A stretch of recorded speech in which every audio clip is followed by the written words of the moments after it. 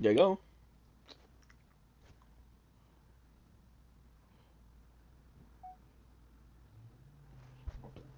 My apologies.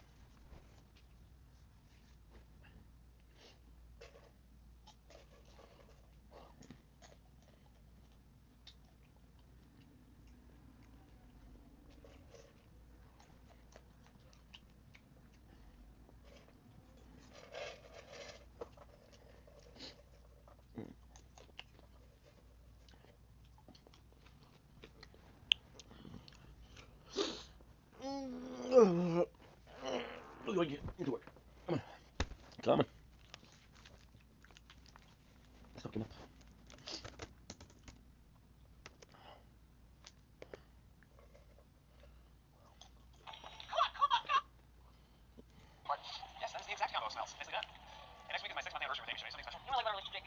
Oh, yeah, yeah, yeah, yeah.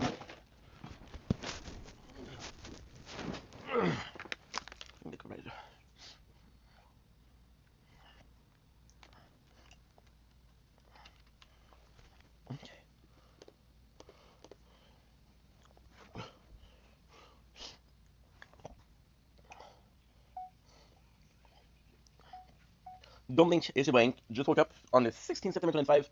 Behind the scene, we've been working a lot. We got popcorn, we got Brooklyn Nine-Nine, and we have the tower.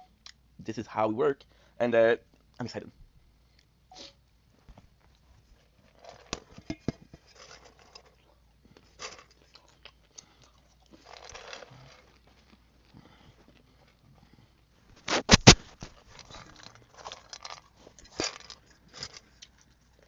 Mm-mm.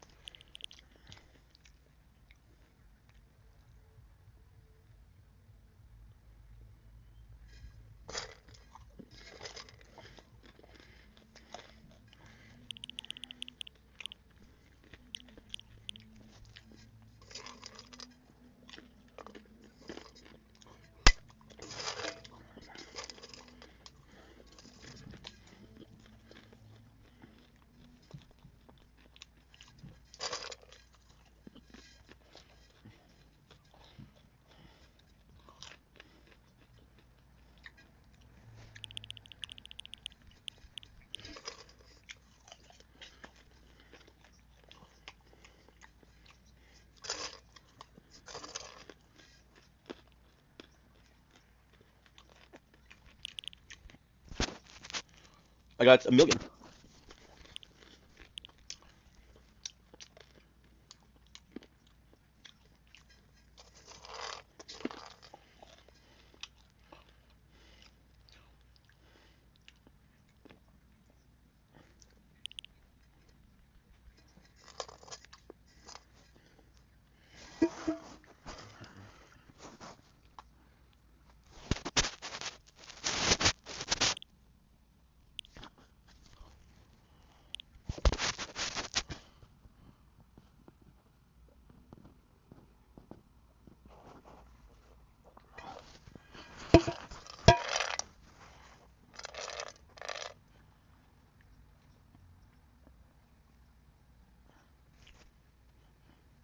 Oh, mama.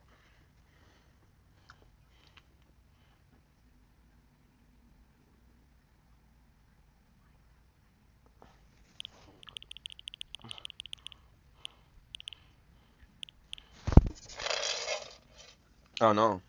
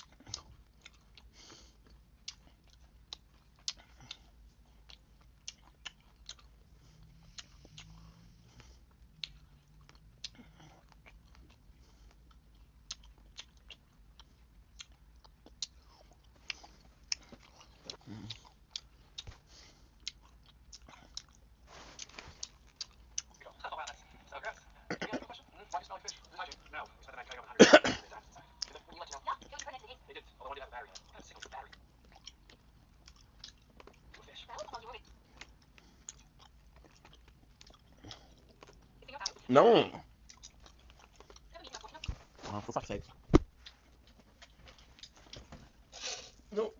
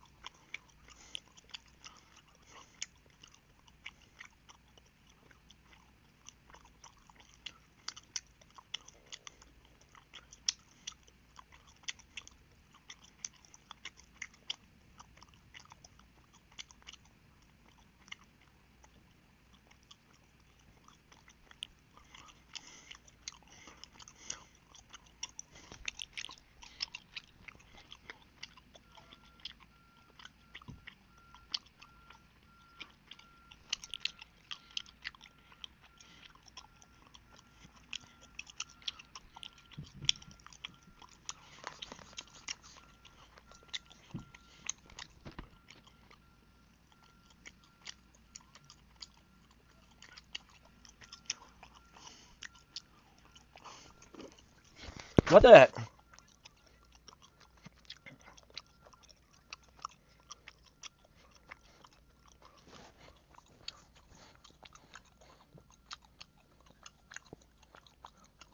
I'm sorry, guys.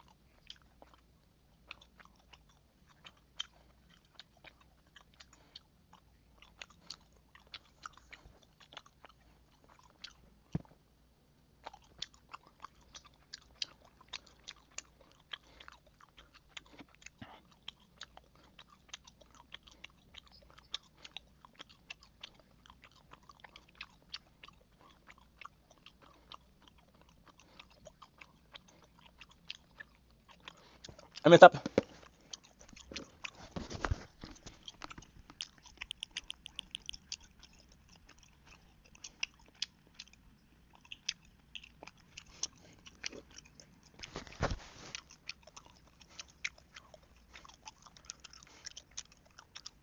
It broke.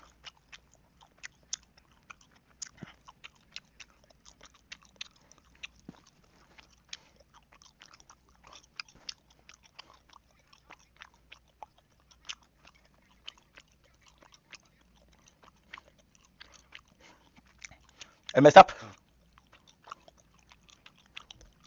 It did mess up.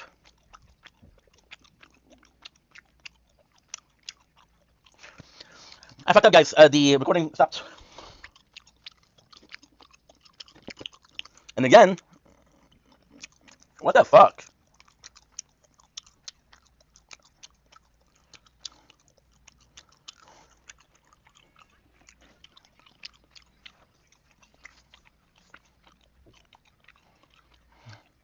Come on, please work.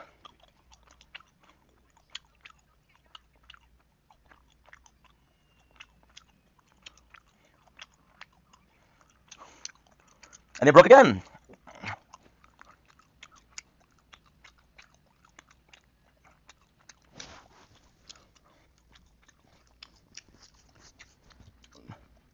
And now the shield won't stop breaking.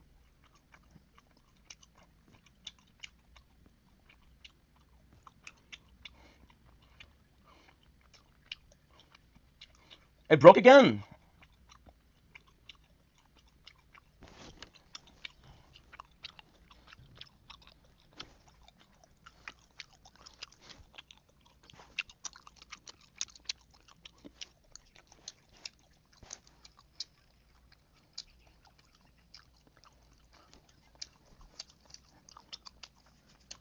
Shut the phone.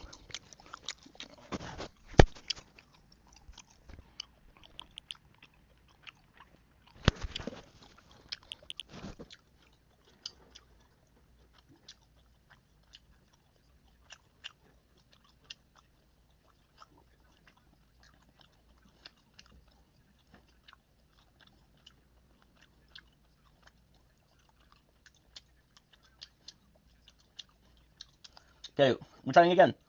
It broke. We have to restart the phone. Hopefully it works.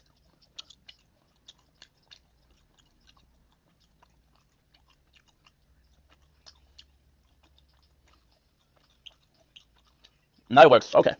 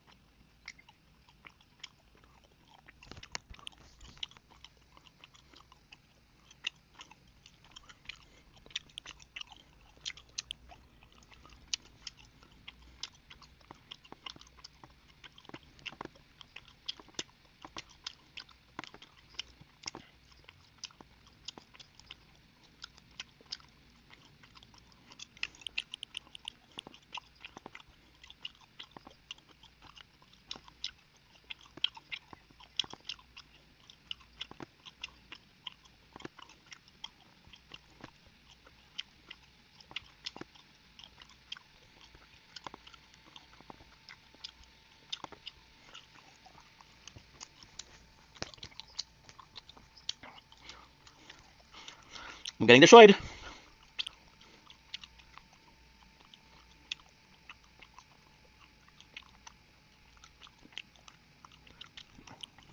$1,200, baby. Damn. Very good.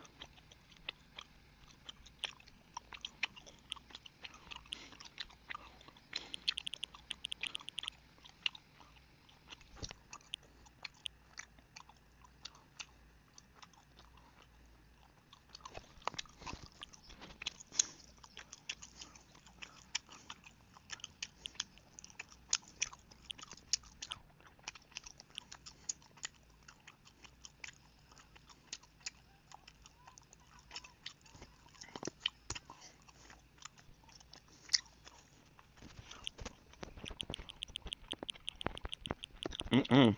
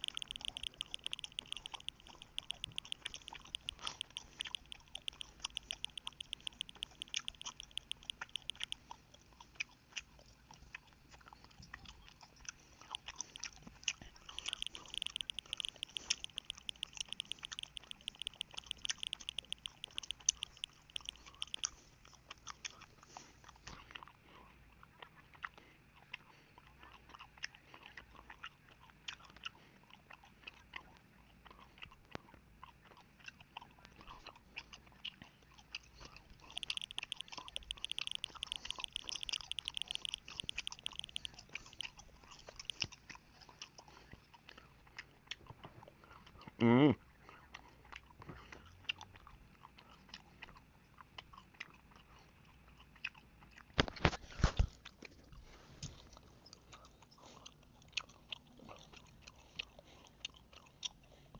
Fuck.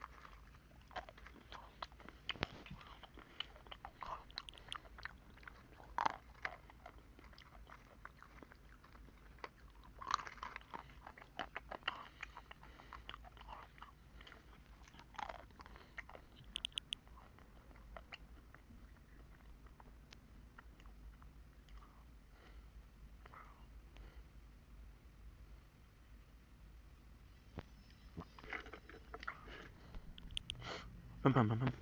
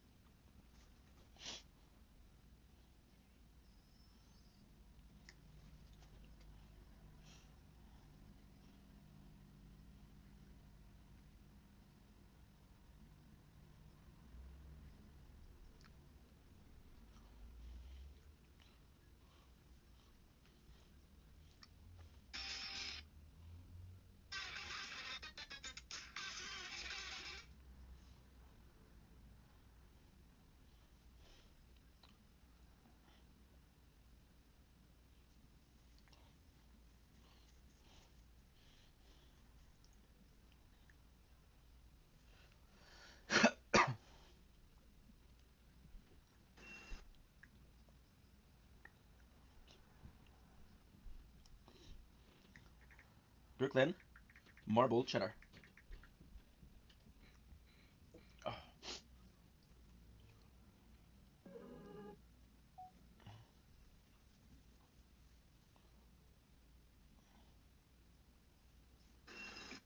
building is wait.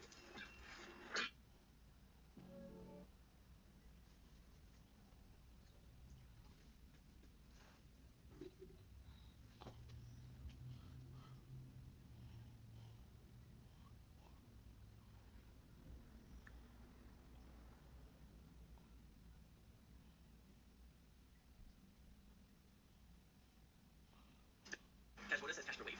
They're both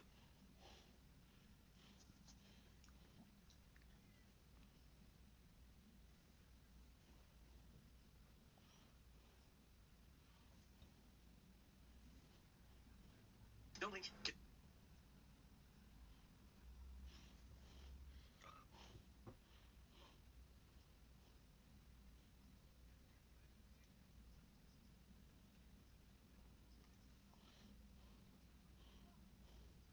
Building. Sounds reborn.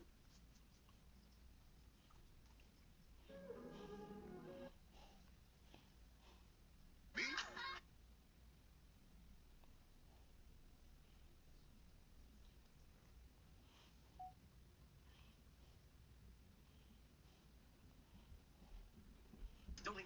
Building is going.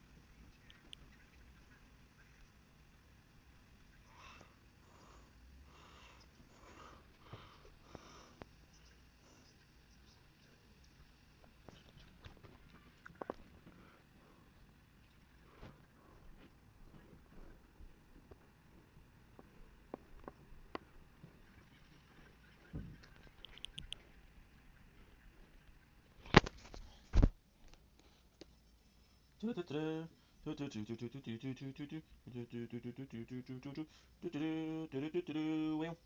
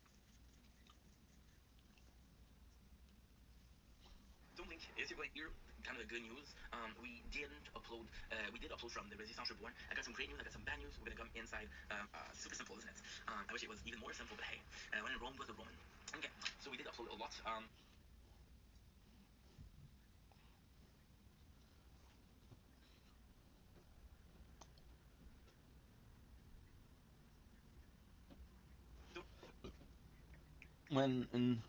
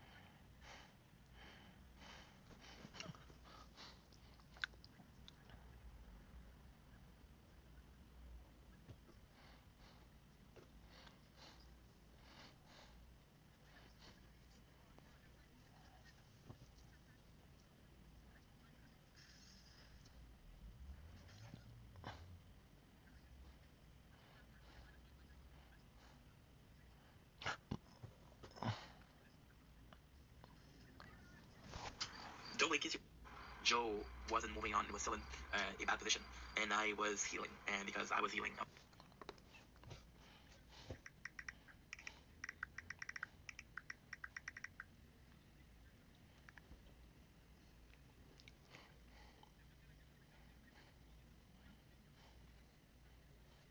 don't link.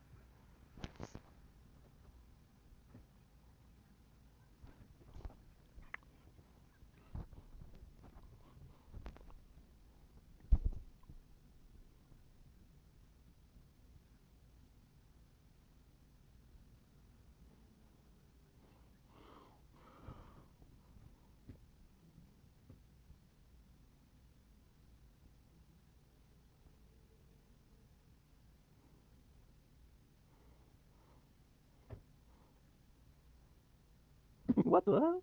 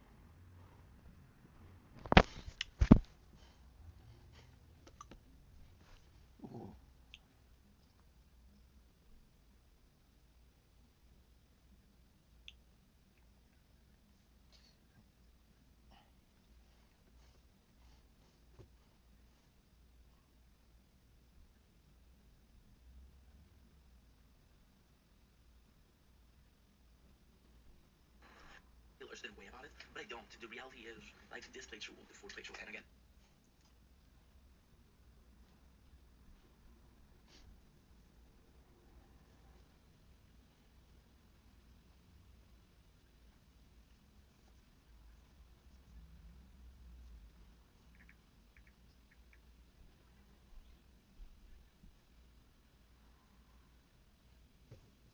you didn't warn me about the fucking bubbles. Here's the bubbles, and you didn't warn me about the bubbles. Wait, no, because they started it too fast. You didn't warn me about the fucking bubbles.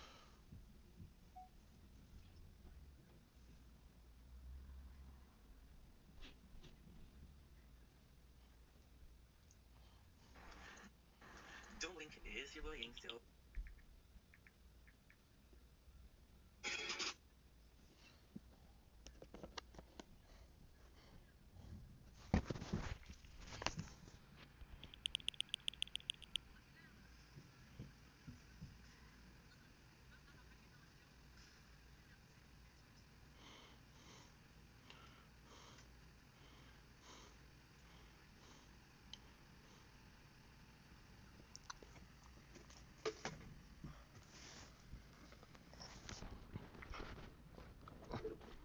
Ooh.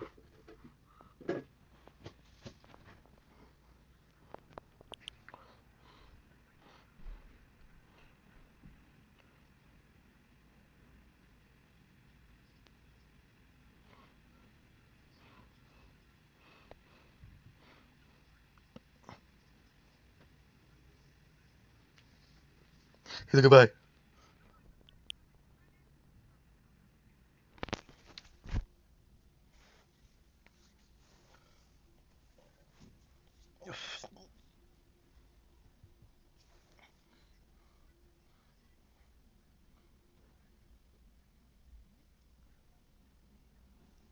Here, boy.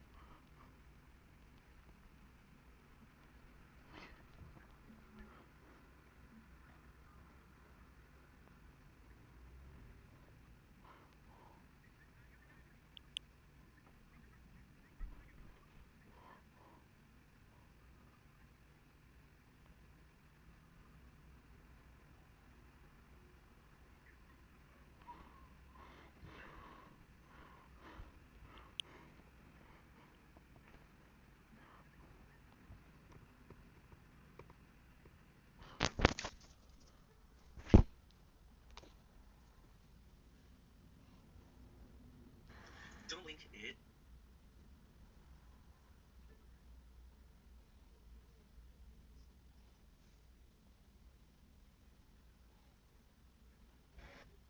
Um, so now, of video thing. I'll be honest, did I do something incredible yesterday? No. But I still want you guys to be witness to it, yes, because it's part of life.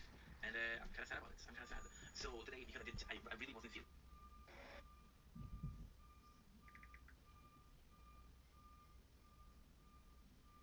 Don't,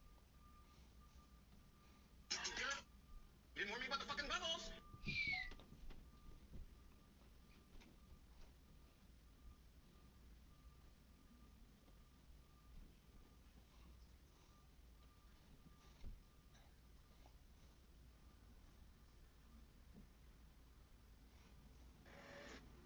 Don't link it. Look what you made me do.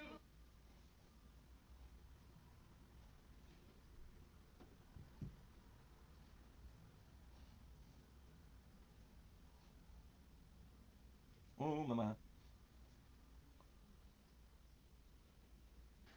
I'm not a doctor, by the way. So you do this, and the guy didn't really help.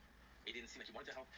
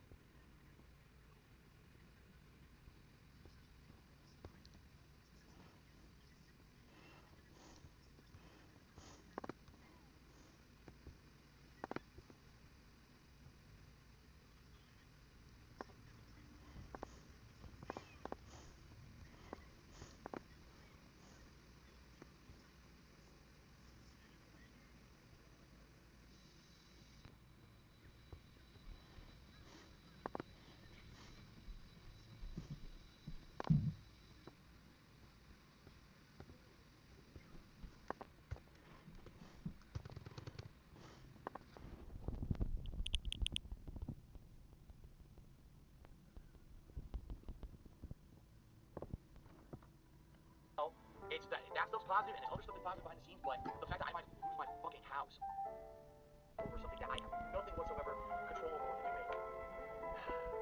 that's the worst feeling.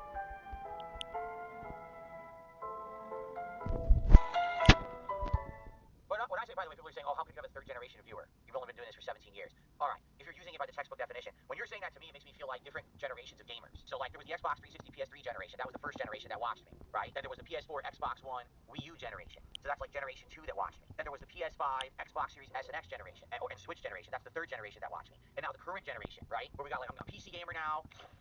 I'm doing other things. I feel like there's been like 4 distinct time periods that I've been making content when it comes to gaming. That's what I mean. I'm not meaning actually someone had, was watching me when they were 18 years old and they had a kid, and now their kid grew up and had a kid, and their grandchild is watching me. That's not what I meant. But I guess it takes a little bit of intelligence and thought to think about, what I'm saying instead of thinking, oh, matter of factly, at face value, most simple textbook definition for simpleton, there's no way that there could be 30 generations watching you. You're right, but most humans don't think that way. Holy shit.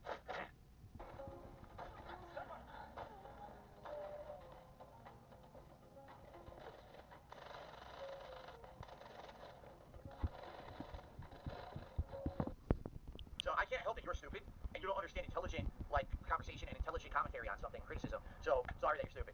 Do I consider myself to be more street smart than book smart? I'm pretty much 99% street smart at this point. All right, hold on one second. I'm gonna do something. Ready? All right. So everyone on Kick, all the LARPers are insisting that I just did a podcast. Is that correct? Are you guys saying that I just did a podcast? Because I said it was a hangout session. We're just hanging out, building up attendance. That's all that was. But you guys are insisting that I did a podcast, correct? You think that was a podcast? What I just did? Yes. Podcast. Yes. How is this different from a podcast? If it wasn't a podcast, then what is it? Okay, fair enough. It's a podcast then. So you're admitting I'm a podcaster because you say I don't do a podcast. What I do in the morning is not a podcast. Podcasts are supposed to have guests. Podcasts are always supposed to have dedicated topics. Simply me just sitting here talking with you is not a podcast, right? But now you just said I just did a podcast because I sat here and talked with you. So I'm a podcaster then. Cool. Thanks for confirming that. I just wanted to lock that in. Because I've been saying that for years, but you've been so contrarian. But now you're finally backing me up and corroborating what I've been saying all along. So 2 thumbs up. I appreciate that, stupid. Okay. See how easy it is? Do you see how easy it is to fuck with these people because they're so stupid? Shut the fuck up. No one cares about your fucking podcast. God damn it. Do you guys wonder why I'm not talking with chat? Because they're not talking to me. Like, I would gladly talk with everyone in chat, but for some reason when I play Silksong, like, no one tags me or says a word. I can't explain it. I don't know why. But that's just the case. When I play Silksong, people, clam up for some bizarre reason. What? It comboed. It hit me and it pushed me into the wall, and the wall dealt an additional hit of damage. That's crazy. I kicked it out. It was just an infinite combo. I couldn't move. The second that he hit me the first time, it was the end of the game. Because there was no way to stop that combo. He just hit. I couldn't block it and I couldn't dodge.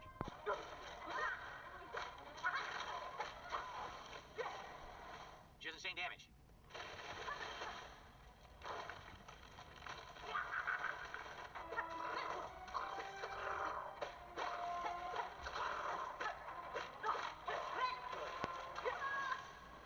It's gonna be another boss that's tough 29. because of the minions. They're gonna do it again. I don't like that they're making bosses tough only because they have minions that distract you or are RNG. I don't like that. I want boss fights that are legit boss fights that are tough because they program the boss to be tough. Not because there's 700 into the environment you can't control. It's gonna be a pain in the ass, I can tell. Huh?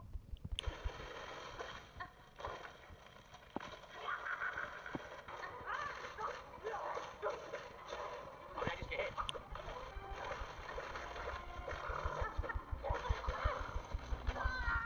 When she falls off the ceiling stunned, it hurts you. Why does it hurt you when she falls off the ceiling? What?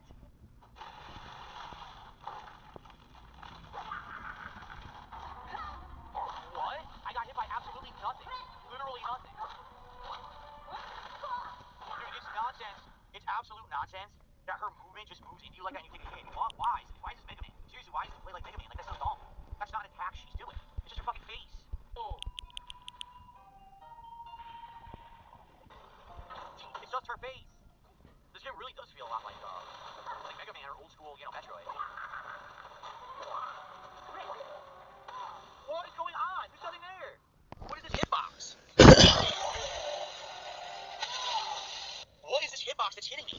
She's on her back. I don't even understand what just touched me. What just fucking hit me? I have no idea. She fell, I was to the side, and it still took 2 hits. But what I foresee is that as I get older, alright, I'm not going to be able to do gaming as often or as prolifically as I do now. I'm going to get less hand-eye coordination. I'm going to lose my reflexes. My eyeballs, I'm going to lose my eyesight. Everything is going to get, I'm going to get older. This is what happens as you get older. You can't be a spry young guy ready to jump into every new release anymore.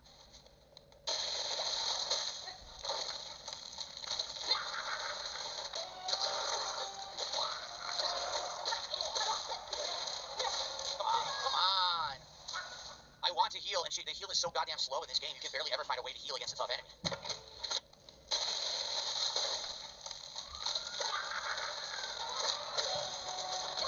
See, what the fuck hit me? What hit me there?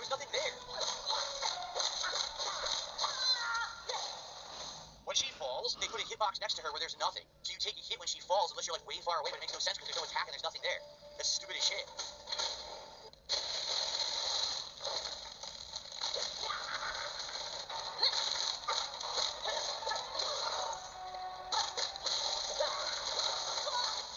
This is ridiculous. The boss fight's not tough, it's the fucking ads. It's the stupid fucking vines, it's the stupid enemies that come out. I don't like this. I don't like it because she's not tough. The problem is there's gonna be a zillion things in the room. It's exactly the same as the fucking beast fly.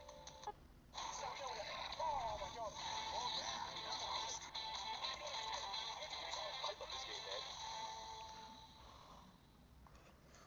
Give your nonprofit the productivity apps they know and love. Eligible nonprofits now get a 75% discount on Microsoft 365 Business. She's too hard. We got an idiot LARPer in the kick chat saying, if your parents aren't interested in watching what you're producing, what does that tell you? It tells me that they have no interest in video games whatsoever and never have, even since I was a kid. The only video games my dad ever played was Atari. Literally, he never touched the Nintendo Entertainment System. He doesn't care to. Here you go. Has nothing to do with me or my content. It has to do with personal preference and generational differences. I grew up in the technology generation of video games, internet. My parents did not. So they're completely separated from me when it comes to culture and everything. It's really weird. Right? Like toxic. You want to know who's toxic? You want to know who's fucking toxic? Your parents. Because they're letting you use the fucking internet and say dumb shit on the internet because I know you're like fucking 8 years old. Oh, how am I gonna do this? This is so hard. I have to platform off that enemy and go up. And there's no wall jump here. Wow, this is ridiculously hard, but that's what you have to do. I have to bounce off him, dash to the left, and wall jump up, and I bet that's where the final bloom is, in that upper area that I haven't reached yet. Oh, dang. This will be incredibly challenging. I'm gonna pull this off. This. And I missed again. See what I mean? The last target's up there. I knew it. How do I can't bounce off this enemy, though. See, I can't. I can't get the height I need to bounce off the enemy. How am I supposed to do? I can't wall jump here, and I can't get high enough to land on the enemy. I don't know what they're expecting me to do. I really don't. I have no idea how to do this. And I have no health. They made it like an impossible platforming challenge to get this last item. This sucks ass. This is terrible. Like, seriously, this is way too hard. See? I can't. It still won't work. If I do it from here. Oh my god. Dude, I can't even hit the flower. My thumb is killing me from platforming now. So I can't even hit this flower, this basic thing. I can't do it. I can't get above it. Public limitation, how do you do it? How am I supposed to get on this guy? There's no way to get the height. There's no way I can get above him. I don't know how I'm supposed to do it. Yeah, I don't know how to do this at all. I don't get it. There's no way for me to get that height. At least not now, unless there's a way to get a higher jump later. There's no way to get the height to get on top of this guy. There's no way for me to do this, because I don't have double jump. That sucks. I wish I'd known that, or I wouldn't have bothered. Here I am here doing this for 20 minutes. Well, I guess we're done, guys. Sorry that I just wasted all that time. That's really stupid that they put this here, and there's no way to do it. 100% garbage. 100% fucking garbage. A bunch of dumb fucking developers. I mean, how dumb can you fucking be?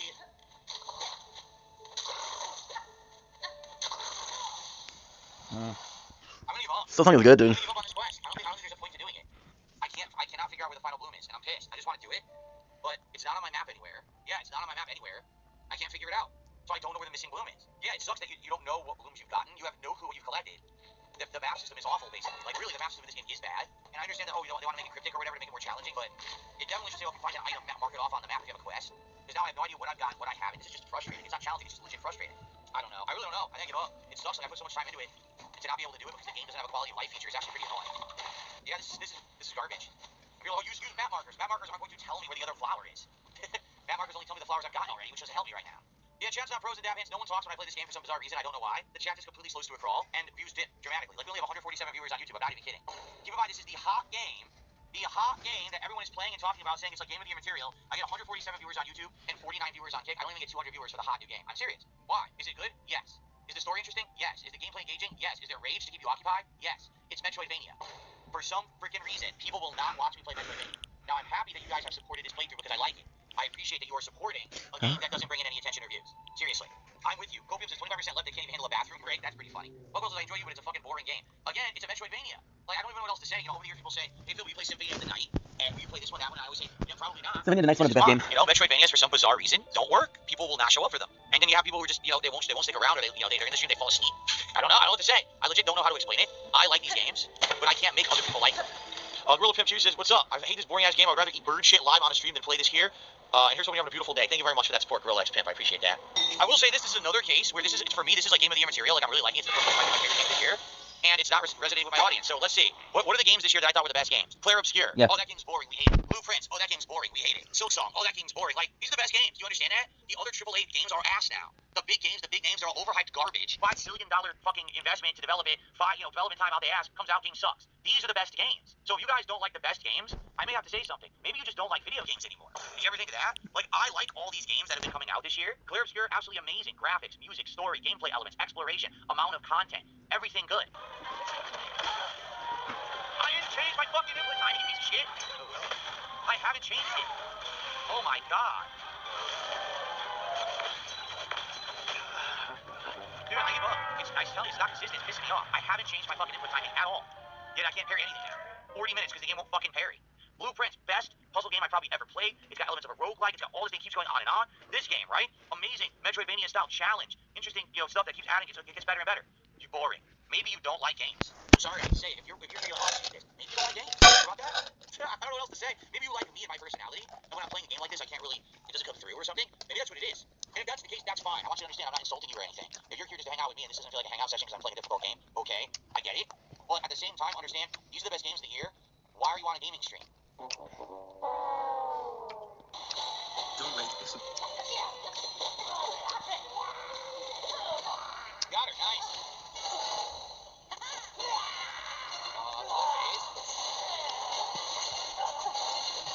Bullshit. Why make you think you won the fight? Don't wait. I said that is not there anymore. You're annoying bitch. For now, no, continue now. Fuck you. Annoy me. don't wait. Yes, I know the block, but for no when I reason, make the blocks, I got them. next Take a look at the stream again. 139 people on YouTube, 60-some people on Kick. Usually, for a typical stream, we have between 200 to 300 on YouTube and around 80 to 100 on Kick. So I think you see my point. Attendance is way down for the best games of the year. Same thing happened when I played Clear Obscure earlier this year. Like, my hair's sticking straight up again. I couldn't get anyone to show up or support, and I was like, what on earth? Like, how can I get people to like good games? I just don't know. Like, literally, I wish I had like a magic formula to say, hey, I get people to come to my stream and I'm playing a game that I think is really great. I don't know why the viewers don't seem to agree, or they say that it's boring. I don't think this game is boring at all. Abisho, you subscribed for 13 months and said, Phil, you're boring. Thank you very much, Abisho. I appreciate that compliment. Thanks very much.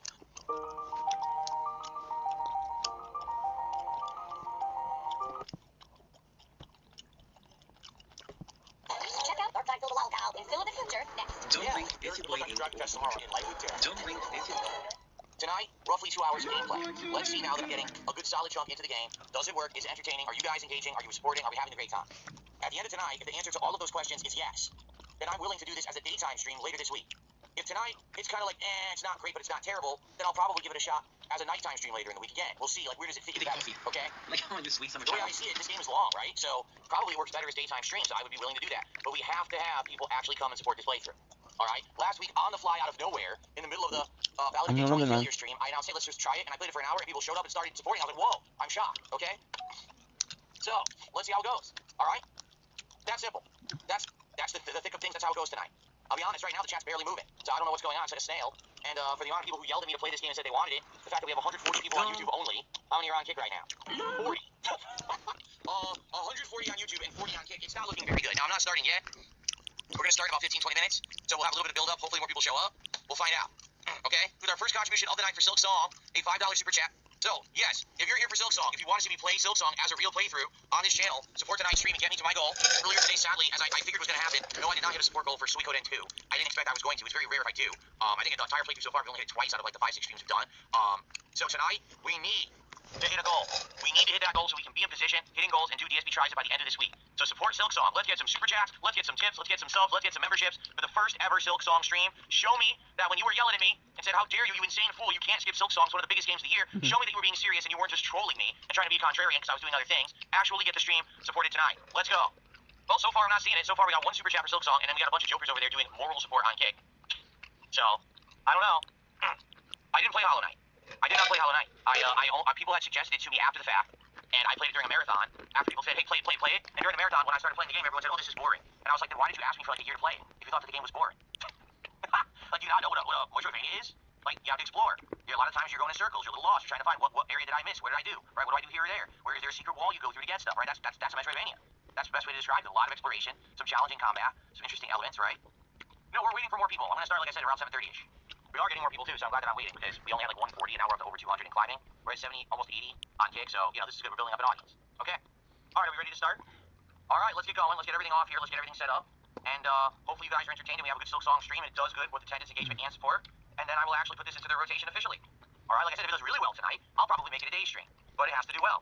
So if you like Silk Song and you want to see me play it, stick around, engage, and support with this stream. Again, it's very cause and effect. All right. Hello, everyone. Welcome to Hollow Knight Silk Song. You son of a... How am I supposed to dodge it? He jumped on me. I have to get used to the controls again, because I'm not used to them. Maybe I should use the D-pad. What is this? And open it. I saw this.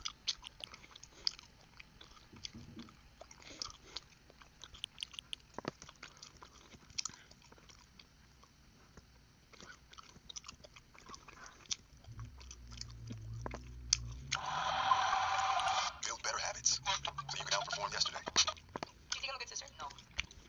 Bro, why? You're my sister. You're mean to me. Tell him that it's not that bad having a sister at this point. No, it's horrible. No, I couldn't even go on a field trip. Like, I got bullied so much I couldn't even go on a field trip. Isn't that insane? I'm gonna quickly explain the Alabama Barker and the Camilla drama, like the Bauhaus drama with her and Alabama Barker. Alright, let's start. Okay, I need y'all to sit down for this one because Camila Araujo, yeah, she might actually be the internet's biggest walking contradiction right now. And I don't say that lightly. Like, every time you think you've got her figured out, she pops up in a whole new scandal that makes you go, wait, what?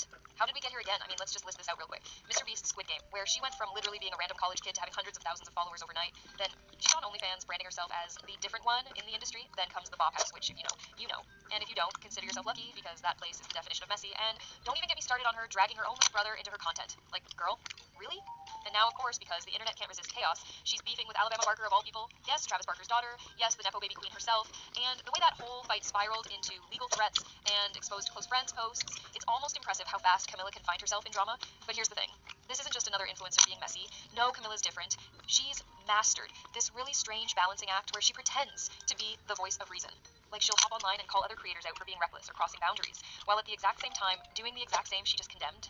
And honestly, that's what makes her so frustrating, but also so fascinating. Because every time the internet tries to cancel her, she somehow manages to spin it back to content. Like, she'll clap back, post another TikTok, cry on a podcast, drag someone else into the mess, and suddenly we're in a whole new cycle. So today we're breaking it all down. How Camilla went from Mr. Beast's Player 67 to TikTok's most disturbing influencer. We're talking the rise, the There's boss parking lots. chaos, And, the mom podcast moment, the brother situation that genuinely makes me uncomfortable, and the Alabama Barker feud that nobody asked for, but we all watched anyway.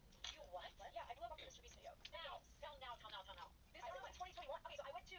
So let's rewind, because before Camilla was the face of TikTok drama compilations, she was nobody.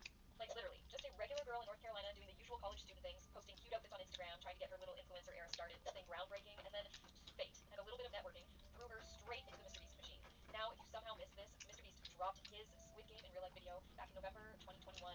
That video shattered records. Like, we're talking over 400 million views, a $500,000 prize pool, the kind of YouTube production that makes everyone else just quit. And in that madness, Camilla shows up as player 067, and no, she didn't win. She didn't even come close.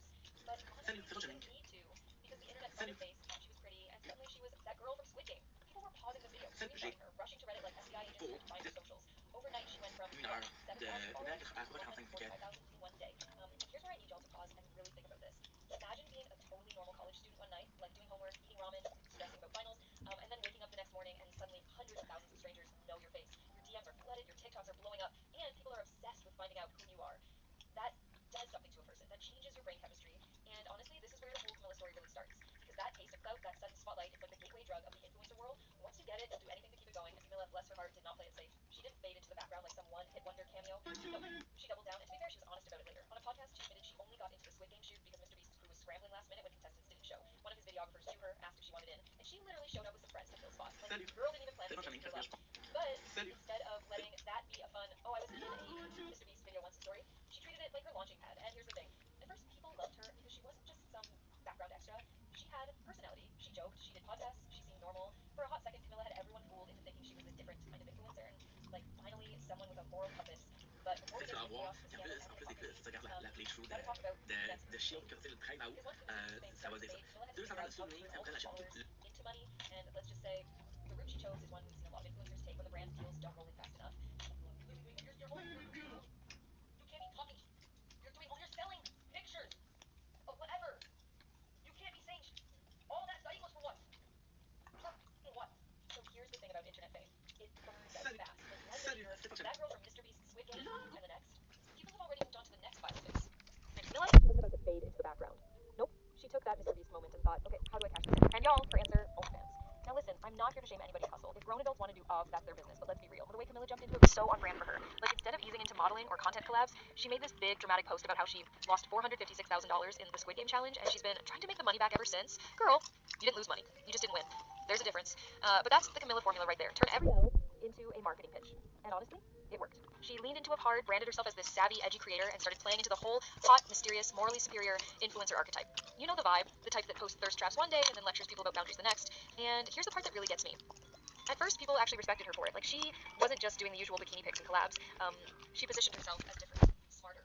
The one who called out other influencers for being messy. The internet loves a savior complex, so they ate it up, but let's not kid ourselves. That moral high ground, it didn't last long, because the second she realized controversy equals clicks, equals subscribers, Camilla dove headfirst into the drama pool and basically built her brand on it. And this is where her story starts to get complicated, because you can't play voice of reason and queen of messy content at the same time without looking hypocritical. Okay. So, yeah, I'm gonna write out my 5 minutes of fame. And about that cease and desist, make sure your daddy has the right email address. Because, he's the one that cleans up everything. Don't Well, make no, this way every before influencer comfort. eventually leads We to did content alpha crisis, interests, right? which Like, is there's a bigger rule with this. because our Halfordanism. The lighthouse, the cloud house, whatever random mansion full of ring-like zombies you can name, it always ends the same way. Drama, breakups, lawsuits, and a million apology notes typed in the iPhone app. Well, Camilla decided she needed her own slice of that pie, the Bob House. And let me just say, the name alone should have been a red flag. Like, Bob House? Who is that? Sounds like a reality show or an after-hours club that most not to go near. But apparently, I this want to was be the a house master. where creators could collaborate, build content, and, guessed it, make money. Now, here's where things get wild. Camilla wasn't even the founder of the Bob House, but somehow she slid right into the role of unofficial leader, face of the brand, spokesperson, everything. It was giving, I didn't build this, but I will absolutely take credit for it. And the internet, they clocked it immediately, but that's not even the worst part. The real issue, the people she was surrounding herself with, you had Piper Raquel. Yes, that Piper Raquel, a literal teenager who has her own history of being put in some seriously sketchy situations online. And somehow, Camilla thought it was a good idea to have this girl floating around the Bob House environment. Like, do I even need to explain why that's a bad look? Of creators plus underage TikTok star equals headlines that write themselves. And what did Camilla do when people started pointing it out? She did what she always does, performative outrage. She made posts pretending to be shocked and concerned as if she wasn't right there in the middle of it all. And people weren't buying it. Reddit threads were dragging her left and right. TikTok comments were full of, girl, you're not the savior, you're the problem. And honestly, they had a point. Because every time she positioned herself as the one calling out the mess, she was simultaneously knee deep in it. The Bob House didn't even last. Like most of these houses, it burned out fast. But Camilla came out of it with even more attention because drama equals followers and followers equal money. And trust me, she learned that lesson real quick. Take something bad and make something good out of it. You didn't warn me about the fucking. Like your mom's house. No, I'm going to sell you. I'm going to give you money. So after the Bob House flopped harder than a Netflix live action remake, Camilla clearly needed a new storyline. And oh boy, did she find one. Ash Trusno. Now, if that name doesn't ring a bell, don't worry, because Camilla made sure everyone knew who she was. Here's the setup. Ash is this mom with a complicated reputation online, and Camilla decided to drag her straight into the spotlight by calling her out on a podcast. Not just in passing, not in a vague, some influencers need to do better way. No, she straight up labeled Ash as, quote, the worst mom on the internet. Y'all, the worst mom. That's a bold claim. And at first, people were eating it up. Camilla got praised for protecting kids and speaking truth to power. Fans were like, yes, finally someone with the guts to say it. She positioned herself as this fearless moral warrior, the one who would stand up against neglectful parents exploiting their children for clout. But, and I cannot stress this enough, give Camilla 5 minutes and she will always contradict herself. Because after dragging Ash on her platform, guess who she suddenly had showing up their own content? Ash's daughters. Yeah, the same kids she claimed were being exploited. Camilla turned around and put them in her videos like, I can't make this up. She did the exact thing she accused Ash of doing. It was giving, do as I say, not as I do. And obviously, the internet was not having it. Reddit threads were ruthless. TikTok comments were also, so you're protecting kids by exploiting them yourself. Make it make sense? And honestly, they weren't wrong. Because this is Camilla's whole vibe in a nutshell. She doesn't just hop on trends. She hops on moral crusades, but only when they benefit her. She plays savior 1 second, then slips into the villain role the next, depending on what gets her more engagement. And I need to say this because it drives me crazy. When you put minors in your content, you don't get to hide behind a difference. Like, if you really care, you just don't know kids at all. Period. End of story. But for Camilla, it's all a tool. She'll drag someone's parenting for clout, then use that same situation for her own clicks. Take a look at this. No. Bro, your sister's mean to me. No, bro, we literally no, we literally okay, so y'all remember how I said Camilla has this pattern of pretending to be different while doing the exact same stuff she calls out? Yeah, nothing shows that better than the way she drags her little brother Christian into her content. And honestly, this is the part where it stops being funny and starts being gross. Because here's the thing, Christian Okay, shit on the is coin. just a kid trying to live his life. He's not an influencer, he's not chasing clout, he's not trying to get wrapped up in TikTok drama. The boy literally just wants to go to school, get a grade, and become a dentist. A dentist. Meanwhile, his older sister is acting turned him into a recurring character in a messy internet soap opera. And the content, there are clips of Camilla joking with him about her OnlyFans, like straight up asking him if people at school bully him because of what she does. Yeah, getting slight part. Instead of taking responsibility, she laughs it off and basically gaslights him. She'll be like, oh come on, it's not that serious. While the point is clearly uncomfortable. And then there's the infamous, is it the gross? Honestly, glad it's one of those jokes that crosses the line so hard, you almost feel embarrassed watching it. The internet was disgusted, and rightfully so. Like, who in their right mind thinks that's okay content without featuring your own brother? But it doesn't stop there. Camilla has also filmed videos basically telling Christian he owes her, that she's the one paying for his college, so he should be grateful. She frames his entire future as something he's indebted to her for. And look, maybe she is helping financially, but to twist that into guilt, content for views, that's manipulation. Plain and simple. And let's just imagine being Christian for a second. You're in high school, dreaming about dentistry, but every time someone Googles your name, the first thing that comes up is just messing up a career and TikTok where she puts you on blast. Like, how do you even have a world like after that? That's not just cringe influencer behavior. That's something that haunts me for years. And of course, the internet knows. Reddit threads were filled with people saying, this isn't funny, it's exploitation. TikTok users were calling her out because her brother's and honestly, those critics were right. This isn't just drama anymore. This is her putting a minor situation she never asked to be in, all for click. And here's the wildest part. Instead of listening to the backlash, Camilla doubled down. She kept ghosting him. She turned the criticism into content. It's like the more critical route, the more she needs. More controversy equals clicks, and clicks equals money. But I have a pause. I'll tell you. Here's the line between getting your opinion and being controversial. And the content line is only content practically erased. Wait, wasn't that guy? The guy who was having me with the phone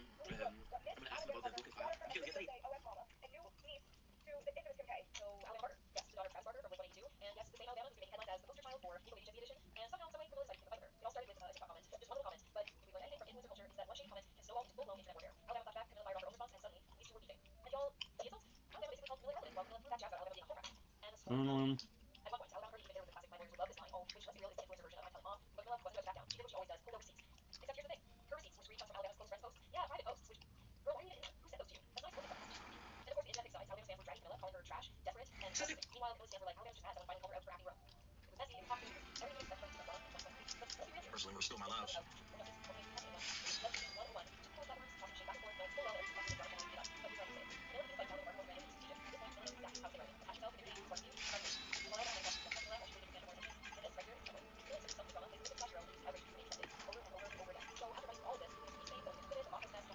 Hold on, it's still on, bro. That makes it a lot. You know, I might not want to get rid of Jinx now. Il était un petit cadavre, il était un petit. When it comes to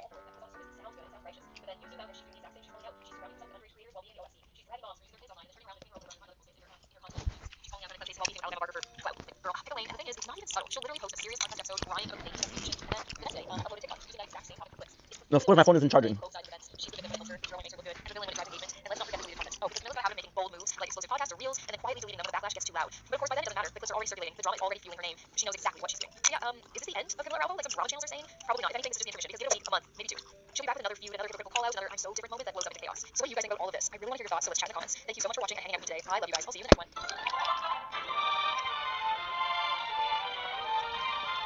Smells pretty good.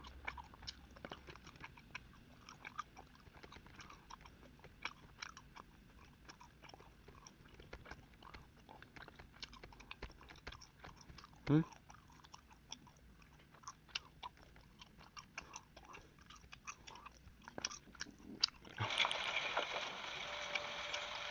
Are you kidding me?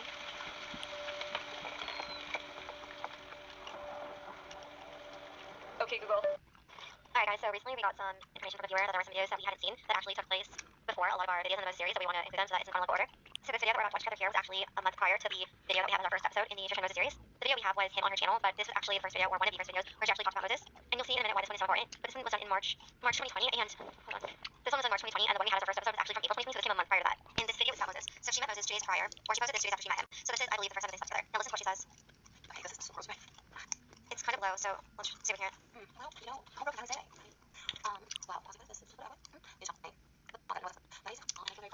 So this is the first time she claims that she's ever used condom in her entire life, and it was with Moses, which means that Moses is the one who wanted to use one. Because she doesn't use them. She likes to, as she said before, not use them so that she could potentially get pregnant with everyone she sleeps with. So this was obviously Moses trying to use them with her and successfully use them with her. But notice that she says the X wasn't great. She comes at him, so I don't know if it was wrong already, but she says that it wasn't good, but this was her first time using a condom and she's really proud of herself for it. Also, what a pig. Just leave it on the floor. That's my favorite. Also, I feel like responsibility X. And I really go through like long-term relationships or relationships for a minute. It's kind of weird. It was originally very dramatic. So she kind of seems salty that she had to use one. I know she's trying to act like, oh, here's a cool, finally, but it almost seems like she's a little bit offended that he wanted her to use one with her. She has everyone else apparently has never used one with her. Now remember, she said he was a pig because he left it on the floor, and she also said that the X wasn't good with him. So this is our first introduction into Moses. I feel like this video was done to brag about the fact that she slept with Moses, but she did get some insults in there. She did make sure to let everyone know that he was bad in bed, and that he was a pig leaving the almond on the floor. Now, she doesn't say his name, but this lines up with the exact timeline. She met him 2 days prior, and listen here, you'll see this, but this is their anniversary. They also say that at the time, she thinks that it's the first time she's ever used a condom in her entire life, but she's saying that she was a worker on the street who slept with people, and also that she's hopefully not ever affected people and never used condoms before. That's incredibly dangerous. But we know that's not true because we know she actually wasn't a street worker. It's just the fact that she was out there when she was and used one before, it's dangerous. Gives a personal the idea that you can also stay with people and it's completely safe without using them. So here, Trisha will say that her and Moses have been together for a year in March, and remember that video was from March 16th. So listen to what she says here. March 14th then. Oh, you guys will be together. We watched a couple of babies. I don't remember together. We don't remember March 14th then. Oh, you guys will be together for a year in March. Yeah, we know. Wow, time. That's crazy. So, okay, so now in this timeline, that this had to be Moses, right? Unless she was living with other people during the Moses era, like right after she met him. But I'll show you that she talks about this scenario. Okay, in this video, look at the date, March 15th. Remember, that video we just showed you was March 16th. This is 2 years ago. This is 2 years ago. This is 2 years later. And also, she went to her anniversary, and I think it has been so long. She anniversary. Okay, to your anniversary. The dates line up. That date from when she slept with somebody, and this date of her claiming that her and Moses were together in March, and that's her anniversary. So the only logical conclusion is that that video is about Moses. Now, let's keep going. The alternative to that not being Moses is that Trisha cheated on Moses. So, Trisha fighter, Trisha stands. Would you rather be a cheater, or is he Moses' bad bed? Now, this video from April 13th, 2020, which came about a week before the first video in the series where we said it was Moses from our channel. So keep that in mind. The first video we showed right now was from March. This one is April. Now, let's see what she has to say about the Moses situation. Hey guys, so this might be one of like the saddest videos I've ever made. I really haven't. I feel like I haven't fucking posting one of these videos. It doesn't feel good. It doesn't feel good to talk about getting heartbroken. Like, I feel like people have known me in the past of like exposing people, but it's not that. My heart's broken, and I feel completely. I will say right off the bat that when Ethan on me said that she was the type who would eventually expose Moses, and she's saying that she never would and never has said anything about him, I would consider this an exposed video, even considers it an exposed video herself, which is why she's like, I know people know me for exposed videos, but my heart's broken. I don't really know them. She actually does really know them. We can show you so much footage of her bragging about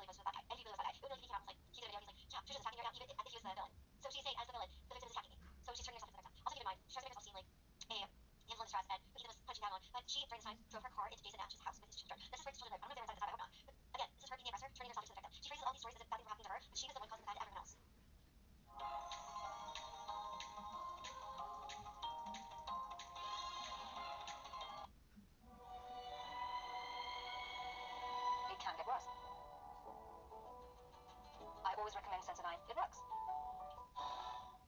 Just kind of only got a same fire this year. And I part of it, I don't want to. It's something I don't like. I don't have a big deal. Like any video skills I've had have been me trying to express myself with saying how I feel something or how I feel a certain way. It's never me like, hey, I'm gonna she doesn't have people. She doesn't admit that she's about people. And she definitely wants to see anything to me. Or was it just trying to get understood? She's lying here. She even admitted that she mocks them. She's trying to say this video was meant to expose Moses, and it's not to have hate, but that's exactly what it is. I don't have people screw them. I don't come for people. You know what I mean? That's not me. She comes for people all the time. She came for 16-year-old Charlie D'Amelio. Charlie from America. Charlie was a kid. She was a wrong woman. She acts like she's never the aggressor, and people just come at her and she defends herself. That's not true. It's never been true. But anyways, H3 has 7.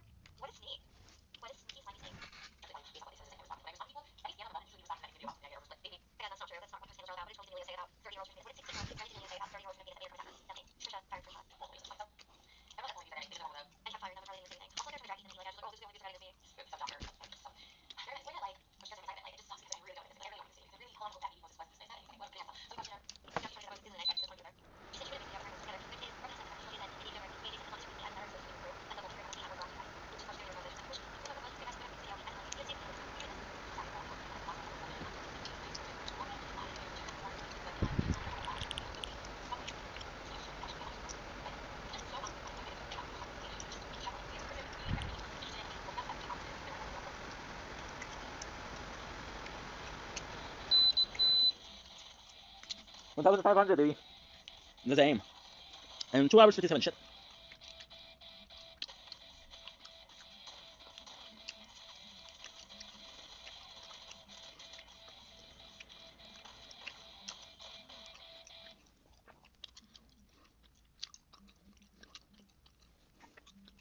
Huh.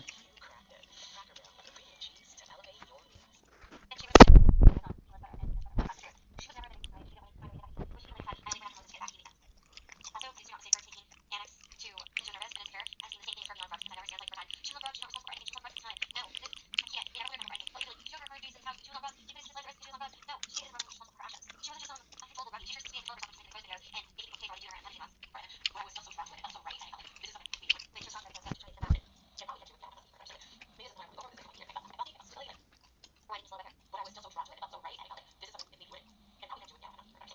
Maybe it's time we go over this again. I felt like Steve still like right away. Again, I told that was just 17 years. She only wanted to see Rose because he was Ethan, Glenn's brother-in-law, and she wanted to get Ethan back. So she needed to get Moses. She needed him to get revenge. That's how she needed him. It's amazing. My apologies. My apologies. Wow, that is so completely different. Remember when Moses was in jail? He only did stuff that never asked her anything. He asked him everything. He showed like 0 interest in her. So basically, then he says to me that he was so sneaky. He not only did he act in her and text her, come on, he wanted to money and stuff. He also wanted her to stay in her. Già no, c'è di... And I love her. And I love her. I love her. That's what made me just like, it's just like, 31, 42, like just, I don't know, just like maybe that's, she loves vacation by the way. She loves for them. She's talking before, she says she likes it because they never leave her. So she might see eternally forever as long as she's with someone always 10 years older than her. So, that dinner, it was good because I don't know a whole lot, but it was really nice. He dropped me off, it was great. Literally, from that night, between like this episode, literally, he dropped me back off, and then the next night, like, came over. Wait, it's just funny, she doesn't remember much, but she remembers that he is sweet, kind, dropped her off and answered her questions. She first seems pretty, funny and everything, and remembers it. Big like me, literally every night since that day, we started together, and it all felt so good, like, every time we meet this week. Okay, wait, that's more group that Mark 16 from Moses, she said that they met, the day they met, they were inseparable, and spent every night together. So that means what they on, I think she's March 5th, or she starts stage 14 later. Either way, that means that March 16 video, definitely about him. They spent every night together, inseparable. Wait, sometimes, like, I don't know, I don't really believe after 2 hours, like, hang out, we kind of felt like, okay, never, we spent a hang out. But yeah, I guess I wanted to see more and more, like, these guys are shit, like, please stop that. Okay, she's such a liar, you guys, I can't. She, I don't know why she presents this, like, I never want to see anyone, and Moses was so different, and I just wanted him around all the time. If you watch RJ's past series, you'll see that she begs to be around Jason 24/7, and wants to be around him 24/7, and even constantly asks for together 24/7, because she always wants to be with him, always. So I don't know if she's but like, I never want to see, I always see someone I want to see, but Moses is the first one I want to see all the time. That's the yes. She said it with every guy. She, even Sean said she wouldn't let him go to work because she wanted him to be around 24/7. All of her boyfriends said the same thing. She said this with all of them. Moses was not special, this was not new. And anyway, and it felt right. And even the other time, over, I was trying to do getting upstairs, like, oh, what's your sign? What's your anyway, and be like, oh my god, Don't link, she it's your... just said that he would say his brother would be that he said that. And it's like, oh, the Pino's blood. Like, oh, you're not saying that. You say that. We're back in that. After being in the past, or you saying it in the past. She just spoke her, she said it in her mouth. At the same time.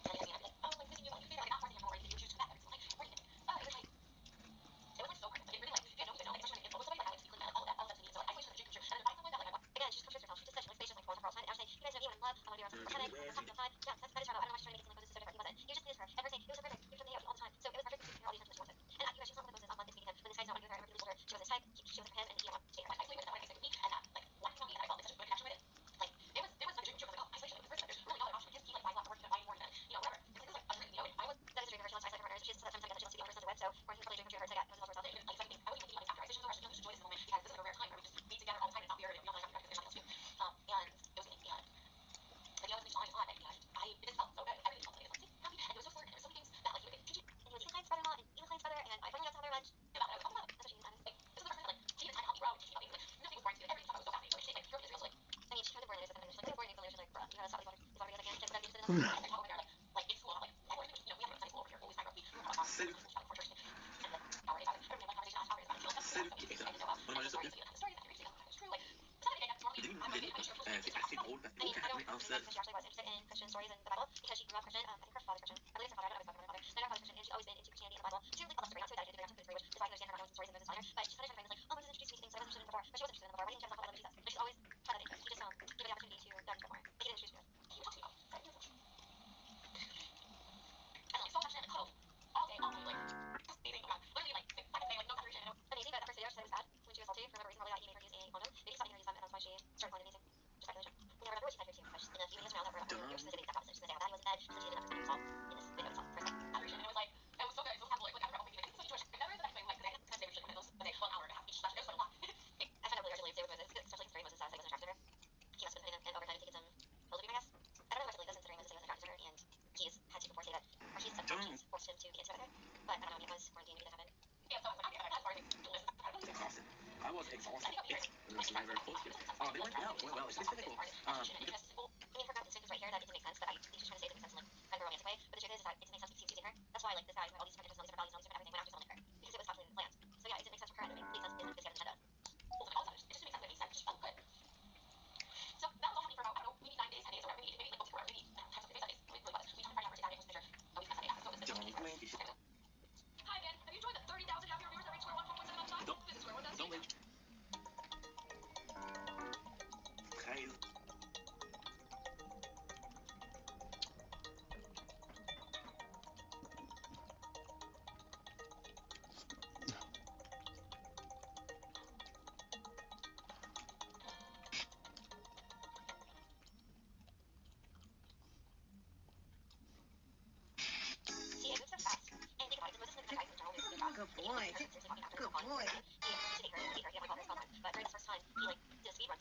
can't be Beasley.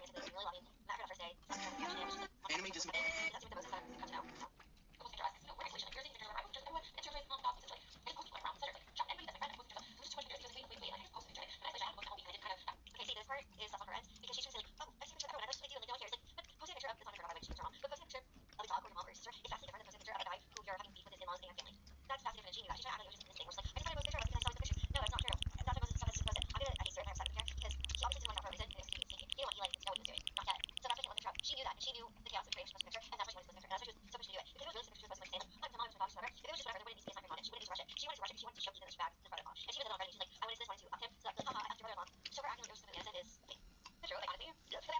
Mm.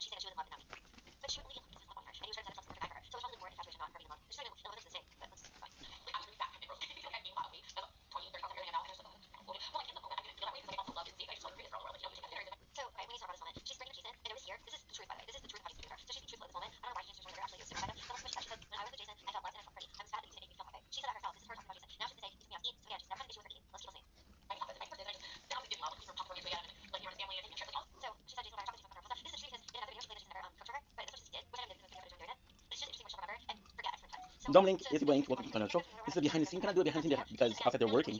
We've been watching Brooklyn Nine-Nine for 3 hours. I'm gonna take a little break, gonna do some recap, gonna eat a lunch, and then we're back at it. It's going well, but it's just so much work. Holy shit. Oh no.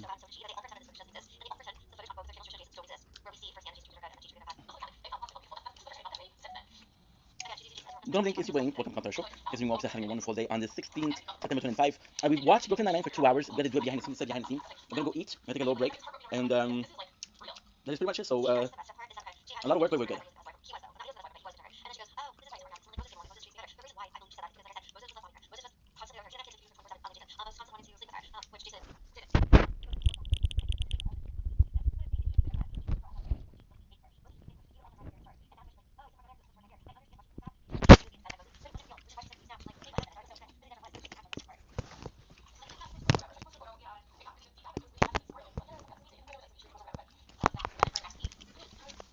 I grind it for this cashback generated by this virtual rent. This is grinding. It helps get me virtual land that generates. No ads.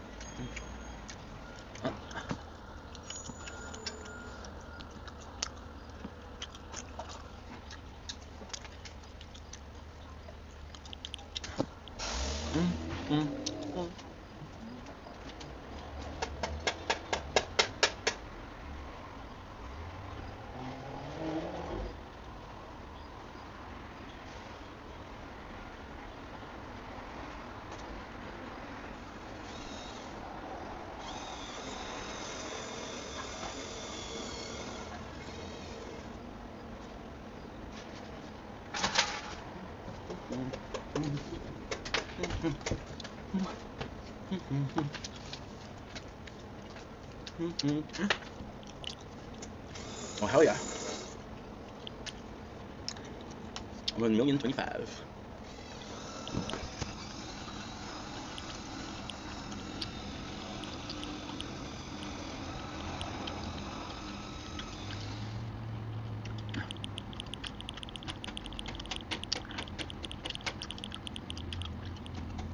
Okay.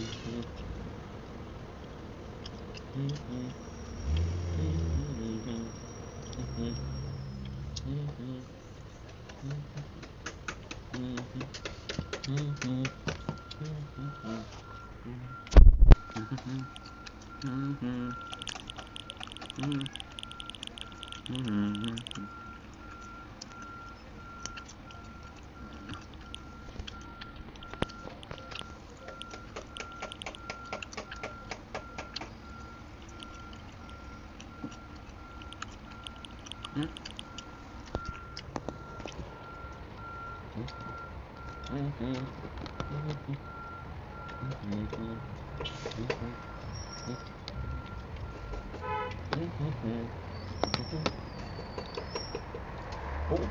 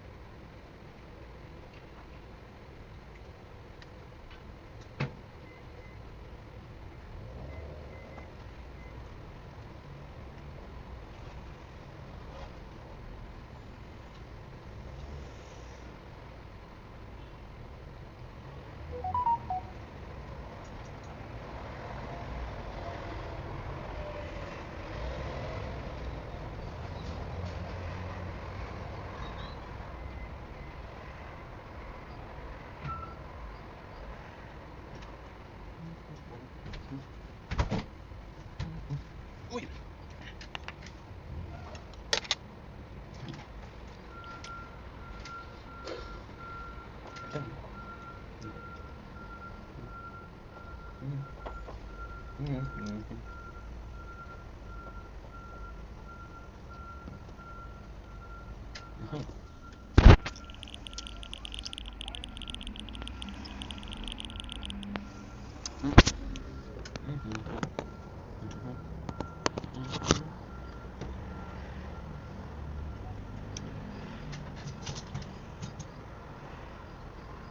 Little magic one.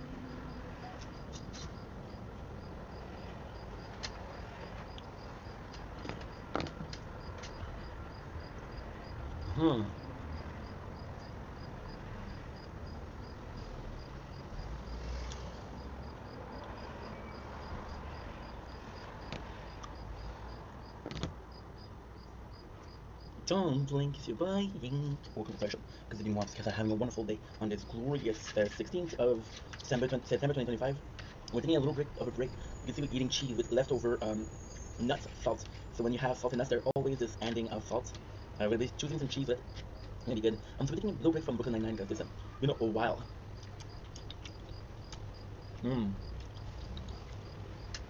actually the whole day. So for supper, salmon sausage and cheese. So this is kind of good. We continue like what we're doing. I'm gonna continue to do as much as possible, and that's basically it. So behind the scenes, of course, I'm excited because we're doing a lot. I'm excited because we have a good pace. I'm excited because we might not be able to finish it, but at least we'll be on our way to do, most of it.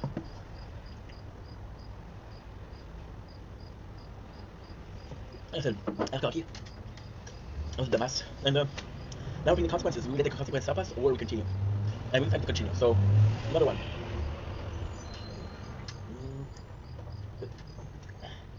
Don't link is waiting to the show because we want to having a wonderful day on this 16 September 2025. Today I want to come in here. I will do a little bit of a mukbang, so it's very, very, very small. But at the same time, we're eating sausage, lemon sausage. At the same time, we're taking a little break because today the whole day is about. By the way, thanks, Mom. She got me this. She's got me this, and they're delicious. We had another one and we ate it. So that's this last one. So I want to come on here, like, and do a video, you know, because again, we are doing Brooklyn Nine-Nine the whole day, and we have work nights. So I'm in between super work for the social media and super work for the rest. So what I'm doing is in between. So that's pretty much it. So we're gonna come on here, do a little bit of a different video than just again Brooklyn Nine-Nine. How many times I say Brooklyn Nine-Nine? I don't freaking know. I'm excited for work night. It's gonna be good. It's gonna be good. I haven't worked in a couple days. So when it's a couple days, it's more in the weekends. We haven't worked Friday, Saturday, Sunday, and Monday. These 2 days we're working. I want to come on here and say just how grateful I am for life, but how just grateful I am to be broke, you know. Because we have a job, that job doesn't pay every single bills. Now I'm lucky I don't have debts, but you know, like I was saying, we don't have the most money right now. I'm seeing all of these things that I want to buy, release. I'm seeing everything that's super cool, and it's very much a control. You know, it's very much a impulse control.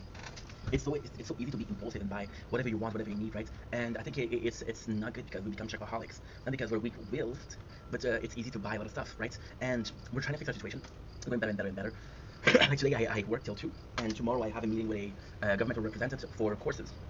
Because of course you have a month where you have more than a month, but you have like a while where you post CV, don't get called back, you try to do some steps, you don't call back, and then everything happens at the same time. So this is kind of cool. This is really, really cool. All of this to say, the whole point of it is we're gonna be able to possibly take a course. Now I'm stuck in between taking the course and working, but at the same time, if the course finishes kind of early, for example, if it's 7 to 3, I can come back and because I'm working at 8 from 8 to 2, so we still can still do it. Now the question is, can I work and have the school together? I don't know.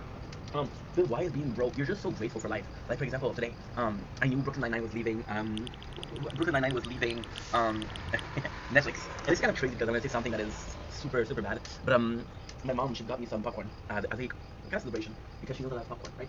And she knows I like popcorn, so she's like, okay, well, Steph, I'm gonna get you some popcorn. And it's kind of cool because sorry, nature corn, baby, nature corn. It's kind of cool because again, she thought about me, which is super nice, thank you, mom. But it's also super cool because I was eating the popcorn and the number of times I ate snacks, I didn't really appreciate it. See, and at making content, one of the biggest problems that I had was literally having some food, tasting it for camera because of course we have I want to do a taste test video, right? And then realized that I didn't care about the product itself. I didn't care about how good it was or how delightful it was. It was kind of problematic in a sense of, I don't know, man. You should enjoy what you're having. Today we had popcorn, which is something I've had a billion times, and we're just so grateful for it. We were watching a show, it's leaving Netflix, and I was like, you know what, you fucked up because you didn't take the time to really watch it, and now it's gone forever. At the same time, I was like, you know what, I'm gonna be able to watch it today, so I'm just so grateful, you know. Tonight we're eating the summer sausage, which is delightful, but you see, it's expensive. Could I buy it myself? Sure. Should I buy it myself? No, because we don't have as much meat as possible. So I'm gonna be honest with you guys. And it's a bit of too much information. So what we're doing is we're filling up shelves in a grocery store.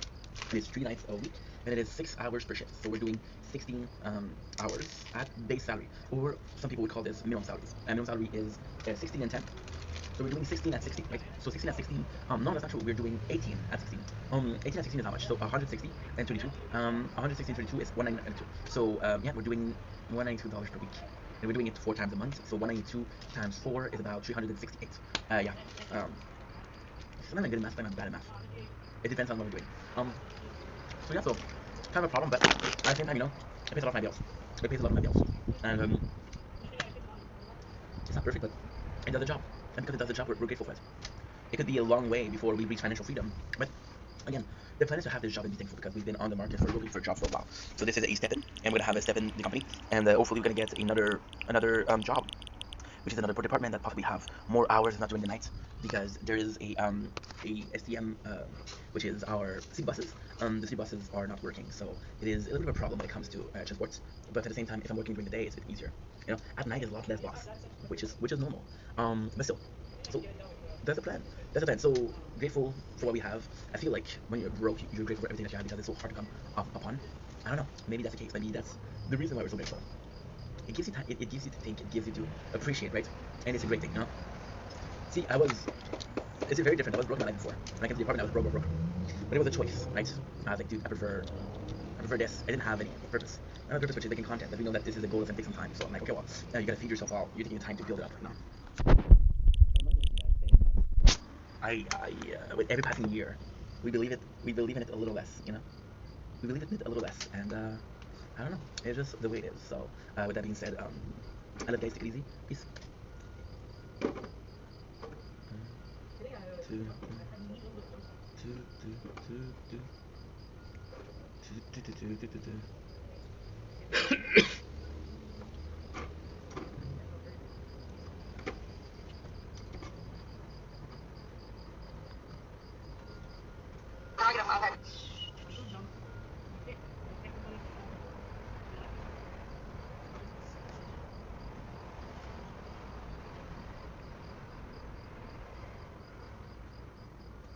Don't blink, it's your boy in Coco Commercial. The Big Mops are having a wonderful day on the 16th September 2025. You guys know what day it is, you guys know how it is. It's the last day for Brooklyn Nine-Nine. We did a lot of work though, we did a lot of work. We watched a couple of episodes. We're nowhere near the end, but we did a shit ton. When I say we did a shit ton, we did so freaking much.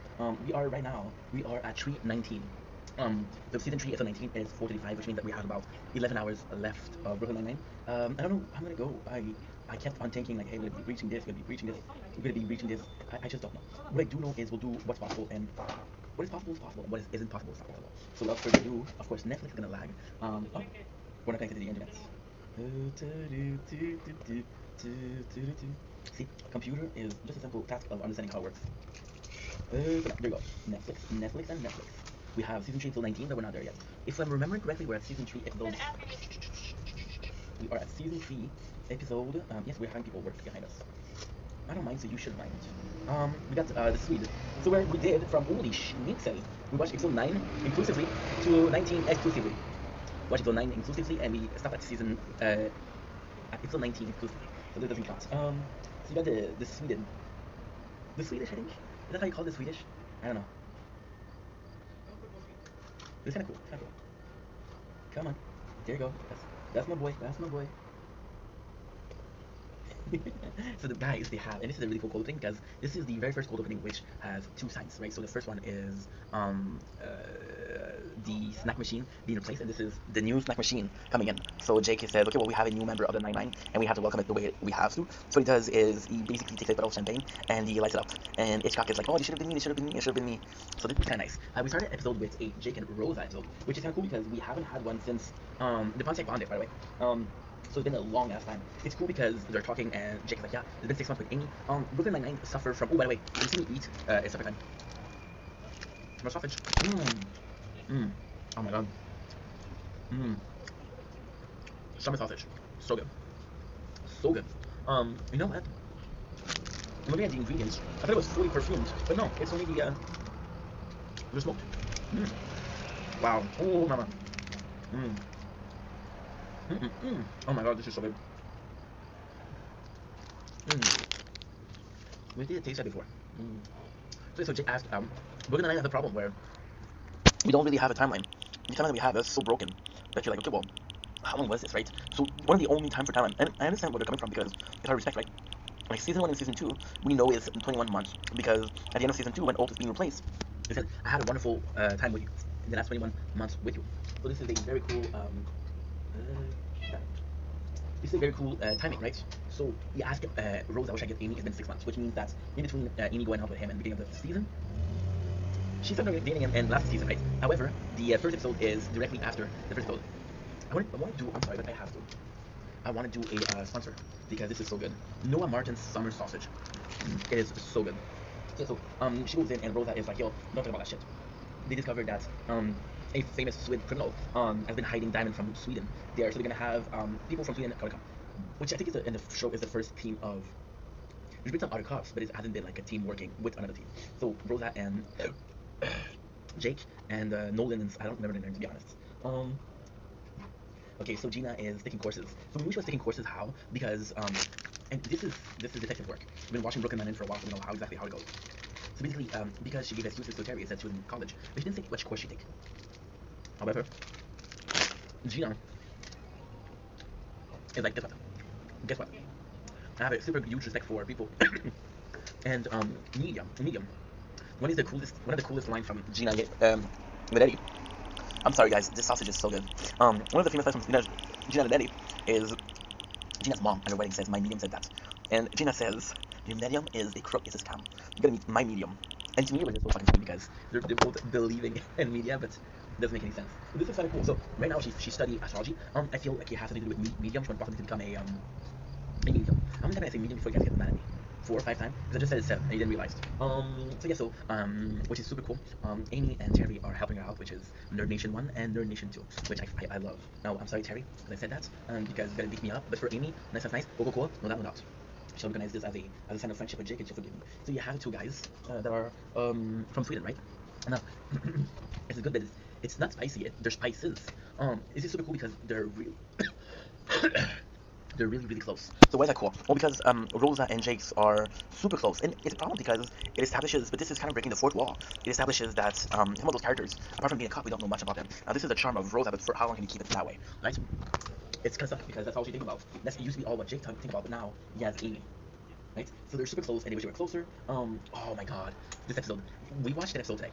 Well, yeah, today, and I went to sleep today because I was extremely tired. I was extremely tired, so sleeping was very nice. Kevin is going to Paris, and now this is cool because Kevin leaving for Paris is gonna be one of the main plot lines for Old. He misses his husband. Then you see Charles, and Charles has a background of doing Squatch, and he's like, "Hey, I wanted to tournament with you because I have a tournament." So Charles goes in, and he's like, "I'm afraid because I used to be a menace. I don't want the captain to see how much of a dangerous player I was." So he's afraid of the reaction of Old, but then Old comes in clean and says, "Listen, the reason why I chose you because I do want the beast. I know what you're capable of, and I want to see you." So this is actually pretty freaking cool. What's it? Oh, give me. We have a problem with the other phone. It's a cool thing because I'm gonna be able to check a couple things because we're lacking. We spend the whole day watching Brooklyn Nine-Nine and making space. Hopefully one is good. That is very good. You know what is good? Because we have no storage, and I thought I had something in it. Sure, we don't. Hey, what is that? Okay, good. Oh, we died. Okay, we died, but it's okay. We died, but it's okay. I'm gonna be able to finish the episode because, again, we're running low on storage on this one and on this one. Why are we running low on storage? Oh, I've just been uploading a lot. Oh, and you done did it again. You done messed it up. Ah, dude. Okay. Okay. There you go. Perfect. Okay, that's it. Because we have Mason's face here, we're gonna be able to make some space there. Yeah. So this is really fun, and this is. So why is this fun? Because we had one scene between, one episode between Boyles and Old. The one scene between Boyles and Old was because Old went to cook for Kevin, and he was like, no, cook for Kevin. This is so freaking nice. So they go to the apartment. Once again, it's a fighting between America and Sweden. Sweden, they go to a party. America is like, yo, I know exactly where it is. It's in the dock, right? So they do 11/10, which is the 11th of October. But then they said, oh, it's upside down, so it's the 10th of November, which is 10/11, and they find the diamond. It's cool because the whole plot is Jake and Rosa proving that they're a better partner than the Sweden. At the same time, they're not because Sweden are super close. They're a bit too close. But more of Amy and Terry teaching Gina about astronomy, which I gotta say is actually a really refreshing moment. It's not the best scene in the world, but it's really refreshing. So then they go to the container. Oh my God, yes.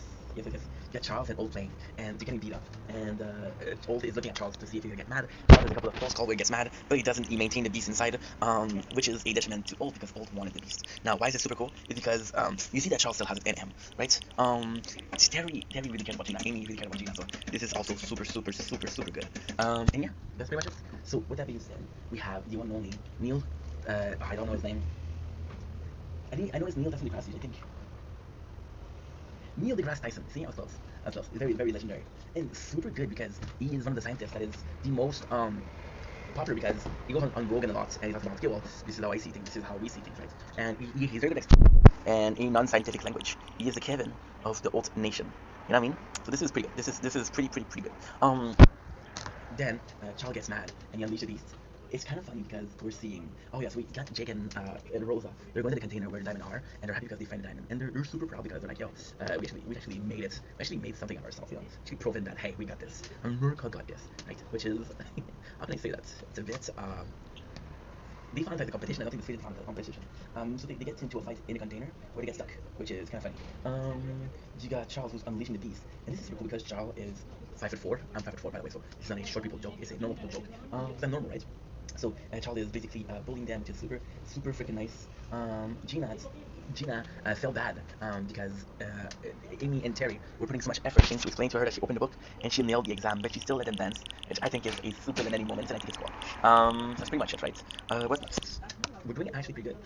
They're stuck in the container, and they know that when it's door open from the container, they're in trouble. So this is, do we make it as a team or not? And yes, make it as a team, which is actually pretty good. We got to ult and Charles. It is possibly the best scene because they call Kevin and say, hey Kevin, you won. And when it's Kevin, he said, oh, this is great. We see next year. And then Kevin, he's like, Ult's like, oh, we've been banned for life. And they said, I had fun. And this is the most important, you know. So yeah, that's pretty much it. So that's the episode. There is an ending where Jake and Rosa have a moment, and Jake and Rosa is like, yo, I want to show you. Rosa said to Jake, you were right. It's wrong of me to say. One of the biggest problems of this episode is Rosa tells Jake, I broke up with Marcus a month ago, and he's like, yo, we're best friends. You're supposed to tell me that. Jake feels like he's the better of everybody. And Jake is an easy people pleaser, which is kind of nice, right? Kind of nice. There's just such an evolution from season 1. And that's pretty much the episode. So she tells him the name of the new boyfriend, which is Tom. And we're going to end it here because we don't have storage, but I got a video that I can delete, and that's going to be okay. So love you guys, take it easy. Peace. I was extremely lucky because a couple seconds later, and we're done. Trash. Trash.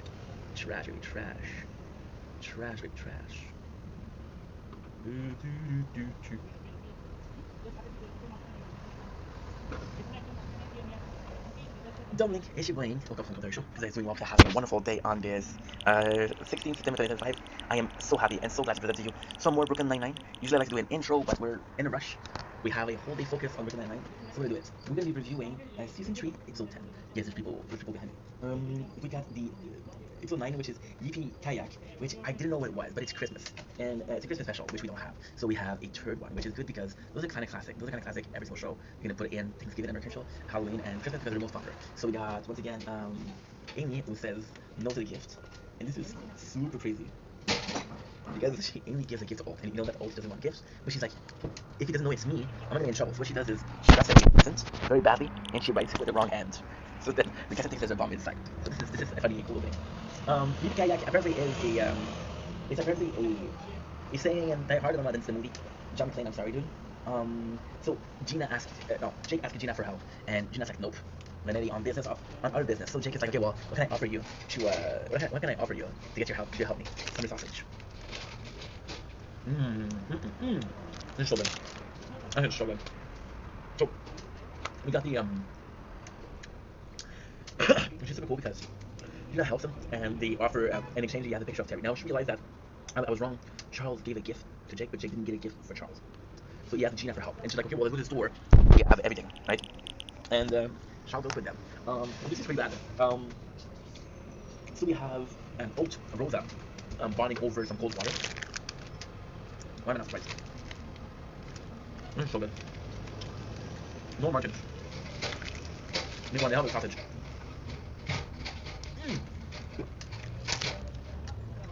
It's so good. Of course we're playing the best game in the world, the Tower. Yeah, so Old and Rosa see the food, gave me food coma for an instant, and they're going to the water, and they're saying to Amy, you can't go, which is kind of sad because Amy is the kind of person who has all of these brother, and she's super competitive. So this is a plot line I kind of abandoned, but here we're back in it. We're like, okay, yeah, Amy doesn't want to seem like a win, so she'll go. Which is sad because you even meet one of her brother later on. He's a criminal or something. It's been a while. Yeah, so Jake has to lie to say he forgot a present for Amy. So Charles like, oh my god, you need your best friend. I got your best friend. So he goes in and he's like, okay, well, let's fix it. And this is why he's joining them. I gotta check how much I'm gonna take. Oh my god, I made a mistake. It's kind of like a bad mistake. What is the mistake? I uploaded the wrong file. Darn it. So when you use YouTube Studio, it's much slower than when you use normal YouTube. I'm gonna cancel it. I hate it because we just lost like 22 minutes. Which I prefer not doing, you know? My apologies, disgusting. Switch account.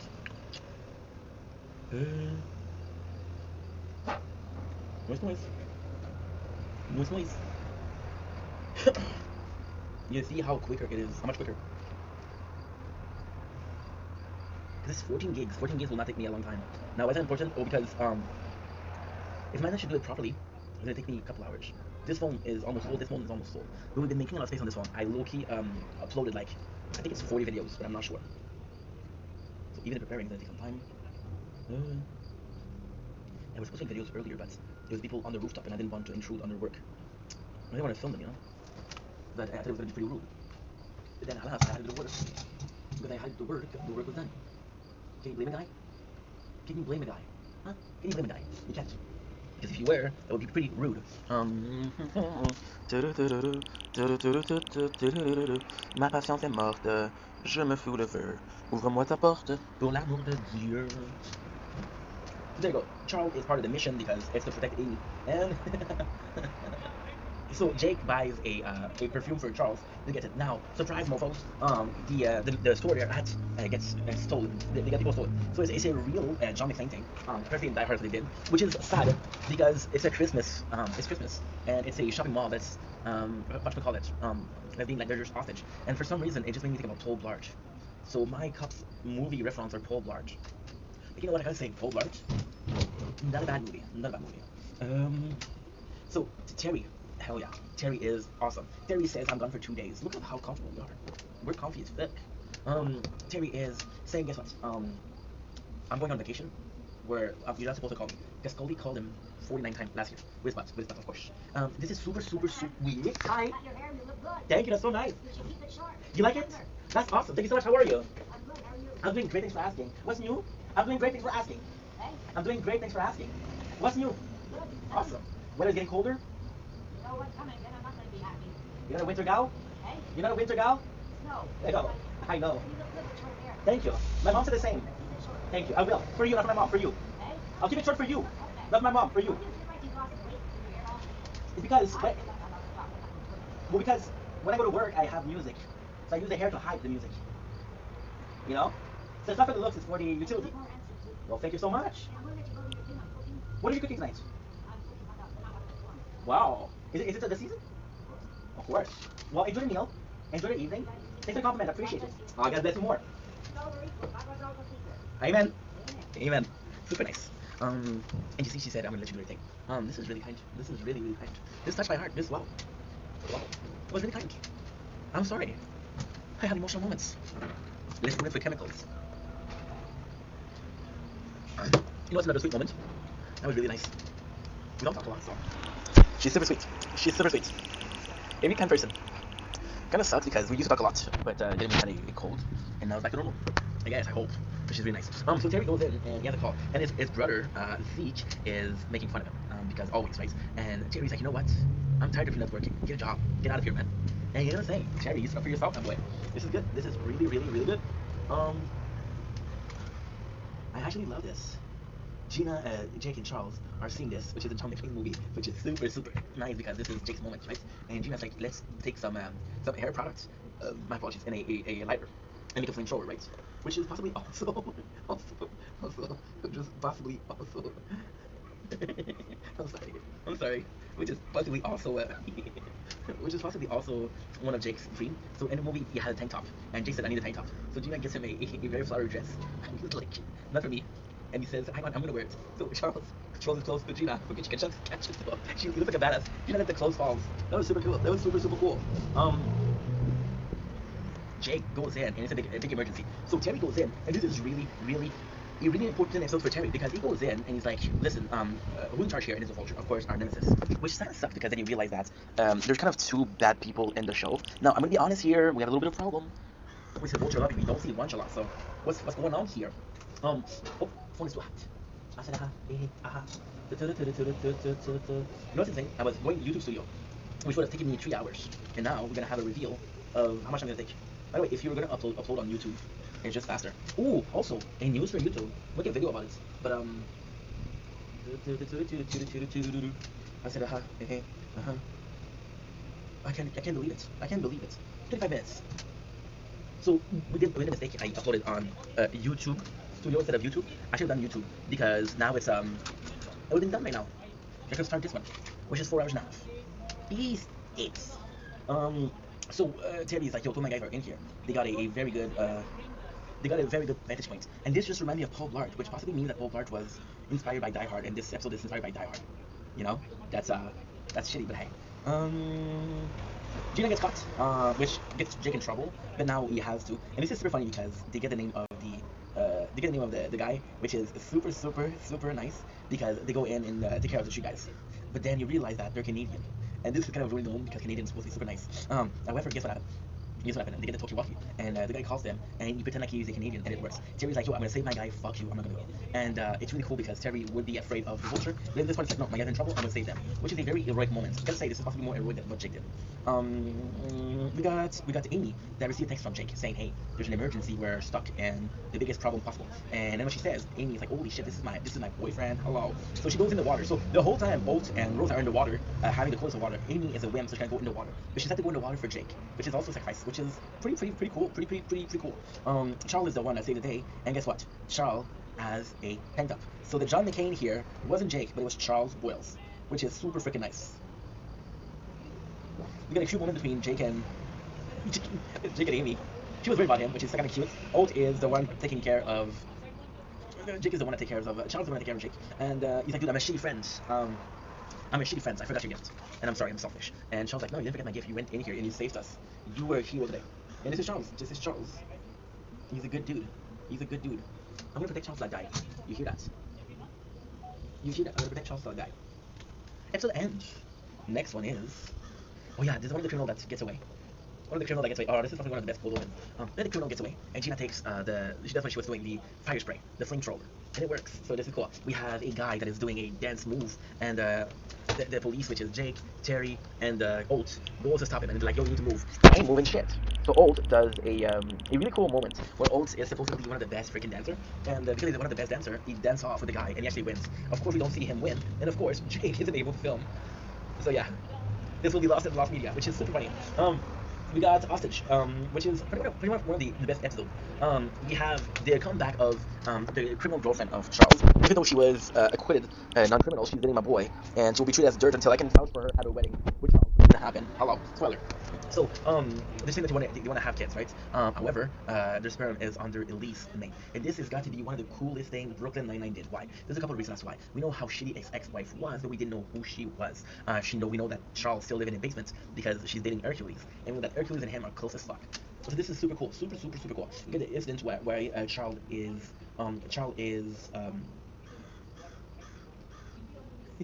wait. Wait. I love this show. So yeah, which is the baseball bat hitting Charles in the balls, which is how he got neutered. So we got interrogating a criminal, and Oat misses interrogating, so he goes in. You know why I'm laughing? Because that's. We already got shoplifting. Now let's check on the loan credit cards like that. I'm not saying anything. Look, Punk, there are two ways we can do this. Okay. The easy way or the hard way. Tell them the hard way is, boss. Well, first, Steve, we're going to fill out form 38E-J1 stating the send it to the VA. Do they process it right away? No, because they're overwhelmed. Devil, whether we deal. Yeah, this is a good show. So Amy goes in and she's kissing up to Terry because Terry is this is a good moment because Terry was a champion last episode. Terry had what it takes to become a captain last episode, you know. And Amy she's trying to suck up to him. So Terry's like, what do you want? And she wants a letter of recommendation to become a Sam. So a Sam is a mentor to young cops. But then Amy enters, and this is a cool episode for Amy. This is a big price of confidence for Amy. She goes in and she enters a SAM, which is again mentorship for young police, or as a mentoree, not a mentor. And Terry's like, screw that jazz. You can become a mentor. You have what it takes to become a mentor. What are you doing becoming a mentoree? And that was cool. I thought it was really cool. We have the ex, which is she's gorgeous. I don't know what it is about Black Dress, but she's really cute. But sadly, what it reminded me of was Ron Swanson and ex Tammy. No. Don't get me started. Who's worse? Tammy number 1 and Tammy number 2. I can go for hours. You know what I'm gonna do? Right this seconds. I'll be right back.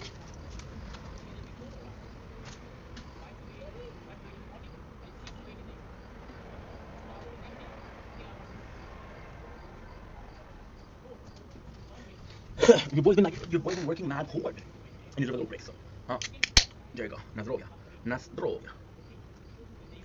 We've got the legs.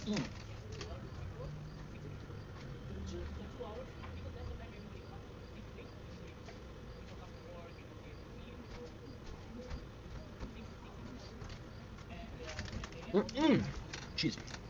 White peach Zoa. Hello.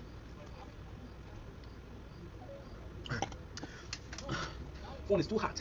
Goodbye. I don't know why. I feel like my hello are nicer than my goodbyes. Now I'm hoping that you're playing. Yes, you are. Trick is, don't touch the screen. My father's been calling me 4 or 5 times today. I don't know what's going on with that guy. Maybe he's lonely or something, right? I don't know, Brody. Okay.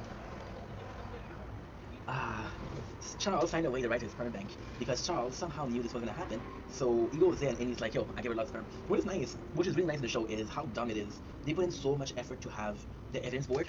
If you look at the evidence boards, it's crazy complete. Look at this, crazy complete. And then we don't really show it, right?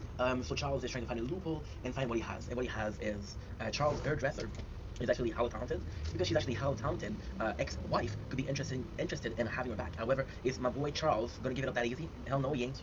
That sounded really fruity. So Amy is a curse to Terry. She breaks his nose, and so she breaks his nose and then she pours some hot coffee. Super nice. They go in the morning. They have some, which is the ex-wife. She has sperm as hostage. It's like, hey, if you come in here because they got to see her, if you came here to do some trouble, I'll drop it out.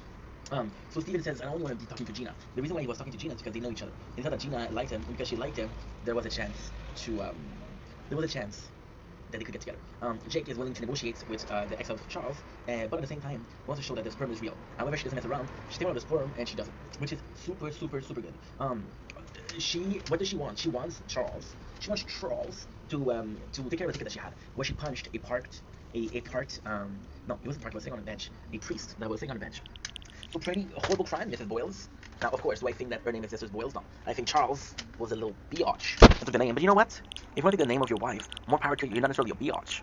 It's just that Charles deserves to be. Charles is my role model when it comes to male. What am I even saying? When it comes to a father figure, Charles is my father figure, and I just want more for Charles. If you don't mind me saying so. Maybe you do, maybe you don't. I don't know. I don't know what you guys anymore. Sure.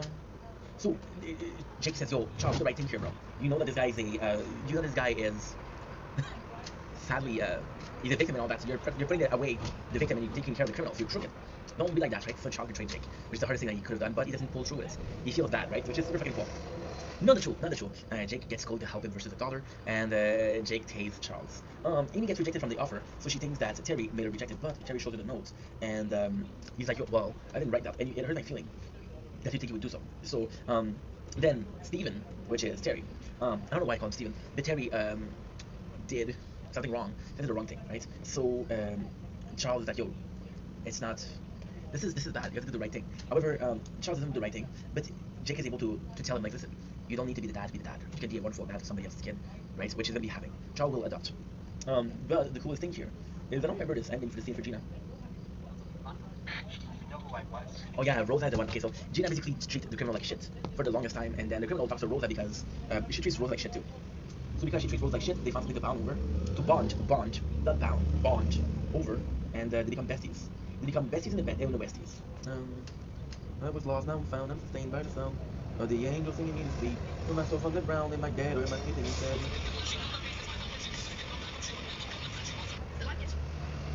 Okay, that's bush. Okay, see, this is better. 63 minutes, that's not good, but it's not bad. It's better than 60, that's 3 hours. Why is that good? Well, because we know exactly how it's gonna be. I'm gonna be filming, because why not? I'm gonna have both phones already full, but at the same time it's great because if I didn't empty this phone, I would have not emptied this phone. So we're not doing great, but we're not doing bad either, which is pretty good. Pretty good. So what? Yeah, so Rosa by being treated like shit is gonna admit everything. And it's so fucking funny because Charles does what he does. Charles is Charles. He showed the candidate for sperm donors, and guess who is on the pair? Jake's father. So Charles wants to take Jake's father. That way, Charles' son will be Jake's brother. And this is kind of creepy. You possibly are looking for way creepy, but yeah, kind of creepy, kind of creepy, kind of creepy. And that is pretty much it. Guys, we're doing good. I'll possibly do one more episode because that's I like to get the sunrise, the sunset, even though it's not super nice. I think it would be nice. You know what are you picking up and putting down a new sentence I learned today? Apparently people say that all the time. Next episode, 9 days. 9 days is an amazing episode. It is Jake and Old being quarantined. My two favorite characters. You know what? I gotta be honest here. The Boyle's charms are running off. Season 1, Season 2, Season 3 episodes, I like Jake and Old the most. Oh, nice. The cold opening is super cool. Super cool. So basically, Captain Old's feeling lonely because Kevin left for France, which is cool because this was mentioned a couple episodes ago. And this is even more cool because if Captain Old missed Kevin, the next episode, that was like, okay, well, guess what? That's not cool. However, it's put in a couple episodes later, so it still makes sense. So Jake decides to take a cold case that has been solved, that it wants to work, and then he doesn't tell the captain that it's solved. So that's actually, my apologies, possibly pretty bad. Pretty bad. You gotta say, Melissa is super cool. So Jakey asked for the help of Old, and Old's like, yo, for sure, bro, for sure. Never because good old asshole. You need to stop focusing on tests. I actually don't remember this episode. I don't remember this episode. I don't remember this. Terry's taking tasks to get promoted, which I don't remember, but Gina is having it back. We have Charles, who is feeling down because he's never gonna be a father, and it's Rosa that make him feel better. Which I gotta say, kudos, Rosa, the man that made the mission. Jake, a few. Jake tells Oat exactly where he is. There's a perp that hasn't talked, so Oat is needed to make a talk. I don't remember this episode at all. Even though we watched about 2 hours ago. So they go in. You know what? Fuck, dude. Okay, you know what? Let's stop this video here. I'll do it here. Yeah, let's stop the video here. Love you guys, take it easy. Peaceful. Rewatch this episode, and we'll move on to more better things. Fuck. I'm on the deep end. Skies are blue.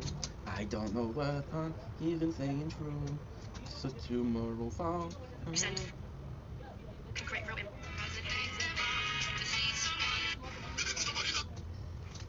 Okay. Up on the deep end. Skies are blue.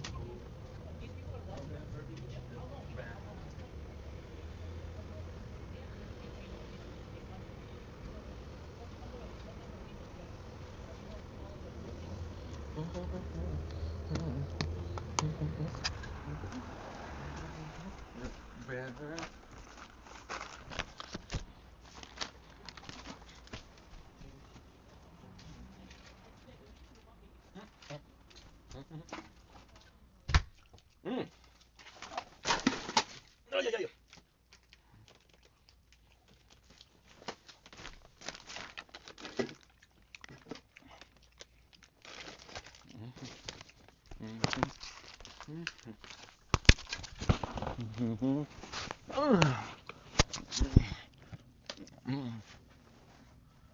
Ink.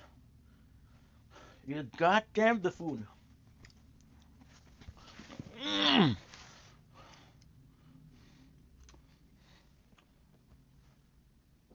Ouch.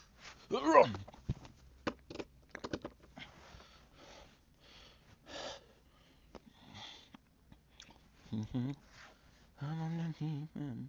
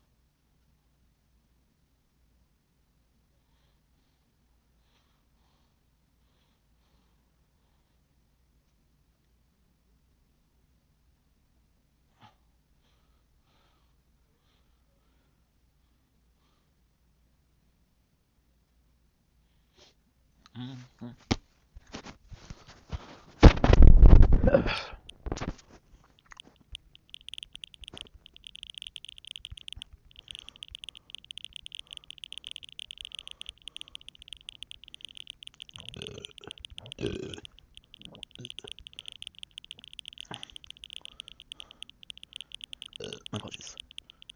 My apologies.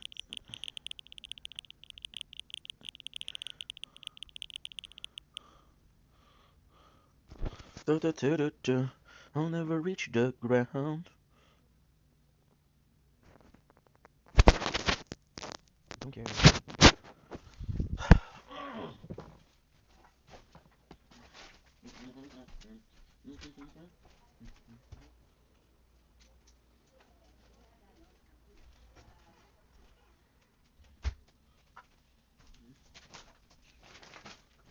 Grandma. That's very kind. Oh, that's very kind. Thank you.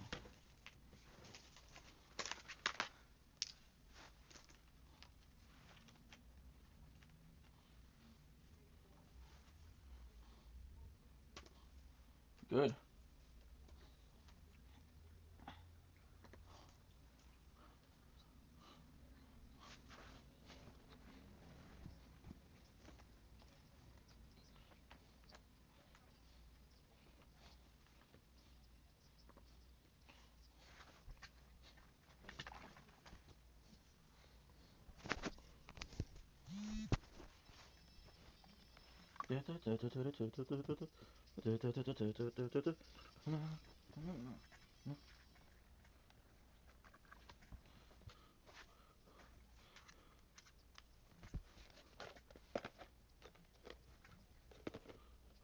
She called my mom.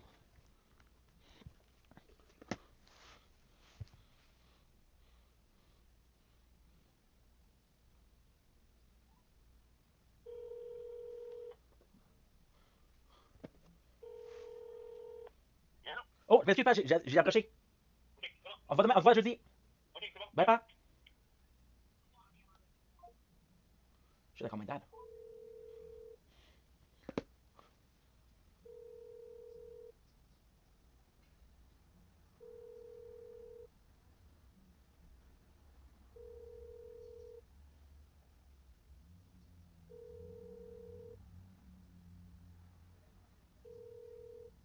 We're not done now. After leaving a message, you can hang up or press pound for.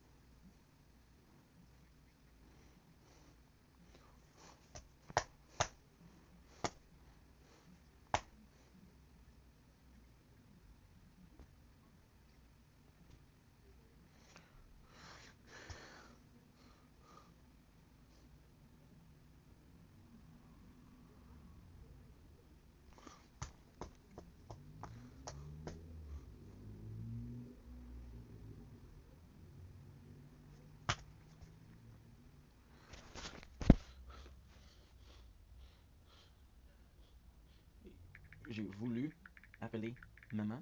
Je t'ai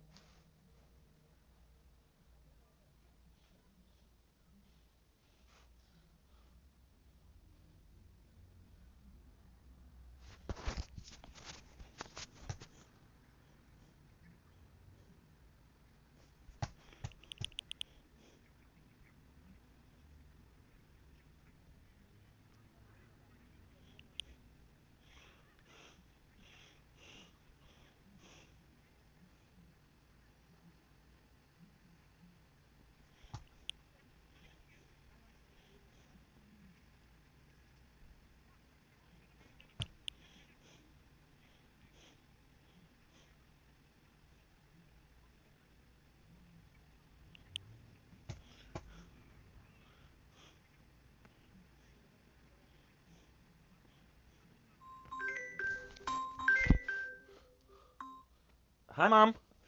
How are you? There's no problem, Mama. I just wanted to tell you I'm working tonight. Everything is good. Like I said, Mama, can you please, if you can tonight, can you please take me a couple of ID for work, something you would see me in?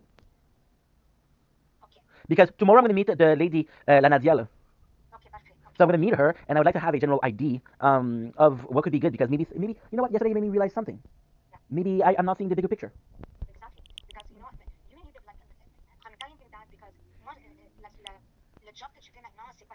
Non du tout. Oui. Mais non, mais non, mais non.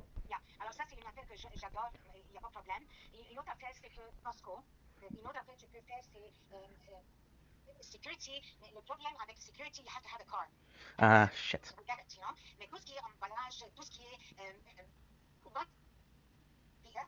I did. I applied last week.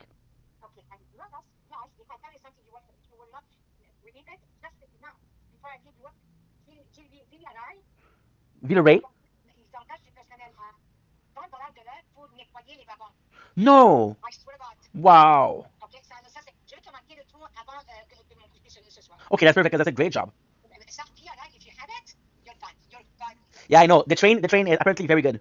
And now the train is gonna come back because they want to do like a bullet train in Montreal. There's no way. There's no way. That's a perfect job. And maybe one day I can become somebody that check the ticket. Okay, c'est parfait ça. Just send me the notes.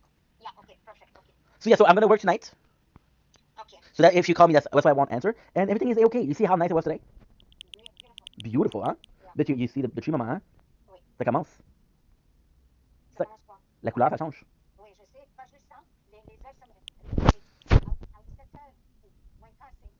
I know, I know, I know. Ça c'est pas cool, hein? Pas tout. But you know what's the nicest thing about the bike? J'ai des lumières en avant et en arrière, so it's safe. Yes. Un papier. Un panier, non. But I don't need a panier. I don't need a panier, maman, because what we call it, le handlebar, c'est pas super solide parce que c'est fait pour bend. C'est fait pour plier, you understand? So if I put something, it might plier in the middle. The worst thing with the bike, c'est les pédales. Les pédales, maman, c'est terrible because les pédales, it's made to be pliable, right? But sometimes I'm in the middle of the road and ça plie. I understand that, man. But don't worry, when that happens, I turn on the automatic and I go park myself and I fix it. Because ça peut être dangereux, you know?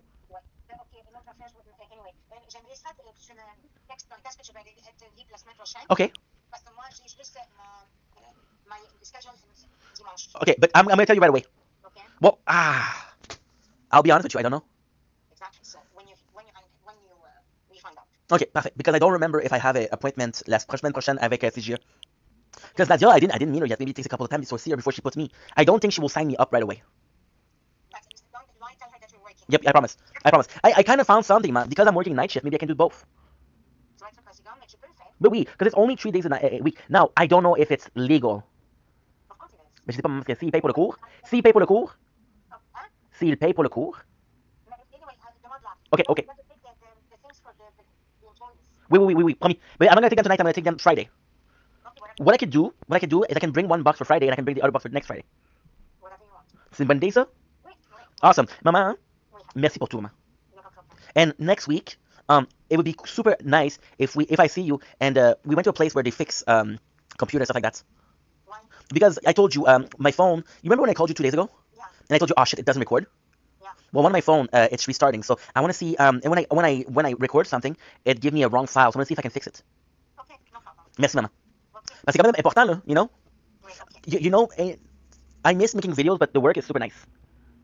Il y a quelqu'un qui m'a dit à l'ouvrage, and you'll be even prouder than me. He said, "Oh, I saw you on YouTube." And when I said, "Oh, I don't make videos anymore," because I don't want people to judge me for, you know. Sometimes when you make a video when you're alone, you say something that's, you know. Mais en même temps, look, we're doing what we can. I know that you trust me. You know that I'm trying my best, and you know what? All we're gonna do from now on is move forward. The boss today, she texted me. She said, "Don't forget you have a shift tonight." She's super nice. So I said, "Yeah, thank you so much for the job. It's a great time. I had a lovely week last week." And she said, "Keep on doing the good job." Because I'm gonna be honest, j'ai pas le numéro de l'autre gars là. Puis en même temps, right now we're 4 because there's a guy that trains us, but I don't know if this week is gonna be here. Oui, promis, maman. Promis. Maman, I love you. Have a nice day, mama. Take care. Thank you so much. I'm probably not going to text you because sometimes, when I come back from home, the first day, j'étais correct, mais le jeudi, j'étais un peu fatigué là, parce que c'est les genoux, maman. C'est avec le surpoids, là. C'est dur pour les jointures. Mais it's okay, mama. You know what? It's going to be physical work. It's going to be good. And don't forget to text me for Villeray because tabarnouche, $20 an hour. We're going to eat some caviar next time I see you. I love you, mama. Take care. You doing okay, ma? You had a good day? Je sais. Yeah, I know you're old, but you look at least 2 3 years younger, you know? Did you get the slipper, mama? And you forgot to tell me how the fuck is the pyjama. I've been waiting 1 week now.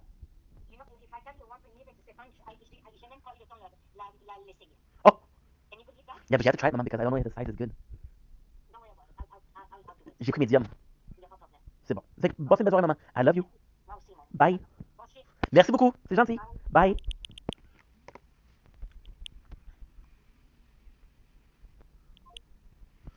Best mom.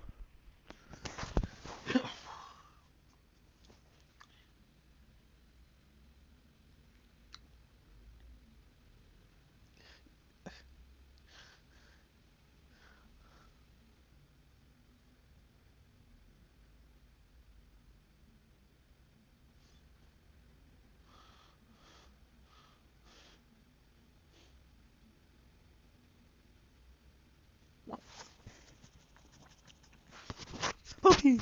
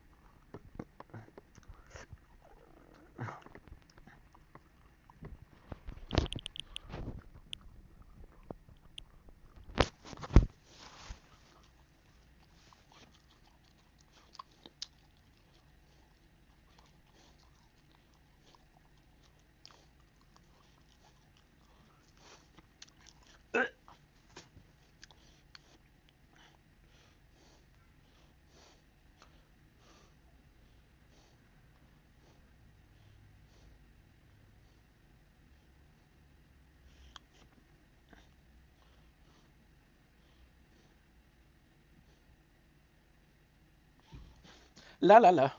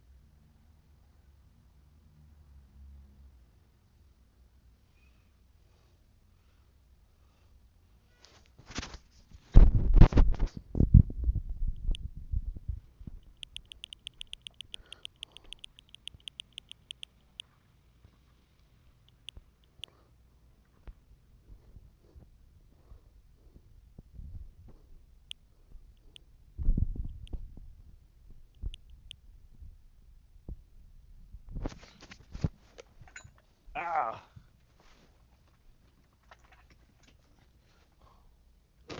shit! You weren't charging.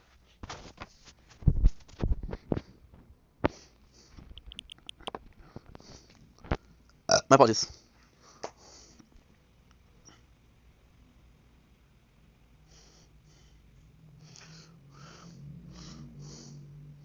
You can engage.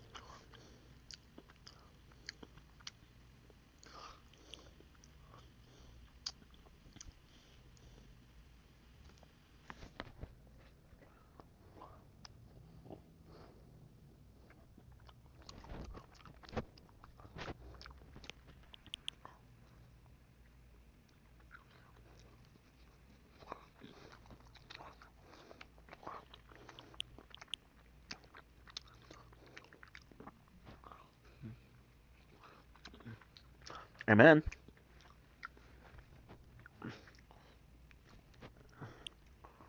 Hi.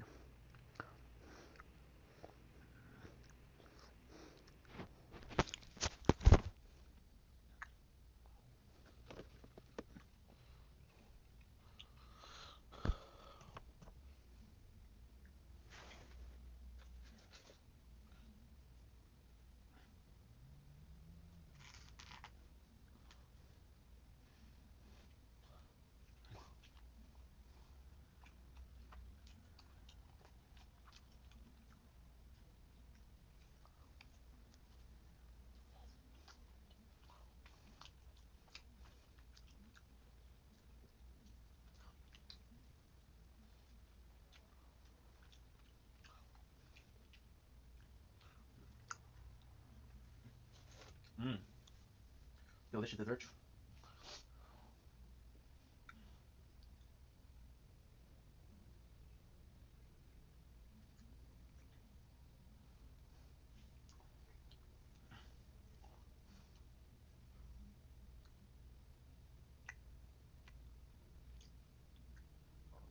My apologies.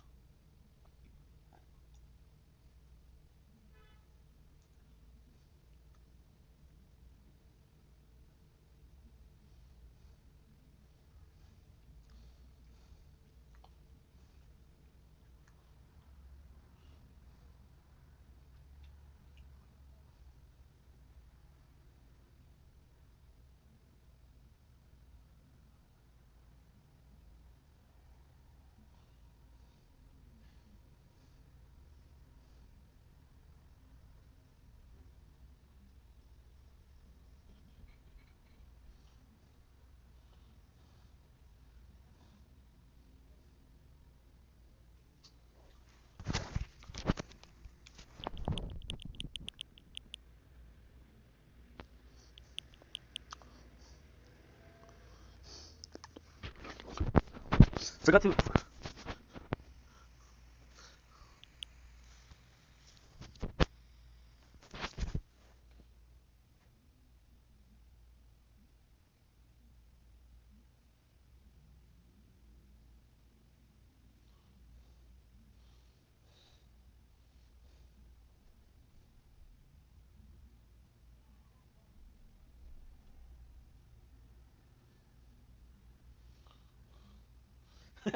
Yeah, bitch.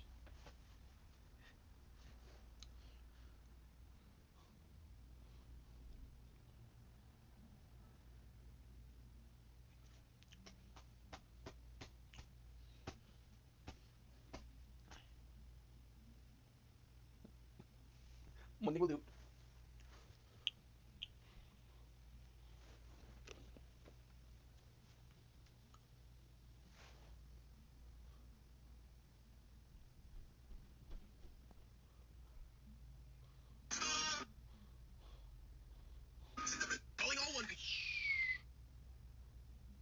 What? Oh no.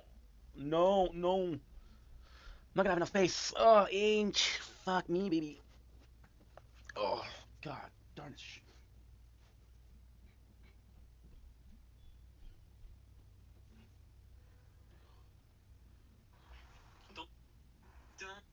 Don't blink.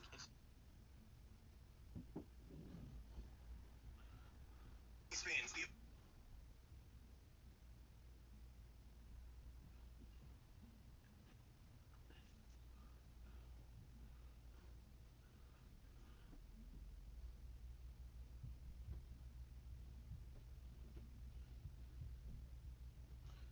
Fuck. I had to delete TikTok. So now both phones don't have TikTok, so I don't have a way of uploading videos. Except for the crown. Bonjour.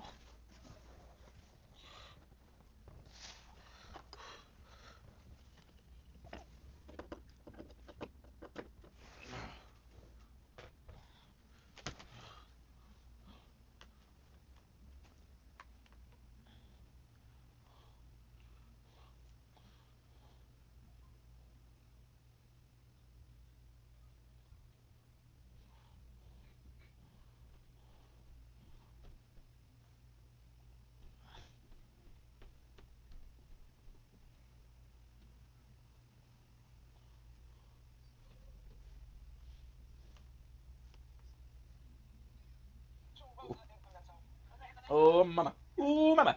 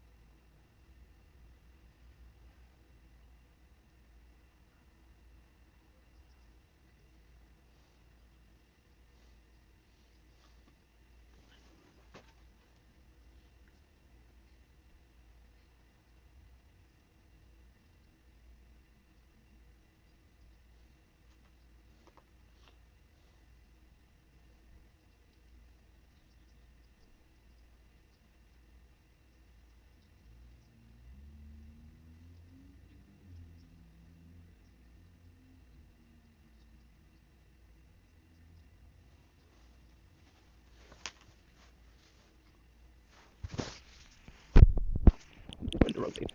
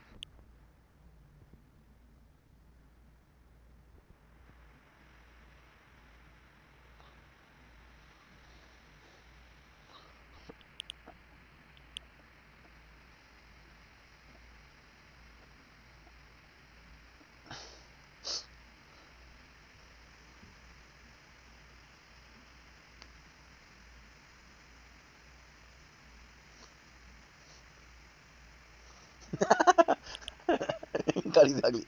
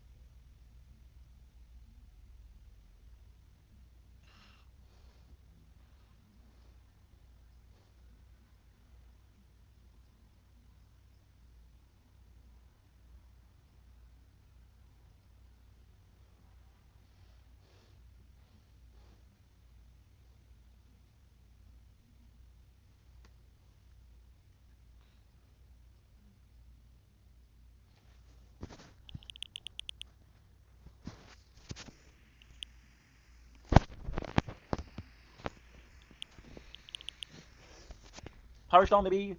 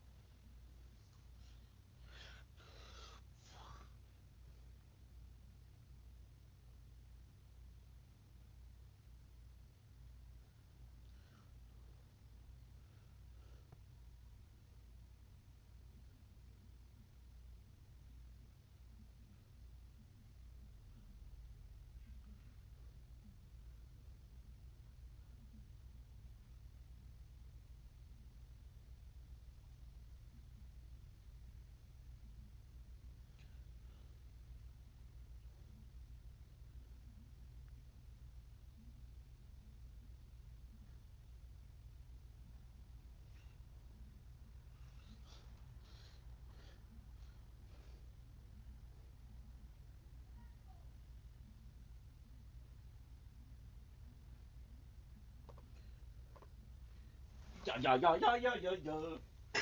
Brooklyn Nine-Nine's the best show. Now we're gonna make a couple of videos. Because tomorrow I won't be able to. Oh, it's true. Oh, I see. Oh, it's true.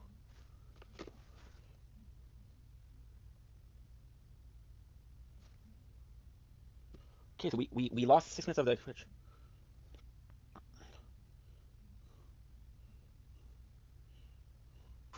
Wait, what we're doing? Don't think nature porn is about 368. Yeah.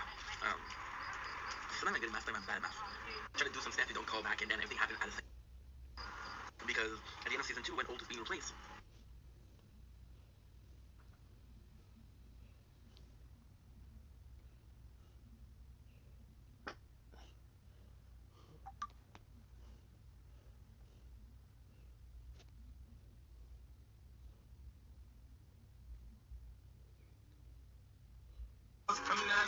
Yeah, I'm trying to make a love, so come give me a hug.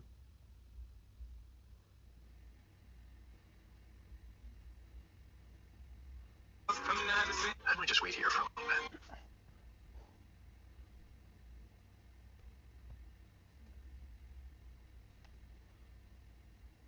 Good.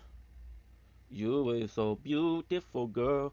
That's why it will never work. You had me suicidal, suicidal. When you say it's over, oh shit, beautiful girl. That's why it will never work. You had me suicidal, suicidal. When you say it's over. Aha. Guess what?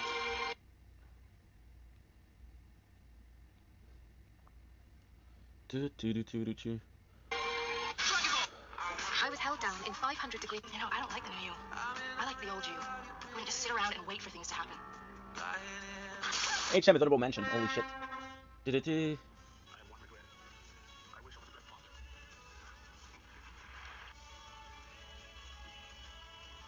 I was recruited by every school in the country for football and basketball. The incident happened in high school, and all that was taken away.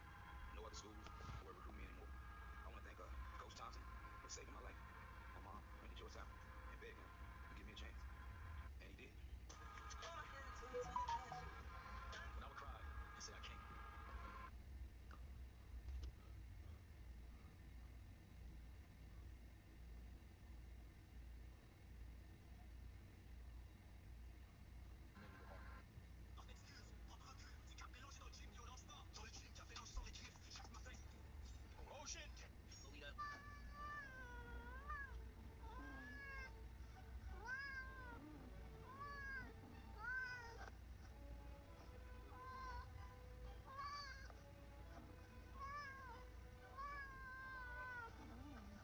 shit! Ale pokazali się kosmyku, mais est chassé de graines. Qu'est-ce que tu Well, beloved children's author Robert Munch has been approved for medical assistance in dyeing a profile in the New York Times reveals. To the sex game, trying to make it loose. Come give me a hug. Okay, so didn't have enough batteries. We're good. We fixed a problem, and now we have a solution. It was a good problem to fix, and it was a better problem to have.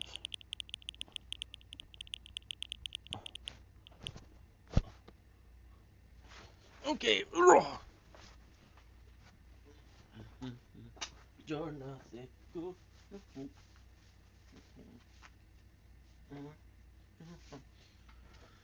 Suicidal. My apologies.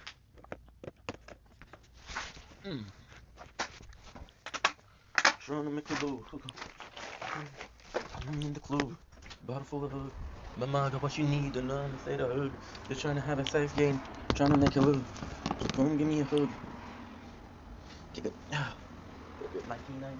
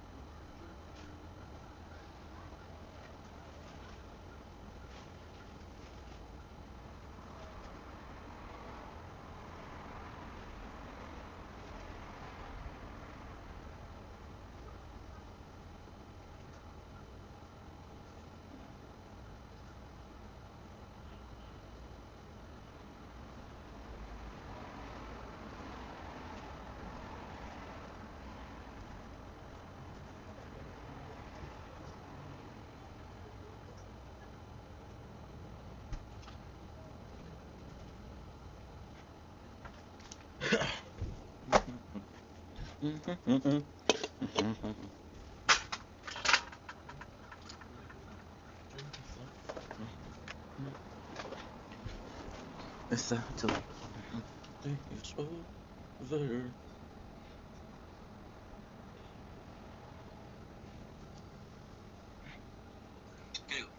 Because we know exactly how much this is.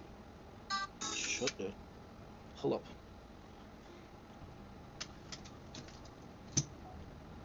Some nature corn, baby.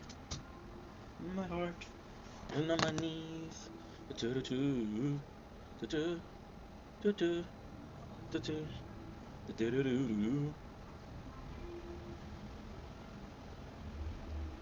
Don't blink, it's your buying.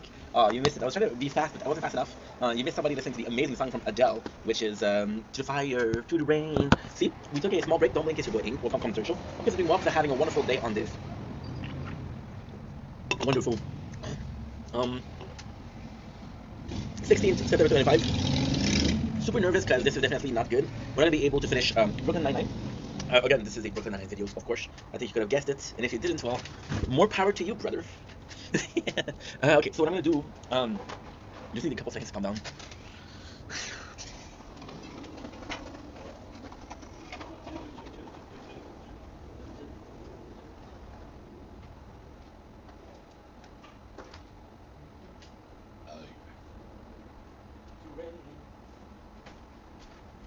There you go. Just needing to cool down, you know? So I guess this video is gonna be different. I was planning to do a video of Brooklyn Nine-Nine. I'm gonna admit defeat. This video just changed. This is now a story for Brooklyn Nine-Nine. So, as you guys probably guessed, today's the last day. We are at season 3, episode 22. So we're kind of close to at least season 4, you know? What happened is super simple. I'll be completely honest. I've waited too long. Now, why did I wait too long? Because we saw how little of a show it was. And the last show we reviewed was Prison Break, with all 4 seasons, which was bigger than the show. So I was like, you know what? I watched Prison Break in this amount of time. I'm gonna be able to watch Brooklyn Nine-Nine in this amount of time. However, Brooklyn Nine-Nine is a lot harder to recap, so there's a time where I have to rewatch the show. I also was kind of see with Prison Break. It's a good show to binge. I'm disappointed in myself, of course. I'm disappointed in myself. But the reality is we still did pretty good. We still did really good. Why am I saying that? A show like Prison Break is very bingeable. So you watch the episode, there's a following. I'm gonna watch the second episode, right? With Brooklyn Nine-Nine, there's none of that. I gotta say, there's a couple of times the last week where I said, okay, well, you watched this a lot. Take a break. And there's an entire day where I should have watched Brooklyn Nine-Nine, I didn't, which is my fault, you know. And because it's also a harder show to recap, so there's things that's gonna be forgot. You think there's gonna be forgot that you're gonna forget. See, that you're gonna forget, right? That you're gonna forget. I'm nervous. I don't have any excuses though.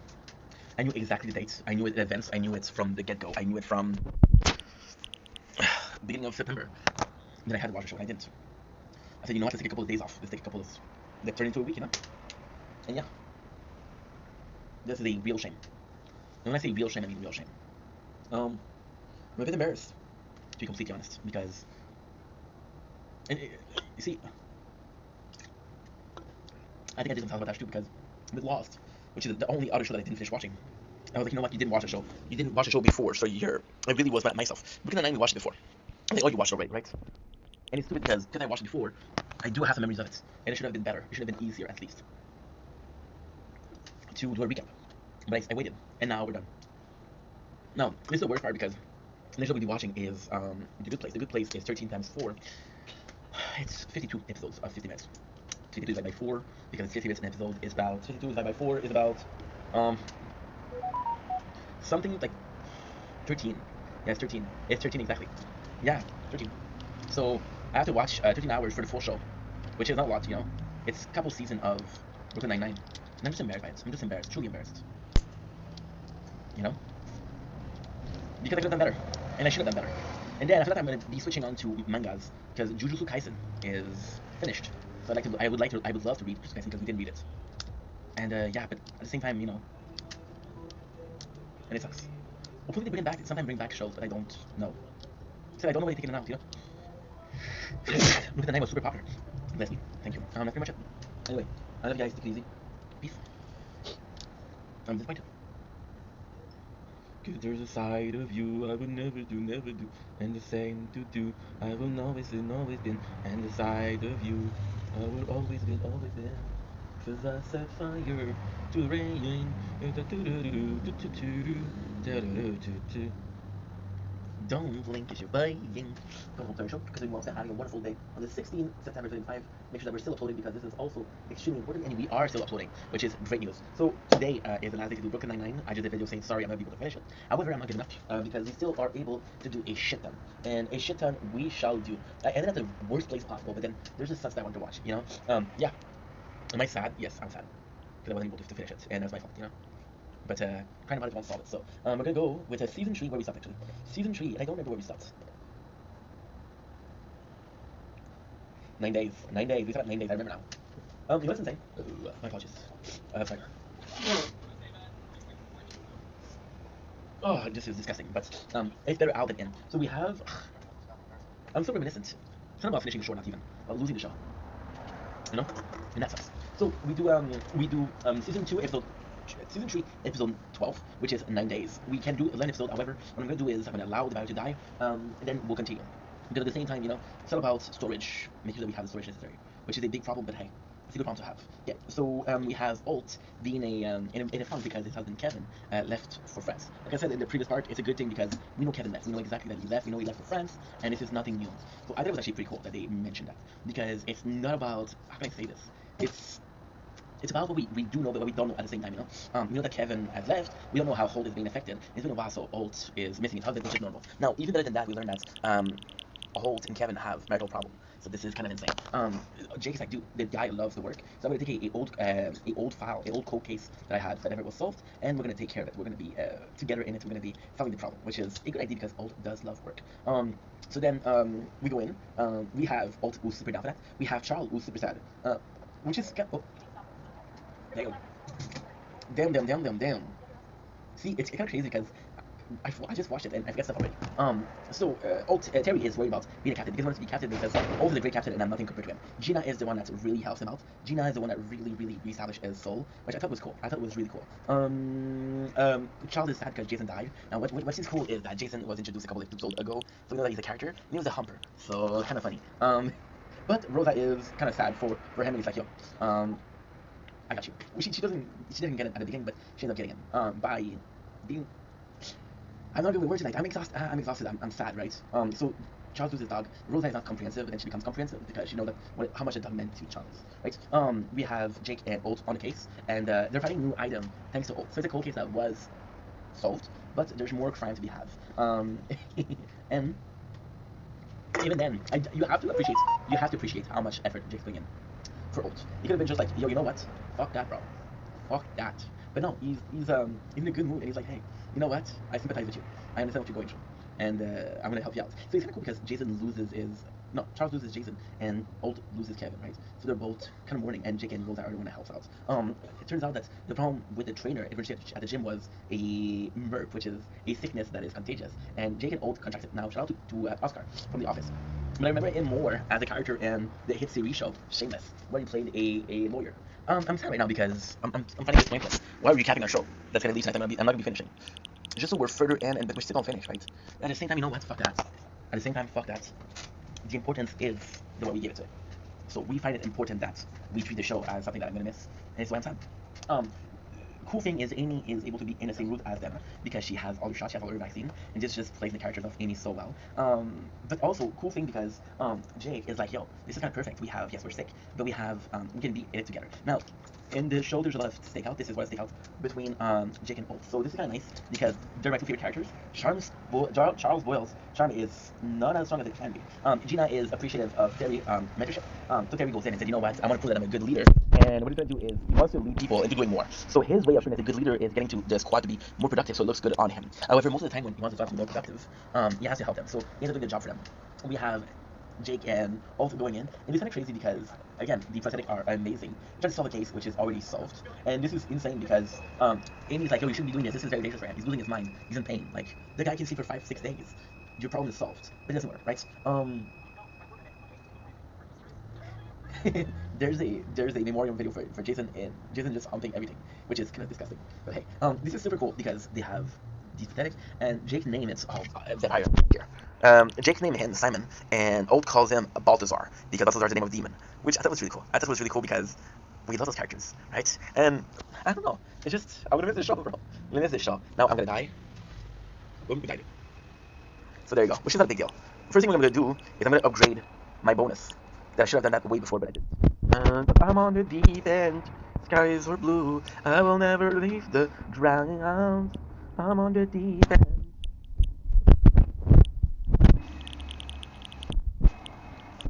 What's up with Queens?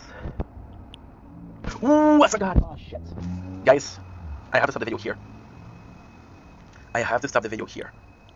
You forgot to do something very important. Shit. Okay, I'll be right back. I'm so sorry. Don't blink, is you playing. Welcome to another commentary show. Doing well to having a wonderful day. You can see the songs tonight that we're doing a tower talk, ladies and gentlemen. Resistance Reborn is doing super well. And this is really cool because my guild is talking a lot, which is important. That's not the most important points. We are getting another mission. And what is that other mission? 2k coin. We got 10 gem, which is important. We got 20 token for the quest, which is also important. 25 bits. So if you're speaking my language, we get what we get. First of all, we get a background, which is super cool because we got the Pixel Alien War, which I love because this playthrough is simply that. The the little soldier is the guy we'll be using at the very end. So now we have 2 background, 2 skins, so that's 2.4, but it's more important than that because we are unlocking the Guardian. Hello, Guardian. Hello. Now, what I'm gonna do is I'm gonna do allies. Because we can unlock the new stuff for 200, but it's expensive. And then Orbeez, yeah, there you go, perfect. So we have our second. And there you go, we got a Guardian and a bot. So this is super cool. Today we've been just upgrading the coin and the cash. Technically speaking, I still want to upgrade the free upgrades, but in the perfect world, I'm doing the whole utility except for max interest and interest. So that's pretty much it. So very quick, very short tower talk. However, look, it's going well. I was a bit nervous. Like for example, today we lost the ability to watch Brooklyn Nine-Nine. I'm gonna be able to finish it. So I'm sad. We lost the ability to watch. Look at this, kind of cool background, kind of like a cool skin. Oh wait a second. Wait a second. I just got some health back. Wait a second. Wait a second. This is important. Allies, what is that? Convert an enemy into a ally recovery package that can heal the tower beyond the basic maximum recovery limit. They changed it. They did change it. This is really cool. This is really cool. However, we're getting less cash. And possibly less coins, so I don't know if I like it. I don't know if I like it. You know what I'm gonna do? I'm gonna change it because we got killed by a vampire last one too. So I'm gonna change it for possibly my strongest ally. I will never reach the ground. Tower Guardian attack enemy with the most missing health. Percentage of their lost health at damage. 50% damage to bosses. And we'll increase the cooldown. The cooldown to 150 seconds. Goosh. Goosh. Super cool. Cool. No doubt. And this is it. Oh, it's all good. It's all good in the hood. Good news with the Resistance Reborn, it is now almost fully idle. So tomorrow, I know I said so a lot, I'm going to be able to stream. Of course, the first page that we're going to be playing, of course, the first stream I'm going to do is a little bit of Fortnite. If I say so myself. Yeah, I'm excited. Anyway, love you guys. Take it easy. Peace.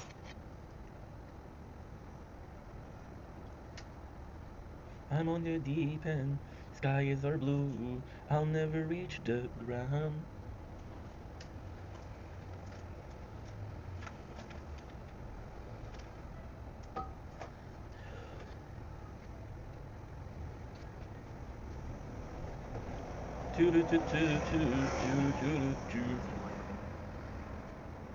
Shortly, something for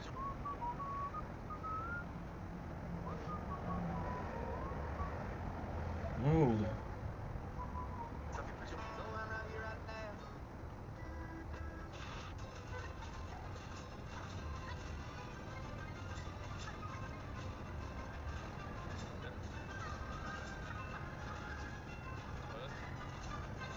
Oui. Ok, vous avez vu pour vrai. Juste en tuer un et hop, ça passe les phases. Maintenant, la dernière phase, le dernier qui est vivant, faut décoller. Allez, 2 et 3.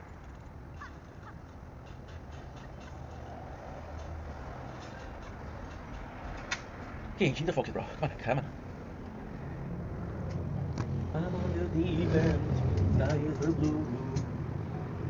Nature born, a bebo. Don't blink, it's your blink. Welcome to my chapter show, because you also having a wonderful day on this glorious, and I do mean glorious, claim to be, on this glorious 16th September 25. Sorry, we had a video that's important because, again, the tower is kind of priorities, right? And we're doing good, so this is also important. Back to back with the lovely Brooklyn Nine-Nine. Did I forget where I was? Absolutely. Am I gonna be okay? Yes. So Jake and Old are working on. This is so cool. This is so cool. The whole thing is so pointless because you know the case is soft, right? But at the same time, like, dude, guess what? This is Jake doing something nice for Old, and it's kind of meaningful. But this is the afterburn. Terry finished his first task, and the first task was repairing the bell that he broke. So then he feels bad because he feels like he's doing anything, and then he's pissed off. He sees Scully and Ishka fighting about a sub sandwich, like, oh, this is not the place for that. Get back to work. And at the same time, it's so nice because Old kind of gave up on Hitchcock and Scully, but Terry still has some hope for them.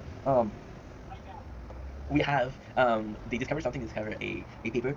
So Jake and Old discover in the footage there was a paper, and I gotta say the footage is really nice. I thought the footage was so weird, but it ends up being a fan. So the fan, because it's turning, there's moments you don't see, so it does feel really really weird. They discovered that there's a note. The note is the recipe for baked ziti, which is super cool because Amy will be doing. No, this is cool. Jake and Old leave, and they are wearing the mask and hazmat suits. Now this, I don't know if it was done during the pandemic or before pandemic, but if it was, this is extremely nice.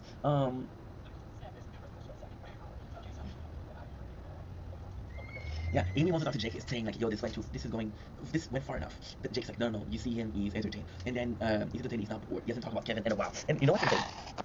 This is technically not Jake's idea. You guys remember when he broke up with Sophia? They did the same thing with the training camp, so this is kind of cool. They see Olt, and they're talking about how he's refining it because it's crazy. And he writes cases with K, which is super nice. Rosa feels bad for Charles. What she does is she buys him a puppy, but it won't replace Jason. So again, super nice. Scully and Hitchcock are doing a hunger strike, but at the same time they're eating chips, which I thought was funny. That was hilarious, to be honest. So yeah, so Terry shows his strength. He closes the door, breaks everything. It's not the most interesting scene. It's not the most funny thing, right? But at the same time, it's still something that is deserving of its place in the pantheon of Terry fuck-ups. Olt goes in and he solves the solution. Olt goes in and he is really pissed off. Really pissed off. Why? Because Jake tells him, like, listen, this case isn't as important as you think. This case was solved hours ago, years ago. And then Olt's like, oh, you pity me? And Jake's like, yeah, but you need my help. And then Olt is pissed at Jake. So then they fight. And this is super funny because they poke each other and the lump. It's super hurtful. However, what ends up happening is Amy does the recipe of the restaurant. She follows the recipe and she does baked ziti. Now, what they do is they taste the recipe, and this recipe is horrible. So then they said, okay, well, the measurements are not possible. So what they discover is it's a phone number, right? And this is super cool because they solved the case. So they found out more than they originally found out. We got Rosa throwing a funeral for Jason, who is humping in the video, which is kind of sad, but hey. And this is super cool. And then Rosa says, I now know that you understand because I now have this puppy and I love him to death. But it was to hurt him, I'll kill all of you. So you understand how Charles feels, which is cool because Charles is a human being with emotion that are valid, even if he is. And again, a picture of him humping. You know what? Dog would be the best animal on the planet if there were so much of a humper. Old is not mad at Jake anymore. He's like, yo, I was lonely. You were right. I'm pissed at you because you lied to me, but you had the best intention. So, and I know that you had the best intention. So, you're forgiven, and it's super nice.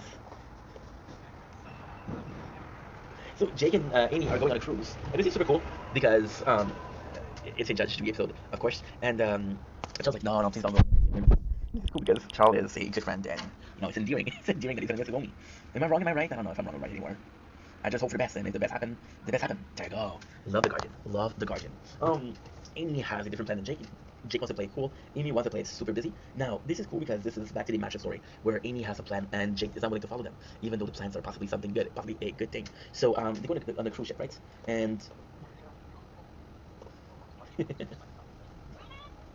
super nice. We got the whole backstory open, which is his sister, and it's nice because she's a window into his old life. How much of a good brother he was, how nice he was, but he doesn't want to see his sister because she's drama. So then Gina gives him the advice to be even more drama, but it doesn't work because she gave it for a good reason, and Alt feel bad about it. They used to play together. They used to make forts. It's a really cool moment for Alt. So you see that the sister comes in, and he's begging for help at this point. He's begging for help from Gina and Terry to get his sister away from him because she's a lot. Charles and Rosa get a get a new apartment that is super spacious. So they're kind of fighting for the apartment. It's like, oh my god, this is the best apartment in Manhattan, and we want it. So this is cool because they're talking about something that's very real, which is the rent control. So the rent control is when you kind of jack up the price. So the price that you have it is actually a really good place. It's funny because Charles wants it first, but Gina sees the closet and she's like, okay, no, I want it. And Charles like, no, you didn't want it first. We got Jake and Amy meeting with Judge Judy, who is a singer on the cruise. So Amy wanted tickets, and she wanted tickets online. And then Judge was like, yo, you don't find it weird that she got tickets to something, you want a contest that she didn't even apply for. So he sent them here. The reason why he sent for them is because somebody is looking to kill him. Now this is a funny thing because this is the third Project Bonded episode. Like I say, I'm not mad about it. I am not mad about it. But it's super cool here because Judge Judy actually helps Peralta a lot. Peralta has he wants to chill. Amy is wanting to do a lot, and for a lot of reason, Judge is like, yo, no, listen to Amy. She's a good woman, and it's super cool because at the very end, he sings a song called Rosa, Rosa, Rosa, which is really funny. And that's pretty much it. That's pretty much it. Jake goes to the captain and say, hey, listen, you have a criminal on your crew. It's like, yeah, most people are criminal on that crew. There's not a lot of people that wants to go away from their family. So he protects Judge Judy. And for some reason, I feel like Judge didn't know that. Yeah, Judge is the head of it. Jake, don't even try me, dude. Don't even try me, dude. So we have this, we have that. We have Judge, who has the best sweets in the ship, which he gives to Amy and Jake, which is actually super freaking nice. We have the sister of Old, who's questioning him with drama, which is super funny. Jake thinks that Judge is using him, and he's using him. I think the whole story of somebody wanting him to kill him is a whole freaking it's something that's not true. I think it's a whole plan. However, this is a good plot because it could be. Or it's a bad plot because they do the same thing with Pimento, which is not even introduced yet. It's gonna be introduced soon. Pimento, they do the same thing to him. It's kind of the same thing twice. Gina and Boils are like, and this is, I gotta say, Boils, he has an episode coming up, which is fucking flawless. So goes in, and he's like, yo, how dare you, Rosa? But they're now trying to butter up the owner, the landlord, I guess, and into getting the the apartment. We're just going in the background is you see Hitchcock working, which is reminiscent of The Office, of course. So we get more of Judge being he gives good advice to Jake. He gives really good advice to Jake. We know the name of the guy is Henry Cole. Henry Cole being the location of Project Bondet's last chop shop, which again we remember that was a car thief. A chop shop is where they get pieces from the car, and because they get pieces from the car, they're able to sell it. Judge get attacked, which means that somebody's surely after him, which means that he wasn't full of shit as we thought before. And it's super cool because he acts really like a couple counselor. We have Jake and Amy putting on costume, which is the third time they put on costume in this third episode of Judge Judy, so we love it. Oat is hiding and drinking seltzer. Now seltzer are alcohol with not a lot of alcohol, so they're more like a cooler. They're more like drinking. They have a low percentage of alcohol, so you won't get drunk with a seltzer. But I thought it was cool that the captain drinks seltzer for some reason. So Oat goes in and he says that he had a lot of trauma, which leads his sister to tell him what's really happening. That her boyfriend left her and she cheated, which makes him feel bad. Because he feels bad, he builds her a fort back in the days, and he reassures her. Judge sings a song, and he finds the killer. And in the song, he tells Jake where's the killer, but it's too late because the killer gets to Judy before he gets killed. They go in a room to get a killer, but Judge locks them in there with a killer. Don't worry, the killer is abducted. Judge leaves, and it's so fucking funny because he's like, yo, thanks again, Jake, for everything. He's like, I will never leave you alone. And Judge leaves Jake the present, which is his presidential suit. So I thought it was really nice. It was a really nice episode. We find out that the landlord is the culprit because he killed her because he wanted to jack up the rent, and this is why he didn't want a cop in his building. Didn't matter if it was Rosa or Charles, no cops allowed. And that is, my friends, the episode. Jake tells Amy, I love you. Now, Jake telling Amy, I love you is a big part of the episode because he wasn't able to tell her before. Which I feel like it's not true. I feel like it's not true. I feel like he said, I love you first. But I don't know. I do not know. Season 3, episode 14, which is called Karen Peralta. Now, this kind of establish Jake as a character. Why? Because we know so little. The first time we see the most of the family, possibly Sergeant Jeffries. So the wife's the 2 kids. We see the 3 kids now with Ava. But we also see Jake with his father and his mom. Then you realize it's the only one. We saw Gina's mom, we saw Royal's father, we saw Ult's sister. You just don't see family member, you know? You know? So, oh yeah, we have the scene where Jake has a Segway, and this is kind of cool because Segway back then were the hits. So it's just to show a timeless piece of content, which is Segways are cool. Spoiler alert, me from the future, hi, Brooklyn 99 for the past. Segway were never cool. So I don't know who told you that, Jazz, but they were lying to you, bro. They were lying. They were lying to you. Now we're gonna do a little bit of something. So I'm gonna sing you a song and we'll do it. Baby girl, what's your name? Let me talk to you. Let me buy you a drink. I'm T-Pain. You know me. Shawty, I'm not good. Hold that tree. There you go. Dunzo. What a nice ending for a song. The police sirens. So that's pretty much it. Jacob, Captain Raymond Jacob Bolt ends up not knowing how to do it, so he does. This is super cool. This is super cool. It's nuts because okay, for the end, Terry pushes Jake on the Segway. It's super cool because we have the show where Jake is gonna present his mom. Well, he's gonna present Amy to his mom. I don't know why you say that. Amy to his mom and not his mom to Amy. I think it's both way, right? I think both work, I guess. And it's important because we saw how much of a big deal it was for Rosa, and we know that Jake and his father are not close. That would lead me to believe that he's close to his mom. So Karen is a humongous deal here, and the actor that plays Karen is amazing. She's been in a lot of things. I just don't know her name. Baby girl, what's your name? Let me talk to you. Let me buy you a drink. I'm T-Pain. You know me. And then you wonder why my neighbor hates me. I don't know. I'm gonna be honest here, guys. It's a mystery. I mean, look at me. Good singer, good looking. Just got a compliment for my hair. Hello. So yeah, very very odd. Yeah. So get the meeting. I don't remember what's going on with Gina and Oat.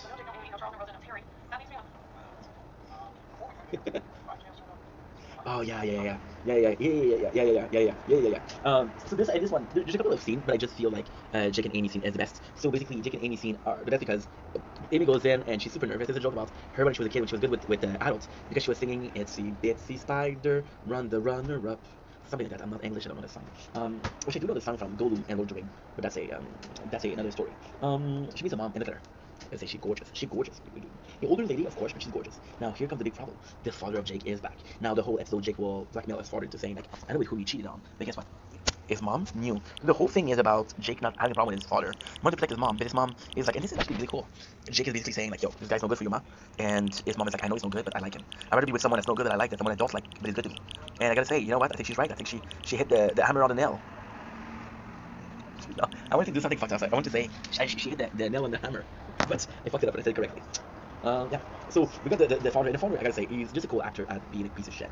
We got the old picture of Jake, which he had a nose ring, and I feel like it's a real picture. So this is super cool because this is a break with Terry, Rhoda, and Charles, and they're testing body cams, and the body cams feel extremely important. Charles gets Charles gets some soup on his uniform because why not? And Charles is completely naked. Hey, there you go. I'm gonna show you.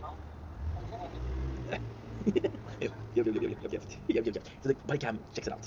This is super important because what's gonna happen is Shah will be naked and he's not gonna want the body cam footage to come out, right? But the guy was doing drugs and they don't find drugs on him. So then when you look at the footage, when you see Charles naked, you see a bunch of drugs hidden. And they use the footage of Boyle's naked to show that there's drug and it's a good arrest. So Charles ends up being the naked hero. Yes. Old Gina Scully and Hitchcock goes on a mission, and that mission is an escape room. Again, this is okay. I'm gonna be an asshole, but this is a show that's a couple of years old, right? Escape room were all the rage. So they go to the escape room, and then they're stuck with Gina, Hitchcock, and Scully. So there's not a lot of people. Gina checks out. She doesn't want to play, which is classic Gina icon behavior. Duh. And Hitchcock and Scully are completely useless. Now this is the cool thing because the thing is full of food. Look. Yeah, there you go. You see for the food. Hitchcock can slowly eat the food, which I thought was really cool. Yeah, the father, I just don't like the father. I'm sorry. I had a really good father, so okay. Why am I having such a problem with the father? Like I told you, I had a really good father. I have amazing parents. My mom is complex. My mom's a great mom. My father's a great father. However, I look at my father and say, okay, well, this is gonna be me one day. For my mom, it's actually very weird because I look at women, and with one kid, I'm like, okay, well, this be a good mom. And my model for a good mom is my own mom. So I'm like, okay, well, you know. With my father, I see it, and when I see a piece of shit dad, I'm reminding myself how much I'm lucky to have the dad that I have, but also adds how much I would hate myself if I was a piece of shit dad. Does it make sense? I don't know. I do not know. You know what? I gotta check out something. I gotta check out the encyclopedia. Encyclopedia, my friendo. Anyway, times 2 health of basic energy, deal 2% of damage, powered max health per second. All power regen effect. Word 4 coin has base value. My god. So this is straight up attack. This is straight up Dak. Baby girl. You're gonna hear me sing a song a lot because it's in my head. You know what's also in my head? In my head, I see you all over me. In my head, you fulfill my fantasy. In my head. So a little bit of a problem with Amy and Jake. Amy is actually a really good girlfriend here. She makes sure that Jake is good, which is kind of awkward because, of course, you know, it's the parents. But still, I like him. Jake tells the father, like, listen, if you don't leave right now, I'll tell my mom about everything. Which is, this is nuts, bro. This is nuts. This is nuts. So basically, the whole episode is about Jake not revealing a secret that his father's cheated. But the mom knows that the father's cheated. So it's like, okay, well, the whole plot of the episode is pointless. But at the same time, I do like what the mom says. I'd rather have a guy that is a piece of shit that love me that I like, than a guy I don't like. And I guess this is right. You gotta help who you like. Love makes you blind, and blind she is. So then the guy said, again, the guy tells Boyles, put the drugs on him. He planted the drugs. But the body cam shows something. Now this is the coolest part because Rosa knows that the body cam is Charles naked, and she wants to protect Charles. She's like, no, no, Sarge, there has to be another way. And it's kind of cool because Charles is also not super comfortable with being naked on camera. So it's a pretty sweet episode actually. 50%. And this one I'm gonna switch phone. I'm gonna switch phone. Oh, my apologies. My apologies. Disgusting, disgusting, disgusting. How are we doing on battery over here? 11%. We're not good on either of those. Okay, you got this. You got this, my bro. You got this. You know what? We do not got this. But at the same time, the boy is a madman. This one charged enough. Anyway, I got like 1 more hour to do. And then we're gonna go back in and watch some more. There you go. That's perfect. That is perfect. So this one's gonna be there, and then when after this episode, we'll go check out for the next cable. The father of Jake says sorry, but you know, he's a little piece of shit. It's super funny because Hitchcock and Scully ends up being super useful, and they find out they find out the four keys. Yeah. So she tells Jake's mom tells him that she knows everything and that he's worried about nothing, which I kind of get because again, it's her life. But at the same time, I understand Jake. Moms are cool. Moms are important, right? Love my mom. I love my mom. Got the best mom. Uh, Super funny news. Super funny. They have the body cam of Charles, and he's relieved because the TV that they show it on is very small. But then we have a brand new 4K flat TV, which really shows Charles naked. So this is super fucking funny. Um, I just don't think the father this scene. They end up being able to gain the to win the game, and this is super cool. Jake's mom is approving of Amy. We wanted. We wanted. Episode season 3, episode 15. Ah, not this one. This one is horrible. Commissary Dake, which is a welcome commissary police station, I guess. So basically, what happened is one of the police stations burned down. Now they have to get a whole squad. So they're now dealing with 2 precincts in the same one.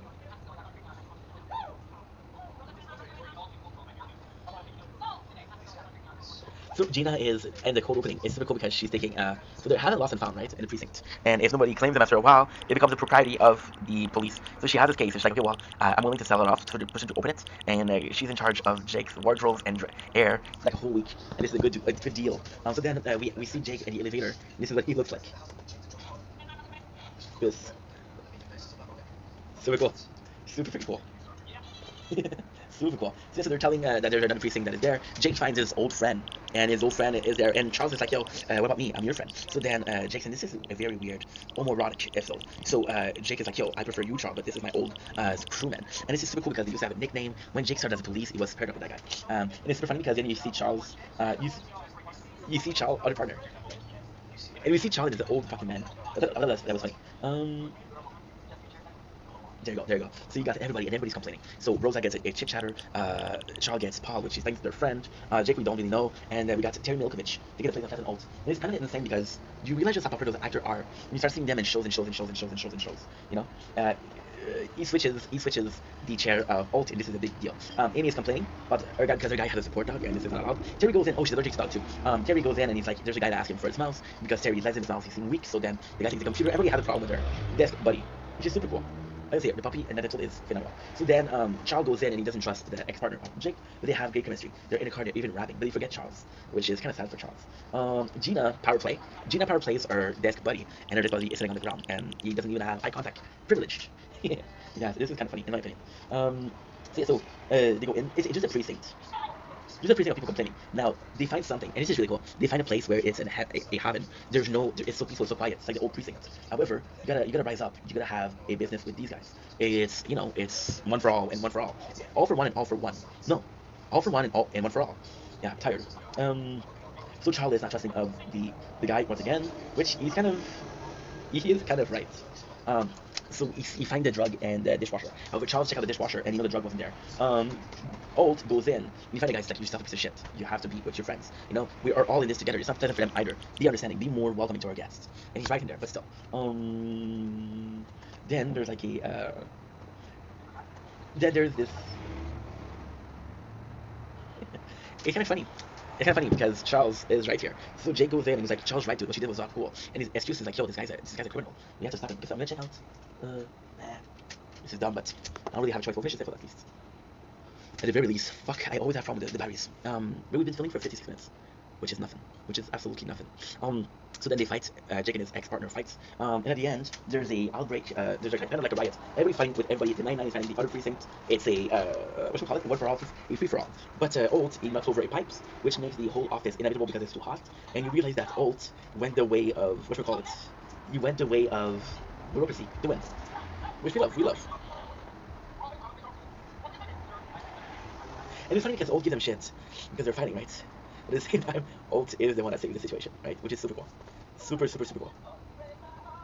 And it's funny because the whole time they're singing a song, Jake and his partner, and Alt and Charles not invited. But at the end, when the partner of Jake ends up being a crook, he's about to sing a song. And that's pretty much the episode. So I'm gonna let you guys go. 6% batteries. I'll be going to get my other charger. I'll be right back. I'll never reach the ground. I'm on the deep end. Violets are blue. Ouch.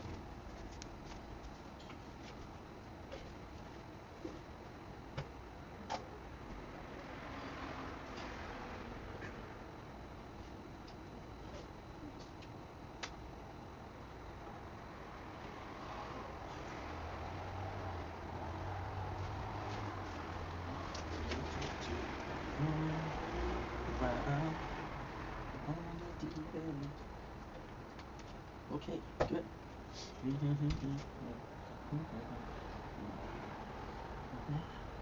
Perfect.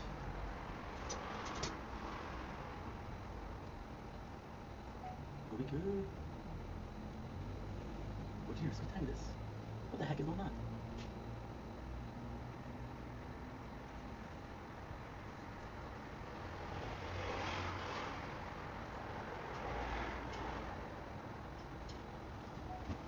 And we're back.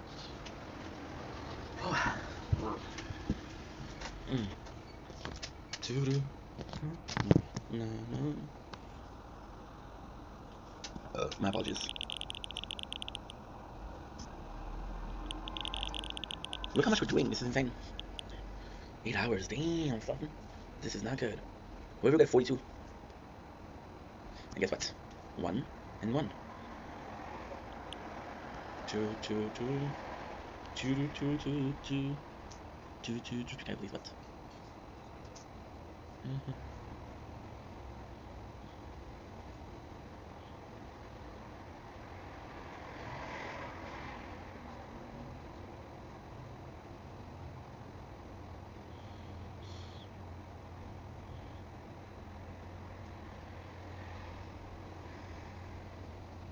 Let me show you my foggy, the shot of that.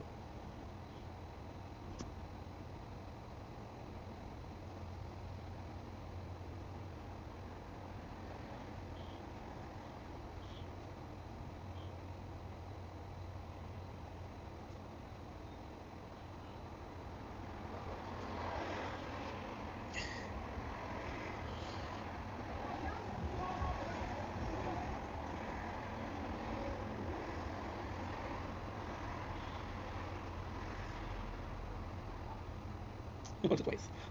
Yeah. Okay, thank you. Got this. Bonjour.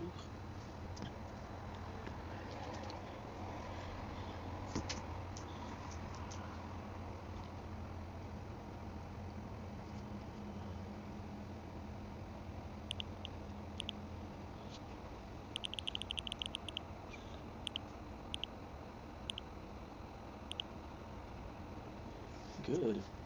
Yes. Okay. How much gigs do I have left? 7.2. That's actually pretty good.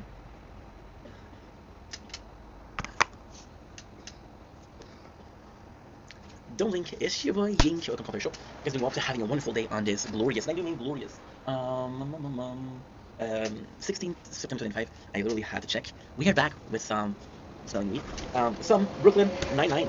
So we just finished making a video. So this is the exact next part. There's a couple minutes in between. We took the time to take a piss, so we're gonna be good for at least a couple minutes, right? It's watered down city down there. So next episode we have Office Rats. Office Rats, which is actually pretty good, guys. You know what? I set myself a challenge. Oh, never mind. I thought we had 4 episodes to do. We have more than that. We have I'm not good at math. It's 7 episodes left.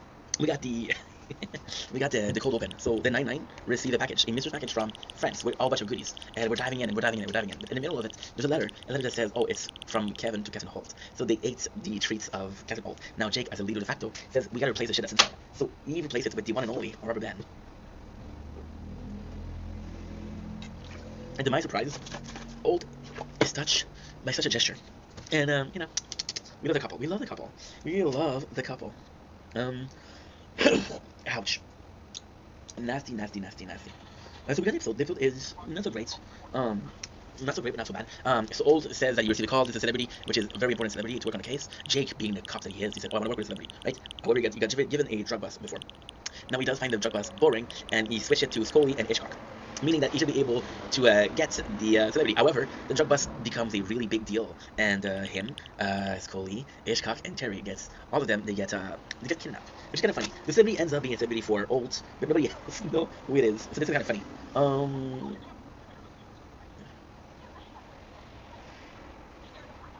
Oh yeah. What's that? Oh yeah. Okay, go. No.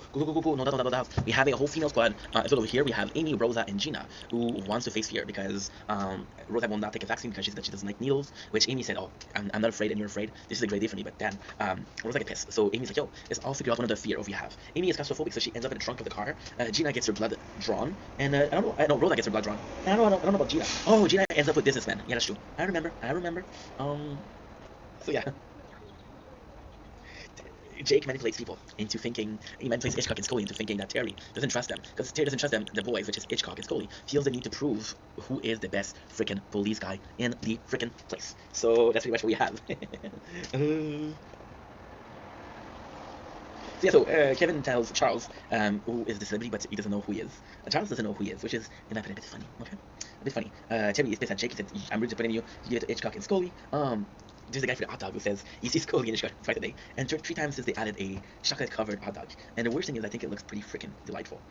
We have the guy Old is completely fangirling, but it's very it's very subtle. There's a cool joke in here, which the musician tells Old, "Oh, I remember you. You got kicked out of the theater because you were gasping so loud." This is super funny. Again, we got the 3 ladies who are their fears. The first one to go is Amy in a trunk. Fighting her fear of closed doors. Hitchcock and Scully have an operation, and they all have nicknames. They're named after Bean. I don't remember what is Hitchcock and Scully, but I remember that Jake is Pinto Bean. I can tell you something. I never had a Pinto Bean. I got a friend, Anna. Anna Marie, shout out, you gorgeous lady. She's a big fan of kidney beans. I tell you, I'm not a fan of kidney beans. But this is the weird thing. I love me some beans if they're fried. Wait, that makes complete sense. I forgot to re-download TikTok because tonight I have my battles. I know what she's saying. You're complaining about not having the time you can be watching your battles? Excuse me. What is this? Overtime? No. I have a union. Ing Vendetta has a union versus Ing Vendetta. And the union stipulate that we have 2 hours of free time every single day. Now those 2 hours of free time every single day will be spent watching different battles. It's in my contract. Oh, I gotta go bathroom again. No. We'll finish the episode. You hear me? I'm on the deep end. The sky are blue. I'll never reach. Okay, that was a gangster rap. Oh, yeah. That was a gangster rap, not to have to go.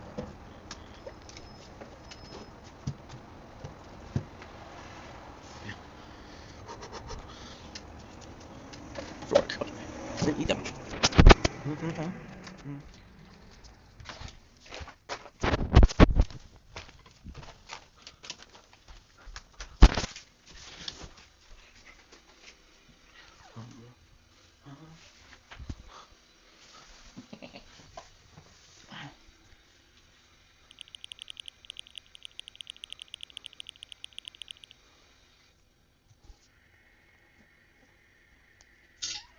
The best way to cook a steak is to simply submerge it into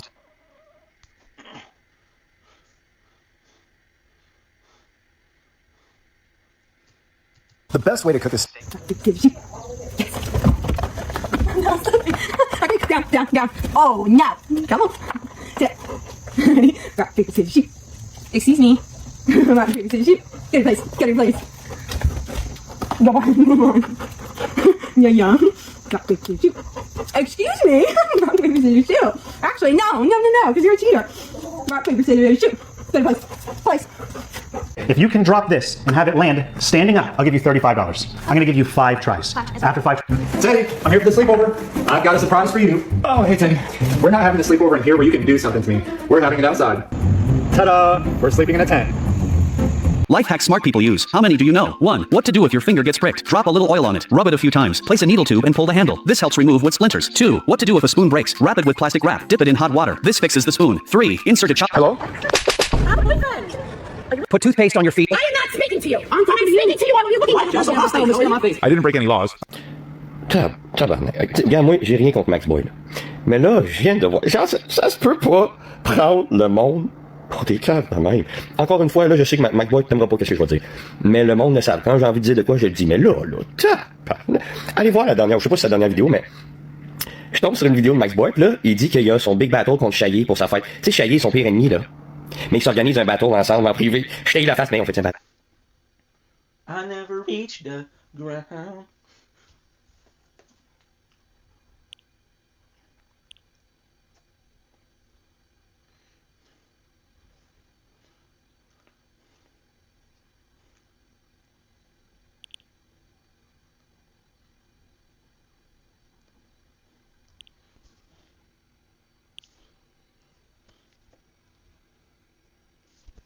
So what did it say?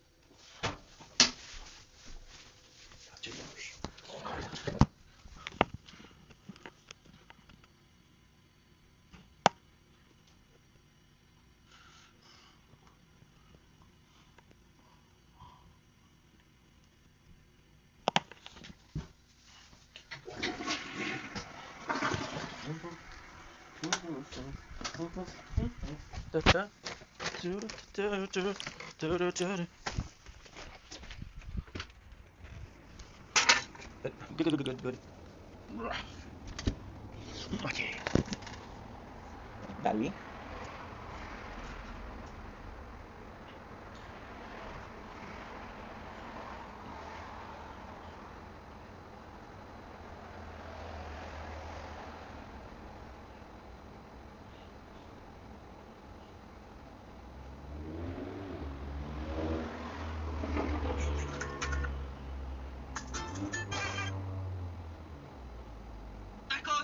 Yuck.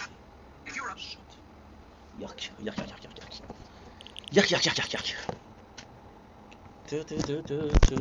So what is the new quest? New quests.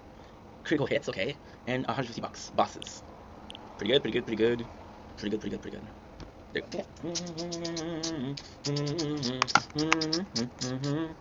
And we're back. I thought I could do it, but not. We have to go to the bathroom real quick. So we have the pinto beans going to the place. I love this. It just shows how Hitchcock and Scully are kind of messy. But then in this episode, we had the first mention of them being kind of legendary. Charles figured out that the guy behind the thief, so basically the celebrity, got something stolen from him, and Charles figured out that the guy who was behind this, the what should we call it? The heist, I guess. It's not really a heist. Was himself because he's too broke and he went to fraud the insurance. They end up in a Pineapple Express almost, sort of basement, and the Pineapple Express sort of basement ends up being a gold mine, and I do mean a gold mine for there you go, permits.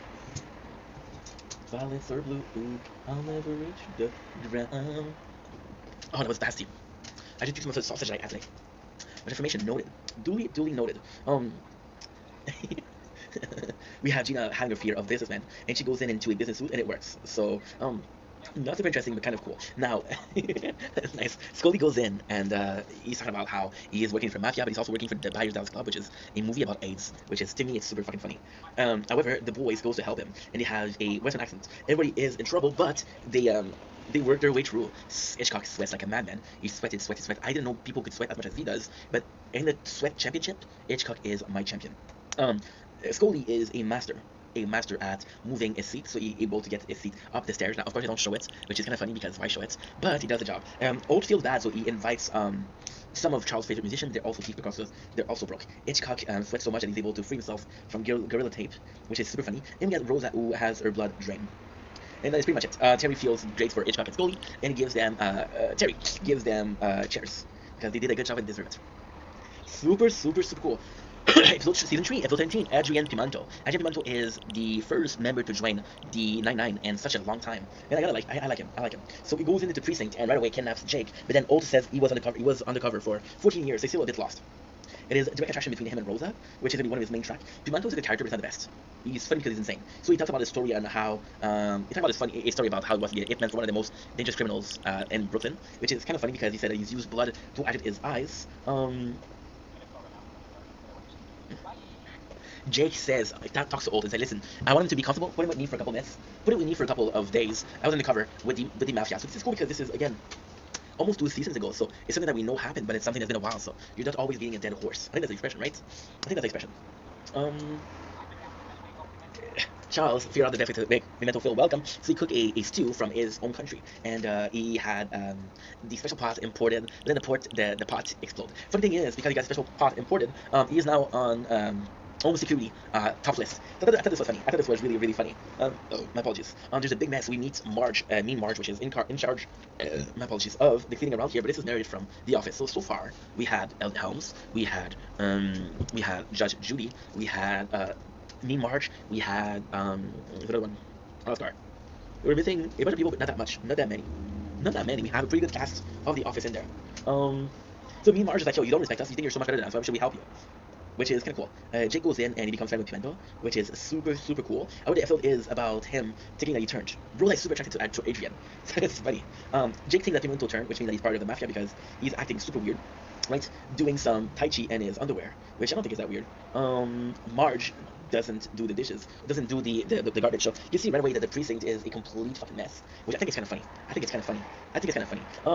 We got a guy that was stolen, something was stolen from him, right? And the thing that was stolen from him was, I don't remember what it was, but this guy sells burner phone, and Pimento is really interested in buying a couple. So Jake is like, why do you need to buy burner phones? Which again is kind of a it's kind of the mentality of being undercover so much. The problem with Pimento is we don't know if he's a good cover or not. We don't know if he went too far to come back or not, which is something that we see quite often, to be honest. Water. Zdrovia. I'm not having a Russian apple. Gina organizes a movie to ask for help to clean. She uses Amy and she uses Rosa and Alt. Is that because she makes a documentary? Because Alt saw that she had some experience with a camera, which I think is a porn tape, but I'm not sure. But if it is a porn tape, hit me up with the links. I would love to do some research on that for Brooklyn Nine-Nine. It's kind of funny. Jake asked Rosa for help because she trusts him. But the funniest thing is that Rosa still said, like, oh, he's fucking hot. And this is cool because Rosa only had a chance for 3 people. Marcus, the Vulture, and Pimento. Pimento and the Vulture are douchebags. So kind of cool. Kind of funny. Marge comes in and she says, no. We have a union here. We'll clean it when we say we clean it. So she brings even more garbage, which is kind of funny. Jake goes in. The guy, he goes to follow Pimento because he took a duffel bag from different stuff. And he's acting very suspicious, which is super funny. And ends up being not Pimento in the apartment, but somebody that knew that Jake was going to set him up. So he tricked Jake into doing the bad job for him. And suck on it, Jake. Pimento was better cops here. And I'm sorry to say because I love you, Jake. You know I do. But you weren't a good friend right here. I'm sorry to say. Now, check it out if we have 7:47. We still haven't finished uploading. This is insane. I'm nervous. We have this scene, which is kind of cool because we got this guy, Alt, who's an actor. It's not really Alt. And he says that, and we have Rosa on a wheelchair, which is the magic of television, she'll walk again. Now, the funny thing with the actor for Alt is he creates a backstory where Alt is addicted to pills. Pimento points a gun at Jake and says, why can you trust me? And he proved that he wasn't dirty. Which kind of sucks. kind of really sucks. So Pimento goes back to Blacking Bag because he said that the police life is too much for him. This is the only other job that he had. But Jake tells him, listen, I'm gonna arrest this guy, and if you want to be there, you can be there. So this is kind of super nice. Gina ends up making a very good, very good documentary, which wins the heart of 1,000 Americans. Mean Marge, as a story, gets the break room called upon after her. So the break room now has her name, which is enough to buy her. And the cleaning crew actually pulled through. We have Pimento, who saw that Jake was a good guy, and he decided to go about it. You know, decided to follow him. You got season 3, episode 18, Cheddar. So Cheddar is a very special character. Whatchamacallit? It is the pet of Alt and Kevin, my dearly beloved Kevin. So then, it's actually a really cool scene. Okay, so Jake's uncle died and he left him some things, which is possibly a fortune. So Jake's like, yo, don't worry about it. I don't forget you guys. Everybody's gonna get something. So the funny thing is, he has shares. 11,000 shares for which company? Oh yeah, Blockbuster. Yeah, which has no fucking values. I thought this was funny. Yeah, this was funny. Okay, next on the list.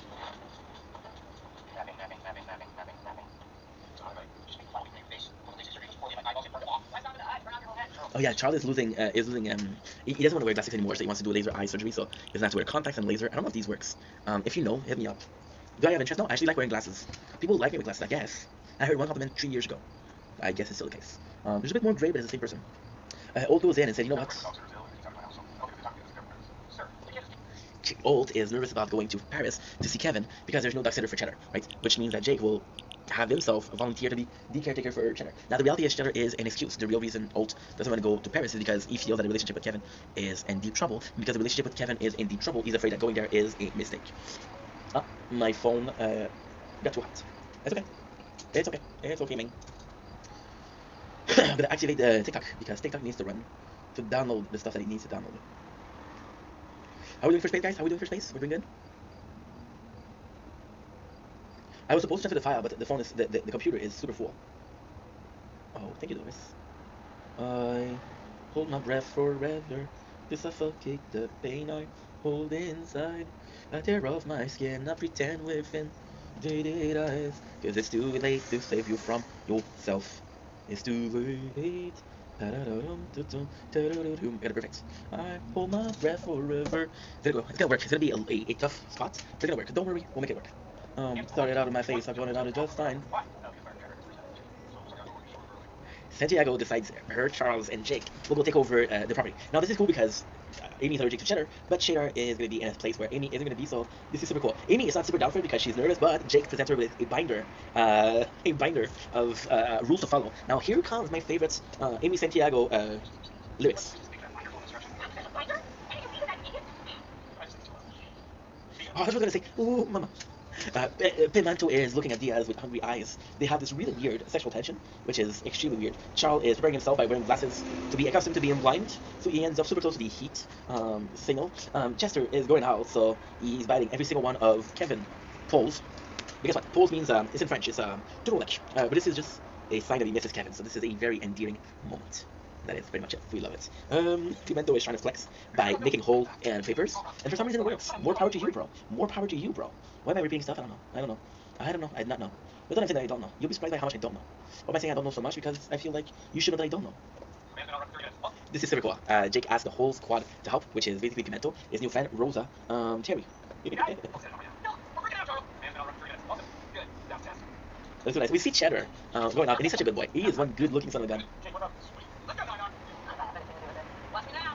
So Old kind of chokes and go back home, and Jake asks Gina to help him. So Gina drives his car, and she did it on purpose to go over spikes, so the wheels are kind of fucked. Which is kind of funny because this is completely slowing down Jake. This is completely slowing down Old for coming back home. More of Pimento and Rosa's sexual tension is getting heavy. It is getting heavy. I was hard the whole time. So they're talking in secret because Charles is right there. They don't know what to do, which is kind of cool because. They're trying to get Chester. This is so cool. So basically, they call the tow truck. Old can't wait to go back home. So it's like, yo, Gina, what are you waiting for? And Gina calls Jake to let them know what happened, which is super cool. Charles goes in and he goes to the park and completely fine. He said he found Cheddar, but he did find Cheddar. He found a possum, which I gotta say, it's the first time I see a domestic possum, but for some reason like that it was really cute. You got Terry that's super protective over Rosa and said, yo, why tell me that you're a good fit for Rosa? And Pimento's like, I'm possibly not a good fit for Rosa, I'm possibly the worst fit for Rosa. But there's something there, isn't it? So this is kind of cool. This is super, super cool. They go to the park just to see Charles petting a possum, which is kind of funny. What else is there?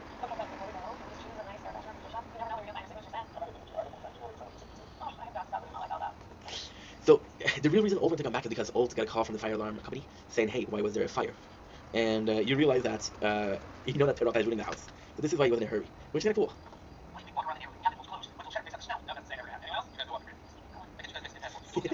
Pimento goes in, and it's kind of cool because this is how Pimento established himself. So this is actually a really cool idea because last episode we established who is Pimento, right? Now this episode was like, okay, well, this is the guy that you're seeing in front of you, and here's is, you know what? Is he adding a lot to the 99?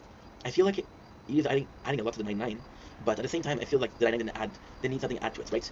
So the people are going around and Raven clothes, which is super fucking funny, but Old is right behind him. It's like, yo, there's actually lost Cheddar, get my clothes back in, which is really, really cool. So then they realize that Cheddar has been going after Kevin clothes the whole day, possibly meaning that he misses Kevin. So what they do is they go on the same walk that him and Kevin do. Because they go on the same walk that him and Kevin do, they find him.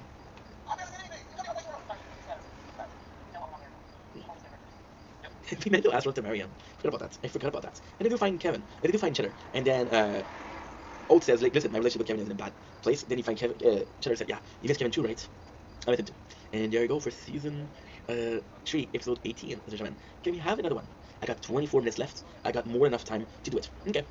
So we got Old that went from Paris. And the cool thing is him being in a good mood, him accepting and being a very generous captain, which of course the squad doesn't take advantage of. False, take advantage of. They're aiming for a tank. However, what happened is Scully and Hitchcock goes into the office to say hi. And because of that, it's kind of funny because Old is like in a bad mood. That's pretty much it. 8 minutes. Remember, 8 minutes. It's important. That is important. That is very, very, very, very, very, very, very, very important.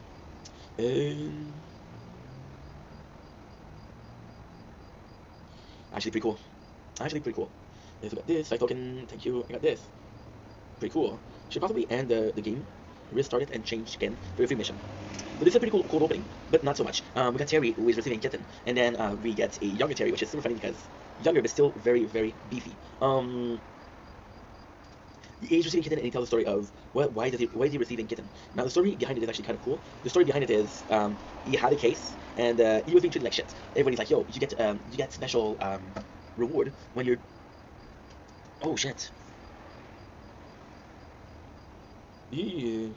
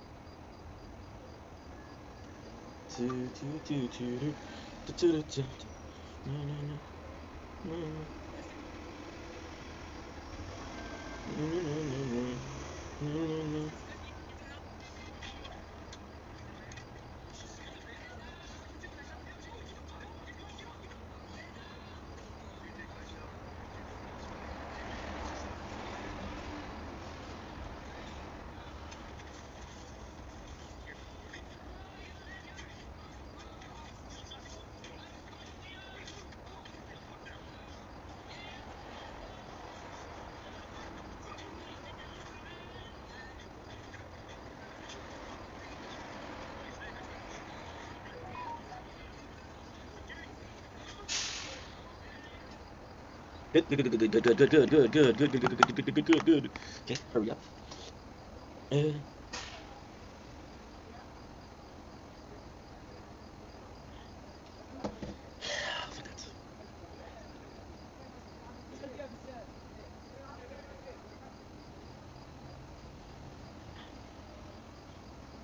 Okay.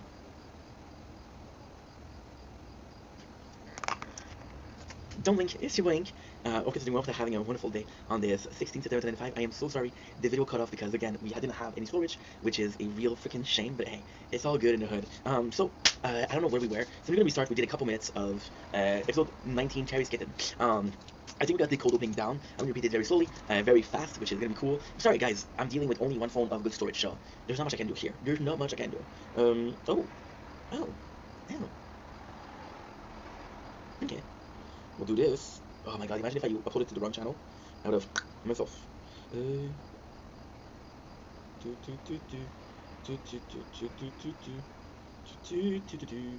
Let's do. Good. Perfect. So we had a second file uploading, but this one is a lot smaller, so it's gonna take less time. And if I'm done with this, we're gonna have 21 gig off. So Old went back to France, and this is super cool because he went to see Kevin, and now he's feeling super not moody. So then Jake said that he's in a good mood. He's like, yo, let's ask him for something. He wants a tank. However, Hitchcock and Scully both talked to him and said that he gained some weight in Paris, so they make fun of his weight, which gets Old in a bad mood. And that's pretty much the episode. So Jake says, let's forget the tank, and Old is like, yo, I gained 4 pounds, 4 pounds in Paris. At the beginning of the episode, we got Terry who's receiving kittens, which is a nice weapon, I guess. But then it's his old squad that are making fun of him. So what happened is, on his first case, he found they were really bad with him. They were saying like, oh, you have to do this when you solve a case. You're not a real until you solve a case. So until you solve a case, you don't get advantages. You see, because we're tired, I'm talking very badly, and I'm sorry, but we're almost done with today. We're almost done. It's gonna be 9:30. We're gonna be watching till 12. I'm gonna be watching till 12:30, and then for the rest of the time, we'll just do some recap. And then at 2 o'clock in the morning, I'll go sleep. Yeah. So that's pretty much it. And he followed the case. Okay, I don't remember this. So then they find this guy. This guy is the guy behind it, the abandoned crime. But he's in a wheelchair paralyzed, so he says that he fell from a roof, and because he fell from a roof, well, his spine was broken down in multiple places. Which, surprise, it's not true. That's a whole episode. So there's a cat next to him, and they think the cat did it. So this is funny because they make fun of Terry. Charles and Gina figure out that Pimento is living, and this is gonna be one of the coolest fucking scenes ever. This episode is Charles Boyle's masterpiece. The whole episode is about Terry and proving that Terry was right. So they stop making fun of him, but the episode ends up being about Charles. So what happened, you may ask? An answer I may give. Charles goes in, and he tells Pimento, like, you know what, you're in a bad position, you want to sleep at my place, you're more than welcome. However, Pimento big dicks Charles. He's like, well, tough luck, this is my place now. And Gina, the whole time, she's like, Charles, you gotta put on your big boy pants, and you gotta kick him out. But then, Charles has this mentality that, so Gina used the term, you gotta show who's the alpha. So Charles goes in and said, you know what, if I'm a nice enough beta, the alpha will protect me. And she's like, no, this doesn't work, you're crazy. And then Charles acted bad the whole time. I can't stop, I have to tell you the punch. So at the end, Gina feels bad for Pimento. If she feels bad for Charles, so she gives shit to Pimento. She's like, yo, you're gonna respect Charles, you're gonna give it back, then that you owe him, you're gonna pay him rent, and you're gonna apologize for how you treated him. And then Gina says, you know what? Charles like, wow, Gina, you really did it, you're so incredible. And Gina's like, you're right. All you needed was to be alpha. And Boyle says, well, maybe all along you were the alpha, and I just got the alpha to protect me. Which is mic drop. He got Gina to do the dirty job for him because she pitied him, and that was exactly his plan. So small dick move, but a small dick move that works. You know, they say size doesn't matter. Well, in this case, it didn't. Okay, so we got a cool episode, which is Alt. He goes in and said, listen, there is a training for.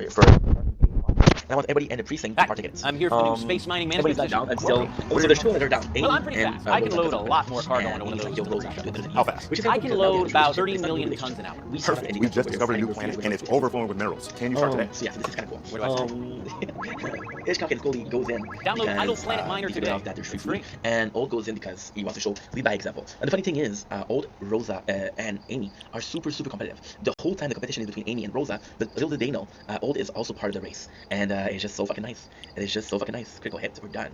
20 cards gonna take me a while. Holy shit. I'm not sure I can do it. Yeah. So Terry is trying to sell the kitten, and Jake decided to help him, which is super cool. So Jake says that the way to stop it is to fix to solve the old case that made him the laughingstock. So this is super cool. There's kitten involved, which is really nice. The kittens are adorable. We have again Terry and Jake are kind of finding leads. They're doing pretty good. But the sad part is it doesn't lead nowhere. It doesn't lead nowhere. The guy that was supposed to be there is actually clean. He's not the culprit. However, Jake finds something. So the guy says that he broke his back in '94, which is not true because he bought some Jordan, and those Jordans are '95 Jordan. So why buy a new pair of shoes if you don't need them? Yeah. Kind of cool, huh? And that's pretty much it. We have the competition, which Old is the biggest winner, which is kind of freaking cool. Super good scene, super good CGI, where Jake and Terry goes ledge, and they're super afraid. So this is really cool because it shows how much production goes into it, and production equates to effort. So this is kind of nice. This is the old squad of Terry said, hey, you know, we're not going to allow you to, because it's another precinct, we're not going to allow you to just go around the precinct and do your things without us knowing. So this is kind of cool. So yeah, so the ending is, yeah, the ending is the Old Gina and Old Rosa and Amy fell because the inspector think they were not serious. Scully and Hitchcock passed, which is the ultimate show because they're the biggest loser in the precinct, but they still beat them. They solved the case. Jake knocks at the door. The guy forgets he's on a chair and ends up being arrested. And Terry proves that he is innocent. So this is kind of fucking funny. And guess what? This is the episode. Really good episode. It's insane good. Guess what?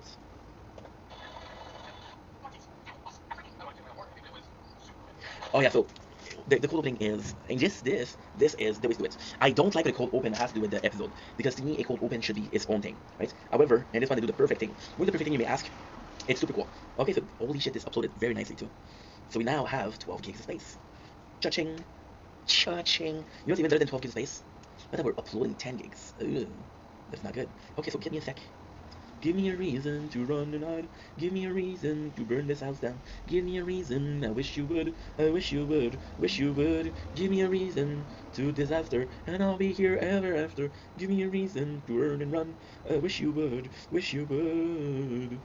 Oopsies. People literally posting porn on Instagram. What is this world becoming to? Now, why is that good news? Because by posting this videos, I got 12 gigs out. Now we are posting a video that is 10 gigs, and it will take 20 minutes. This will not last 20 minutes. But I have time for another episode. And when I'm finished with this episode, I'm going to be transferring a file once again. And because I'm going to be transferring a file, the surprise happens. More space on here, and we're now making less content than we're uploading. So this is great news. More shut the phone. So yeah, so they're talking about the cold open here is actually pretty good because it has to do with this is how to put the plot of the show in a very cool way. So they do a Pimento and Rosa are against the guy. In between, Rosa asks Pimento asked Rosa to marry him, and Rosa said hi. Oh my god, I'm so wake up, Ink. No more energy drinks. So yeah, so Rosa goes to Jake. Pimento asks Rosa to marry him. She said yes. Rosa goes to Jake as a favor and says, listen, Pimento wants it his best, and as a surprise, and I hope you will. So EXF, problem is, Terry does not approve of Pimento. Now, Jake's mission is to get Terry to approve of Pimento because Terry is about to Rosa. So yeah, that's pretty much it. So oh yeah, so this is super cool, super cool. So Jake talks about a bachelor party, and then Pimento goes in and said, "Oh, I'm gonna invite everybody from precinct except for Charles." Rosa called dibs on that. So Rosa chose Charles as a bridesmaid, but it's a co-bridesmaid. So they have bachelor party, and this is super. My apologies. My apologies. This is from Kid Boga. I'm tired. We're doing so much content today. You don't understand. We literally did 6 hours of content today, and we're not done. We're not done. Will we ever be done? That's a question, my friends. That is a question, and I don't know. That's the answer to your question, by the way. Just saying, no big deal, no big deal. So they all have parties. You know what to do for the bridesmaids. What they do is they do 3 bridesmaids, and we're gonna choose who wins, right? Terry is afraid that Pimento is a bit on inch, but Jake is trying to reassure him that, you know what, that was Pimento a while ago. Pimento now is a good dude. So I don't know if that's true. This is super cool. They're trying to convince Rosa, Charles, Gina, and Amy that they have the best party. But Rosa's like, you know what, let's do the 3 of them. So this is super cool. Everybody goes into the limousine. Pimento goes in and he's like, yo, somebody's trying to kill me. It's true. People think he's crazy, but it's true. Now this is a really cool thing because with Amy you don't do bachelorette party, which means no stripper, no people that are underage are watching the show, they're not in trouble. And Pimento having somebody trying to kill him is okay because there's no strippers. So you're able to show somebody trying to kill you, but you're not able to show strippers. What is the world becoming? I don't know. Back in the 90s, that was the way it was done. So we got the whole thing. So this is super cool. We have the 3 parties. So Gina party is her cousin 13th birthday, and they shoot paintball on him. So this is kind of super freaking cool. Everybody thinks that Pimento is nuts, right? So they don't trust him. However, Pimento, there's a guy, and they stop him, and they find a picture of Pimento and a gun. So he was right. Rosa says, they're just super cool. Amy organized a Jeopardy, but it's about Rosa, and everybody knows Rosa. So for every wrong answer you have is a shot, which is a super cool idea. Super cool idea. Jake is super cool because he's like, yo, we all been in love, we all been crazy over love. Pimento is just acting a little bit out, but we all been there, and people are done that. People are understanding of Pimento, which is kind of cool because Jake does a super good job. Pimento was right, somebody's trying to kill him, everybody's saying sorry. Now they did a meetup, right? And he said that he wants a tongue. Now this is super cool because we got Tipsy Amy. Problem is we don't know how many shots she has. I'm gonna assume 4 because we know that Amy was 4. She's cocky. So she says to Charles. What she says to Charles? We gotta hear it.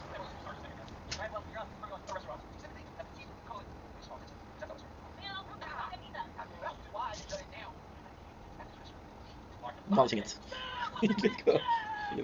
Oh, I wish Amy was like. Yeah, Amy, Gina is Rosa is insane. Oh no, I wanted to do this. This is my favorite part. Let's go. Look at what Amy says. You wish. It makes me happy. It makes me happy. So they're demolishing the restaurant, which is Boyle's win because it was a favorite part of Rosa. They go in and they show the tongue, right? Which is super freaking cool because you end up knowing because they follow the guy, and he ends up going to the FBI. So the FBI is against Pimento, and this is kind of nuts.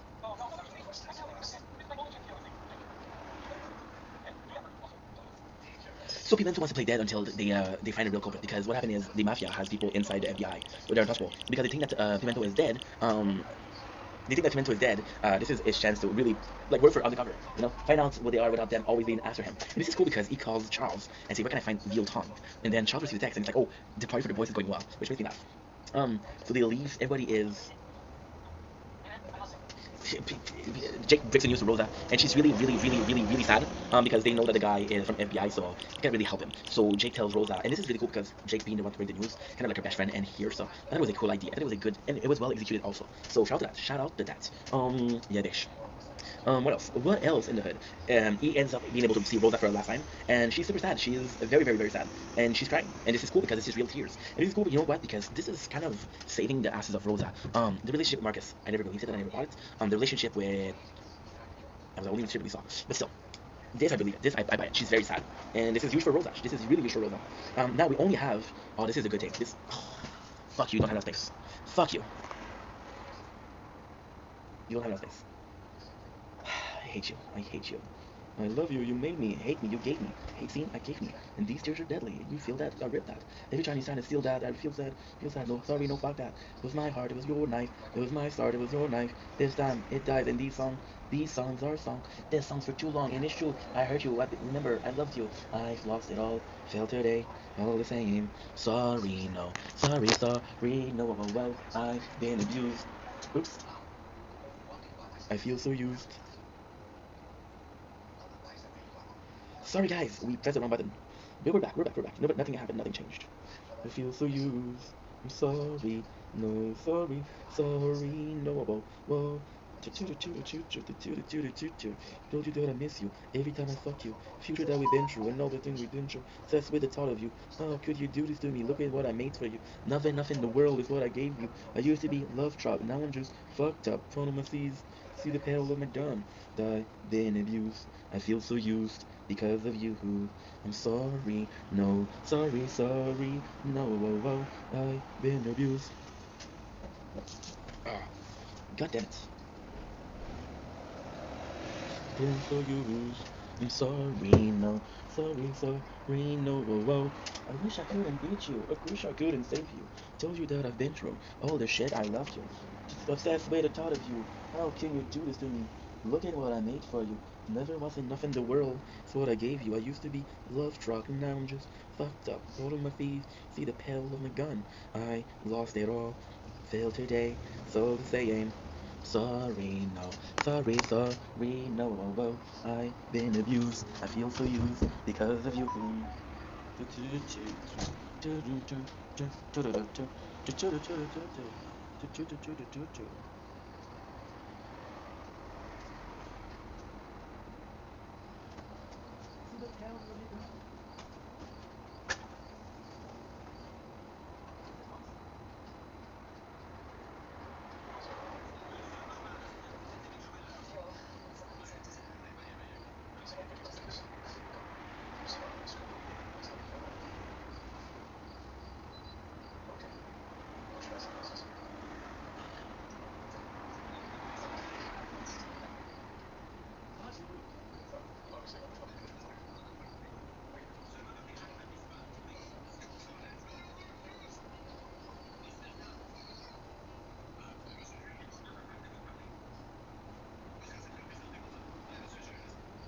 Come on, it's me.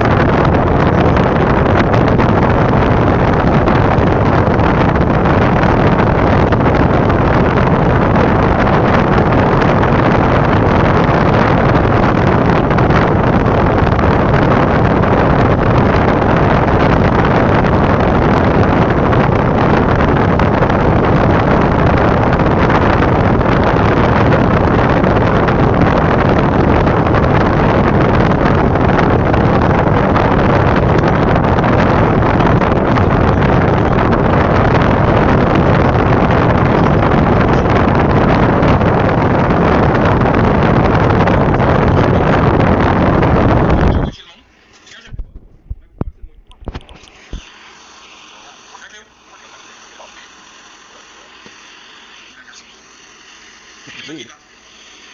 Ça me tente un peu de faire des règles en ballon, ça continue de même, sincèrement, là.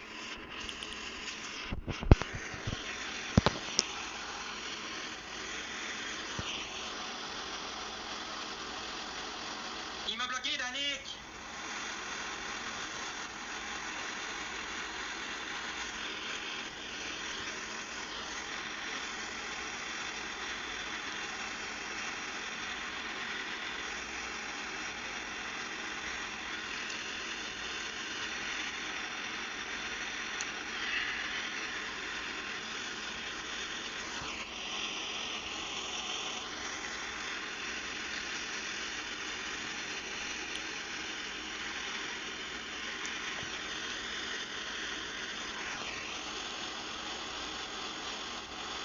Personnes qui me regardent en regardant un câble. C'est fun, hein?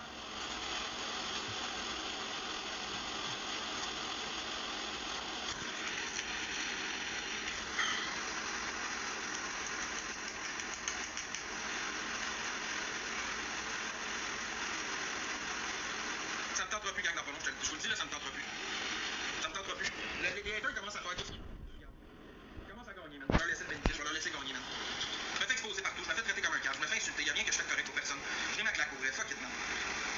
Fuck it, t'exposes ça qu'on t'expose déficient. Amuse-toi à me faire chier, man. Vous me faites tout perdre à toutes les astuces fois pour rien, man. Moi, j'abandonne, je suis cœuré. J'ai tout essayé, si je suis cœuré. J'abandonne. Et puis, fuck. Il n'y en aura pas de justice, TikTok, il n'y en aura pas rien de rien, man. Fuck. J'abandonne. Faites vos exposes, insultez-moi, faites ce que vous avez à faire, vous faites rien que ça. Amusez-vous, je m'en encore ici.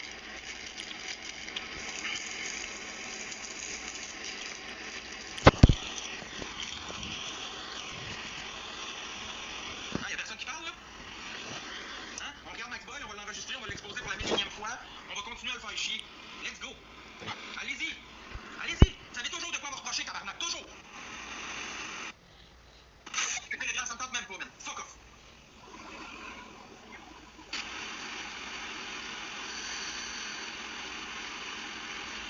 Ça me tente plus, gang. Ça me tente plus de mettre des forks ici. Je veux ramasser des dons et les donner à des personnes dans la rue. On me chiale la on m'expose comme quoi que je vais me crisser l'argent dans les poches, que je suis un croche. Je fais un concept drôle. T'es un câble, petit concept de merde. T'as l'air d'un épée. Non, on va t'exposer, c'est prédateur d'enfants. Ouais, donc.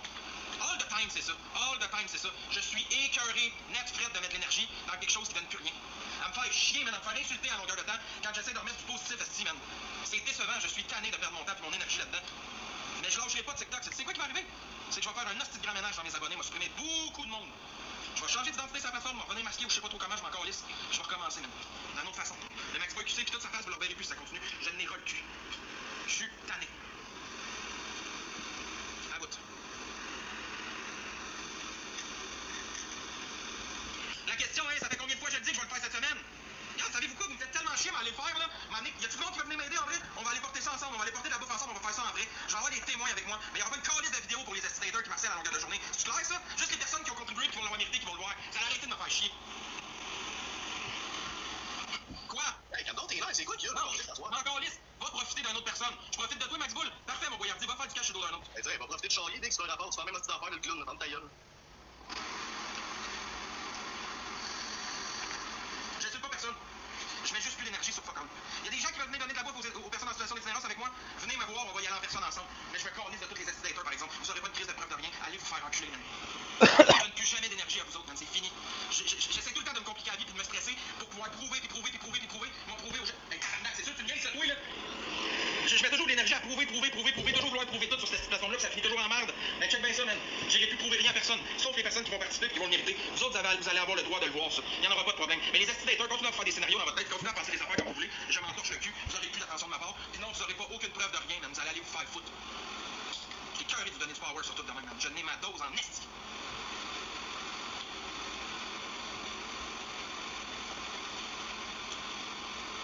Je n'ai montré souvent des preuves dans le passé. J'ai été remettre $100 resté à une fondation qui s'appelle Tendre la main au suivant. J'ai été avec eux autres, je les ai aidés à distribuer de la bouffe. Je les ai aidés à donner du linge, tout. J'ai été là avec eux autres toute la journée. On en a pas parlé, on m'a traité de crosseur, de menteur, pis ci pis ça.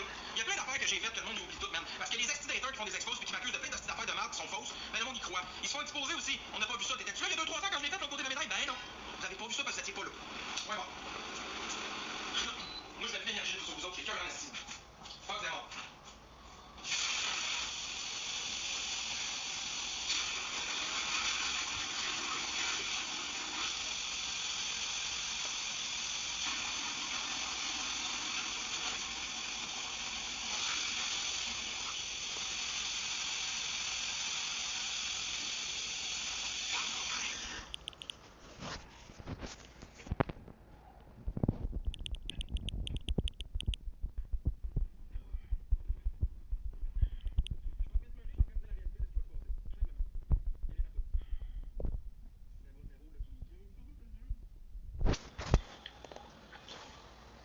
man, 100%.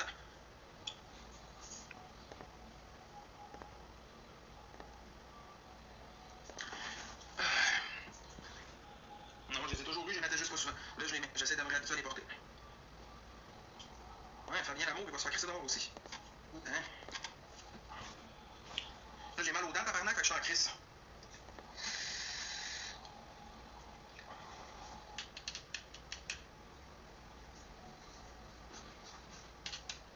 Sûrement, oui, je vais y asseoir, sûrement. Sûrement. Vous vous demandez, gang, pourquoi j'ai plus personne qui vient dans mes lives m'aider à gagner des games ou whatever. Parce que le petit compte expose déficient, là, il fait rien qu'exposer les personnes qui me donnent. Il expose toute la gang de monde, puis là, le monde après, il prend des points de la chienne. C'est comme, ben, je vais pas me faire exposer, moi, je fais juste donner parce que ça me compte, puis Chris, le gars, il est smart. Je vais lui donner, tu sais. T'es rendu obèse de ta soeur Geneviève. Mais tu diras à ma soeur Geneviève qui est toujours aussi coquée puis droguée, puis c'est pour ça qu'elle a pu sa fille. C'est correct, ça?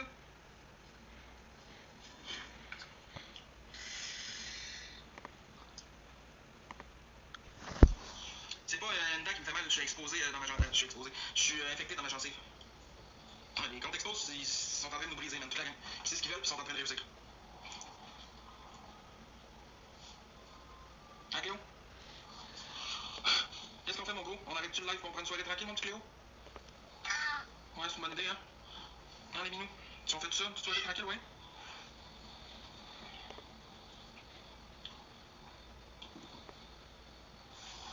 Jalousie de quoi? Je vois beaucoup de beaux exposes, là. Pourquoi le monde expose du négatif? Les comptes exposent que le négatif sur la plateforme. C'est sûr que tu me niaises, toi, là. Avec Charlie, vous êtes super drôle. Puis assez drôle, ça va, les comptes expose, ils ont fait tous mes gifters.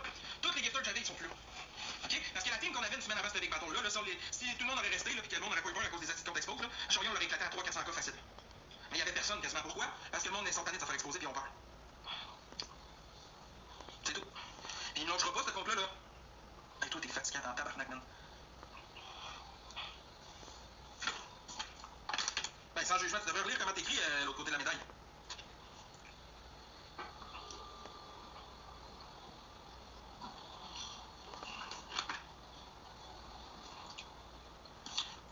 On se pose des questions avec des sous-entendus. Non, mais c'est pas juste une question de changement des gifters. C'est une question que les comptes exposent sont sous mon dos puis ils me lâchent pas. C'est ça l'affaire. Ils me lâchent pas puis ils me lâcheront jamais. C'est triste, mais c'est de même.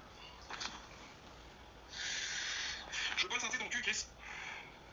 Non, j'ai pas envie de parler avec ça. Il y a une autre personne qui va me crisser un rince pour profiter de faire de l'argent sur moi. J'ai plus envie de parler avec personne quasiment. Savez-vous pourquoi? Parce que le monde il profite de moi à ce temps pour faire de l'argent sur ma tête. Ça me tente plus.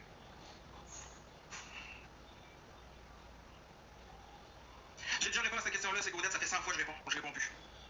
T'as besoin d'écouter quand je le dis, je suis capable de me répéter.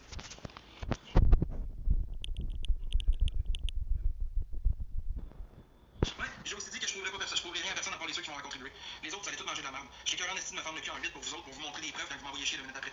Ça sert à rien. Je vais le faire pour les gens qui vont avoir contribué et qui vont avoir participé à ça. Les autres, là, mangez de la merde. Je m'en calisse. C'est tout. Je vais pas le faire pour regarder mon image sur TikTok, là. Je le fais de bon cœur parce que ces personnes-là méritent d'avoir du soutien. Point la ligne. C'est tout. Bonne soirée aussi, Jackie. C'est ce que j'aurais dû faire depuis le début, même. Mais j'ai été trop sans dessin. Hey, ton cul dans ma face, là!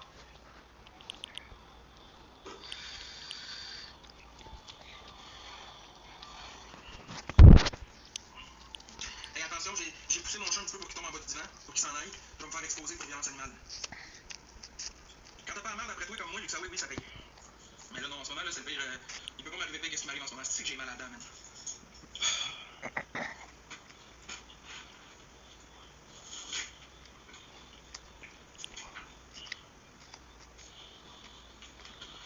Ça coûte cher les dentistes, Elsa, puis l'argent que j'ai présentement, je le garde pour ce que j'ai prévu faire pour les personnes en situation d'itinérance. Fait que je vais endurer mon mal, je vais aller nourrir des gens qui en ont besoin.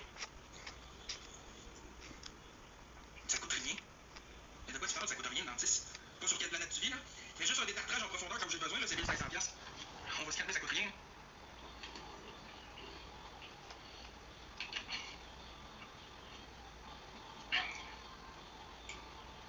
Toi, je connais pas ça, les subventions, je m'enverrai ça en privé, je vais aller voir ça.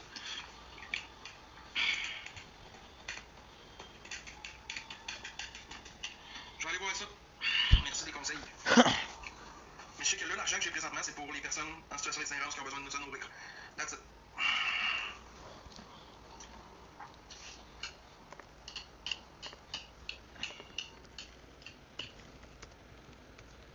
C'est quand même bon. Régime canadien des soins dentaires. Merci beaucoup, c'est gentil.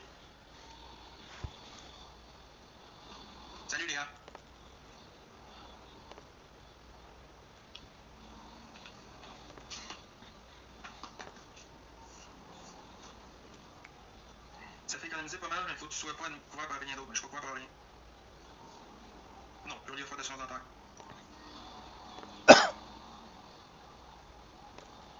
Tu veux que je te donne pour que ça aille au dentiste, ça me ferait plaisir. Je demande pas rien à personne, je demande pas d'argent. Mais ça va prendre combien de temps? J'ai une infection, vous voulez voir que ça a l'air dans le fond de ma gueule? Ça vous tente pas de voir ça, là? Peut-être que ça va. Oh, ta gueule, toi, là. Avec un salaire minimum aujourd'hui, on peut pas se payer un dentiste non plus, là. Je sais pas de quoi tu me parles de clown. Oui, je veux voir quelque chose que vous voulez faire de ma dent, hein? Non, je vais pas me ridiculiser de même. Ben, c'est ça que je fais, ça fait 3-4 jours que j'ai mal, mais que j'en deux.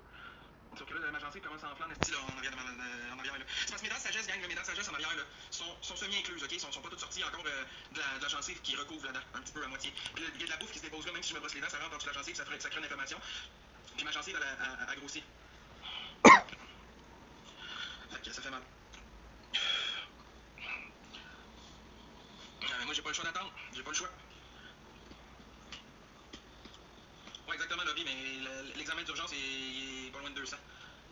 Puis même si je fais la demande de subvention demain, ben, je l'aurai pas avant un petit bout, là.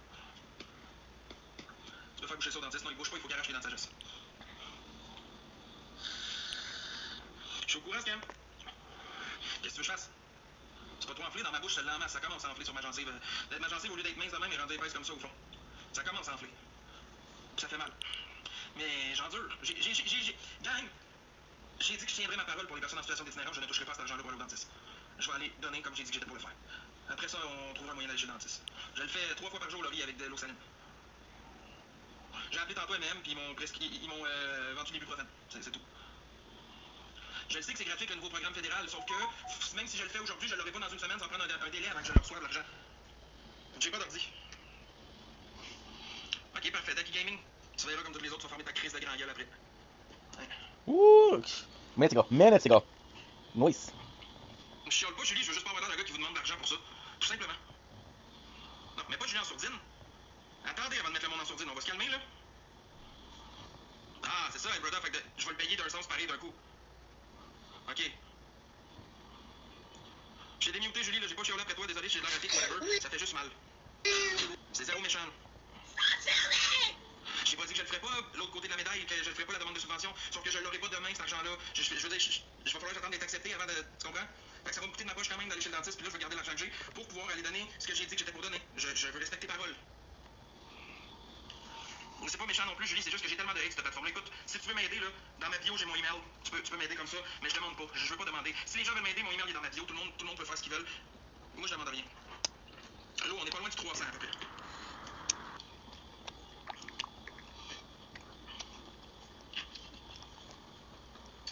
Ah, c'est cher les dentistes quand t'as pas la subvention. Si ton impôt est fait, tu es couvert. T'es pas couvert entièrement. Faut que tu fasses cette demande.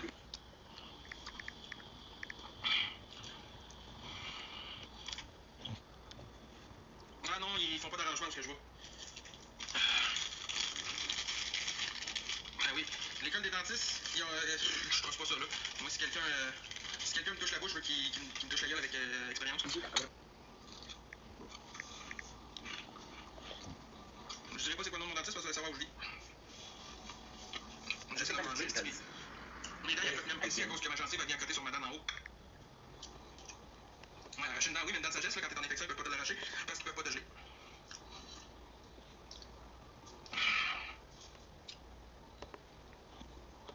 Ouais, mais je pense pas qu'il y ait ça dans mon coin, Missimi. Je peux vous montrer ce que ça doit, ça me dérange pas là, si vous me croyez pas. Là. Encore une fois, je vais vous prouver de quoi. Là. Oui, il gèle pour les dents de sagesse, mais quand ta dent a une infection, ça gèle pas. On veut voir. Tu veux juste m'exposer, Pablo. Ton BS paye pour les dents. Je suis pas sur le BS, fait que je sais pas de quoi tu me parles là. Je pourrais même pas vivre dans mon appartement si j'étais sur les sociales, elle va être bonne celle-là.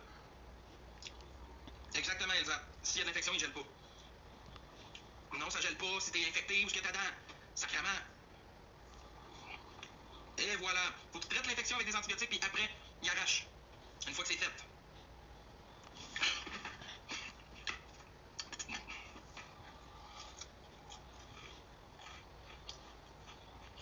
C'est pas 2-3 jours, c'est des 7 à 14 jours l'antigo.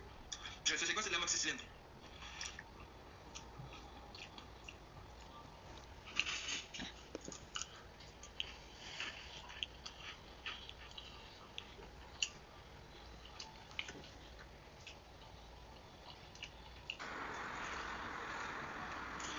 J'ai pas grappé, Julie, j'ai appelé au dentiste aujourd'hui pour prendre un rendez-vous. Ils m'ont dit combien ça coûtait pour passer en urgence pour ça. J'aurais dit j'avais pas l'argent, ils m'ont dit sinon tu peux toujours aller à l'hôpital.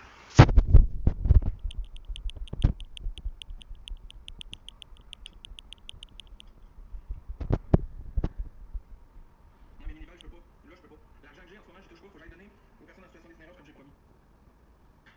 J'y touche pas.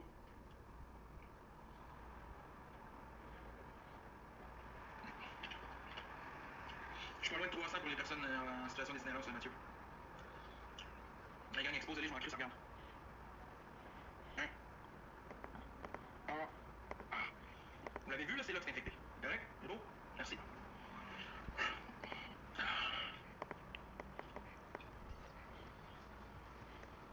C'est tes biscuits, ça? Bon, ben oui.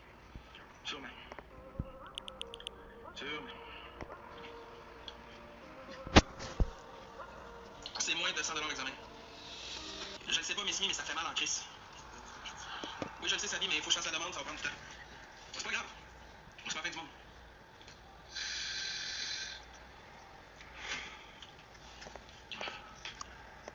Non, ça peut être n'importe quoi qui se loge en dessous. C'est ça que je dis. Ah, et vous connaissez ça, vous autres, les denturologistes du Québec, hein? Vous connaissez ça, je te dis, c'est quoi le prix au dentiste où je vais. Je veux dire, je suis désolé, là, si je sais combien ça me coûte, je sais combien ça me coûte. Je sais c'est quel médicament ça me prend, je sais c'est quel antidouleur ça me prend. Je veux dire, qu'est-ce que tu veux, là? Tu viens m'apprendre quoi, là? Ça coûte pas 20$ des antibiotiques, là, puis un rendez-vous d'urgence au dentiste, ils sont bien bookés, puis c'est le seul dentiste proche de chez vous, ça coûte pas 100$. Si, ouais, là. Maintenant, là, faites-moi pas pogner l'air. J'ai mal à la gueule, c'est sûr, je vais pogner tout de suite, je vais pogner l'air. Venez pas me provoquer quand j'ai déjà appelé, j'ai déjà fait mes démarches. Prends-le dans 2 semaines. Prends-le dans 2 semaines. Je peux pas attendre 2 semaines avec une infection de même, ça crame, on va ramasser avec la face de l'autre de même. Je suis down, pasteur, t'auras juste à m'écrire en privé. Jusque là, j'essaie de me remonter un peu de sous, peut-être. Je sais pas, j'essaie de trouver une solution, j'ai mal à la bouche, là.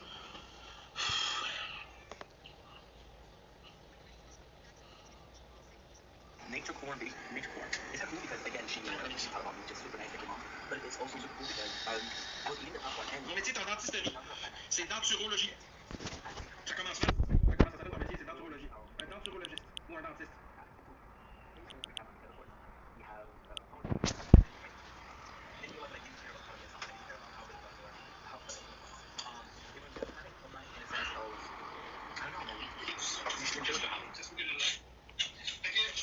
Salut.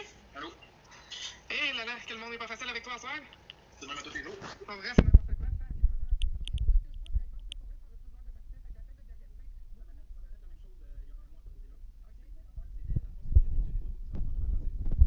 Inflammation entre ma dent, la gencive puis l'os.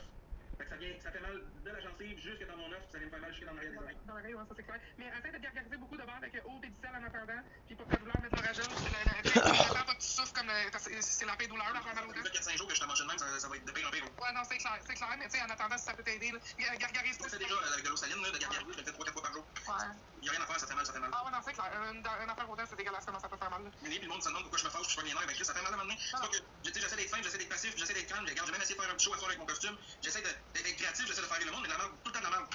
Ouais, mais c'est ça, TikTok, quand même. Ça fait 2 semaines que je suis là-dessus, puis c'est juste ça qu'on veut de la merde, de la merde, de la merde, tu sais. Il diagnostique des affaires avec des radios, mais toi, avec une image de 2 secondes, tu sais, what the fuck. Hey, c'est facile à savoir, si c'est moi qui ai ma douleur, je le sais, c'est quoi que ça me fait comme douleur, ça me fait la même affaire que ça m'a fait de l'autre bord. Je veux dire, j'ai pas besoin d'une image pour le savoir, là. Sacrément. Ouais. Ok, on va te le dire tout de suite, là, arrêtez de me parler de mon boss, j'en ai pas de job. C'est correct, là? Crissez-moi à paix avec ça, j'en ai pas de travail. Je suis invalide au travail en ce moment, je peux pas travailler. C'est beau? Foutez-moi à paix, ça. J'ai curieux de me le faire répéter, demande à ton boss, j'en ai pas de boss, je travaille pas. C'est bon, là. C'est redondant, là, maintenant, tout le temps se faire écœurer avec ça. À l'hôpital, ils m'aideront pas, ils vont me dire, retourne chez vous. Attends, va prendre rendez-vous avec un dentiste. Craque ma gueule, sois pas gros de même, à l'hôpital, ils vont rien faire. Comment on dit Seigneur dans le chat, c'est n'importe quoi, merde. Fait que c'est le même à tous les jours. C'est fou, ça, quand même. Donc, chez les, il y a mal, là. Julie, ça fait 100 fois que tu dis que le dentiste est gratuit, puis même c'est pas gratuit pour personne. Ça fait le monde se trompe, pasteur, parce qu'à cause de l'affaire des jobs là, qui mettent l'assurance dentaire, mais c'est pas dans tous les jobs, là. Moi, ma job, je l'ai pas, là. Tu sais, il faut arrêter de se leurrer, là, parce qu'ils ont dit à la TV que les jobs sont loupés. Julie, tu me tapes ses nerfs, là, décalisse. 100 fois que tu répètes, qu'on te dit que non, puis tu nous astines. Moi, t'as scénario, j'ai pas à ça, décolle. Il y a rien de gratuit dans la vie. Non. Hey, j'ai de la misère à manger, tabarnak. Ah, je te crie. Mais, comme je te disais tantôt dans le chat, pour vrai, je sais pas si tu es capable de te déplacer, parce que oui, j'imagine que dans ton coin, il n'y a pas d'école de ça, là. Mais à Montréal, moi, les écoles de dentistes, c'est que c'est les dernières années, fait que ça coûte vraiment, vraiment, vraiment pas cher. Puis ils sont vraiment bons, les fonds des dentistes, ils font tout le. Ok. Je pense que je sais que t'es dans quel coin, là, mais. Tu peux dire si tu penses que je suis dans quel coin? Non, mais je vais pas le dire parce que je veux pas que tout le monde commence à le dire, puis que. Tu comprends, ça regarde pas personne dans quel coin que t'es, là. Regarde. On va pas dire, change rien à mon infection, je veux dire, déjà là, mon infection. La vapoteuse, elle va pas en dessous de ma gencive, là. T'as des pots de bouffe avec le temps.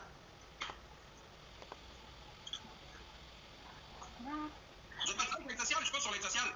C'est ton affaire de bienfaisance que tu veux faire, tu vas le faire où à Montréal? Je le sais pas encore. Je suis en train de chercher la meilleure place pour les donner.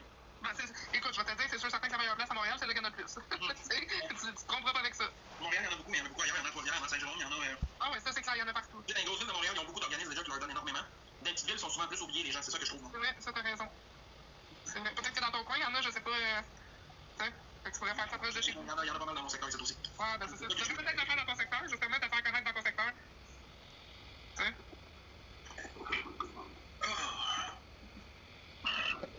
À l'hôpital, ils vont te faire de quoi, ces joueurs-là? Si vraiment t'as mal, puis que tu vas à l'hôpital, puis que tu leur dis, genre, que t'es plus capable, puis que t'as pas d'argent, ils vont peut-être faire de quoi. Mais tu sais, est-ce que t'as le goût d'aller perdre 12 heures de temps à l'hôpital? Mais ça, en même temps, je vais pas toucher à l'argent que j'ai pour les. Je comprends, sauf qu'en même temps, regarde, fais-toi un bon cercle, là. Je pense qu'il y a des gens qui aimeraient ça aller t'aider. Fait que fais juste entourer des gens qui veulent t'aider à faire ce move-là, qui pensent à toi aussi là-dedans, parce que c'est toi qui as mal, là, tu comprends? Déjà, j'ai pu.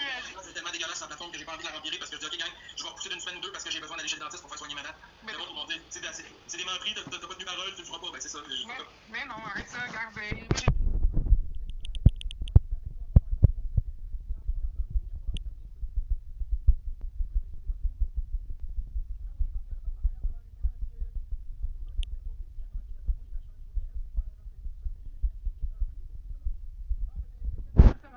Les haters des chats aussi, ils textent le monde. Écoute, c'en est même pas drôle, j'en ris, mais.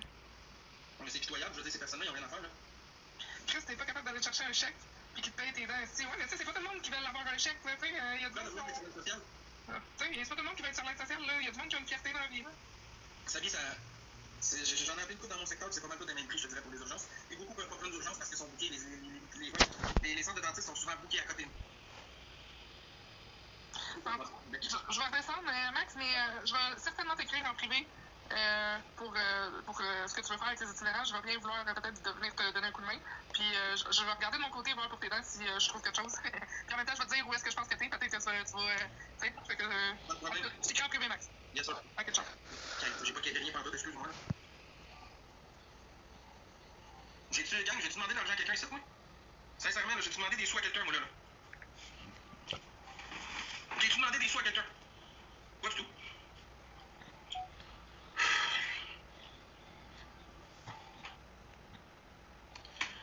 Ça me tente pas, Skull, j'ai mal à la gueule, je parle avec mon monde tranquille. Ça, t'es en tabarnak? Ça me tente pas.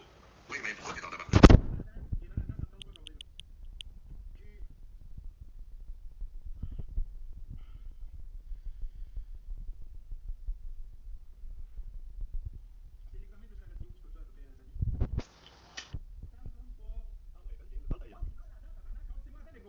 C'est ça, d'abord, il y a juste toi, gros, dans ta gueule. Je suis pas ton pantin, voyardi, moi.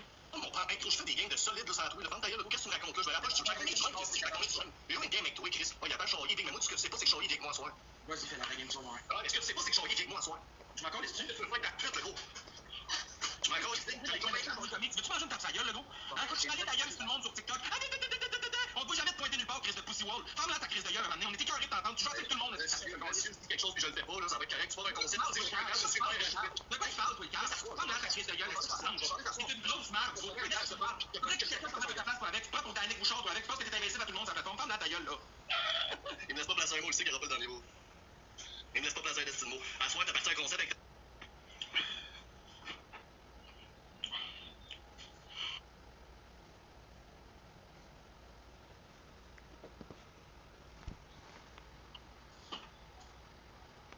J'entends même pas ce que tu dis, Vic, puis je m'en calisse. Je n'ai rien à foutre de ce que t'as à dire. Ben, viens, bonjour, viens mal arranger, madame. Face caché derrière ton esti de faux compte. Esti, vous êtes fatigant, femme, là, ta gueule.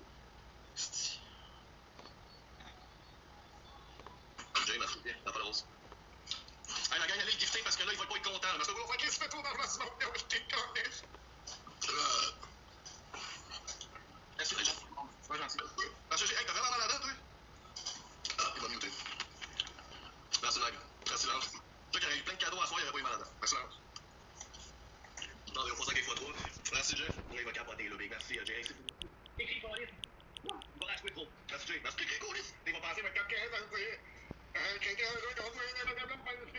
T'étais où, toi, il y a 2 games avant, mon estique a joué avec son chum. Petite crise de couille. Ça va être beau, là. Ça va être beau ici, vraiment. Ça va être beau ici. Merci, Céline. Ça va être beau ici.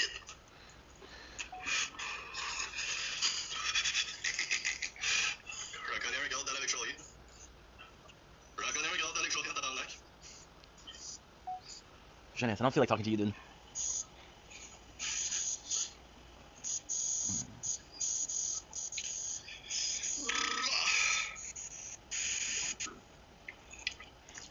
C'est que Charlier. Excusez, il est parti avec ses Charlier, je te dis qu'il noie. Et comme non, moi je veux Charlier, big. Je veux Charlier. Il noie, il noie. Il noie, il noie. Oh, ferme ta gueule. Je m'en fous de Bonnie on va lui donner son match, on va faire son petit argent, puis on va commencer notre camp, c'est tout. Mon petit argent, Chris. C'est ma mère qui t'a smoke le cul, puis elle venait de jouer 2 games avant. Mais vous continuez à penser que c'est parce qu'elle t'aime pas. Ben, sûrement qu'elle t'aime pas, mais big, c'est pas, ça pourra pas être ça. Arrête de penser, man, pour le meilleur, là. Merci. Arrête de penser que les gens sont quitter parce qu'on est contre toi. Tu sais, gros, je t'ai dit ça pour te craquer tantôt, mais for real, man, il y avait quoi? Une personne que je connaissais pas qui a joué des calices de populaire, sans populaire. Le reste de toute ma team, Chris. Genre, arrête de penser que des câbles dans le bas. Des câbles. Des câbles, man.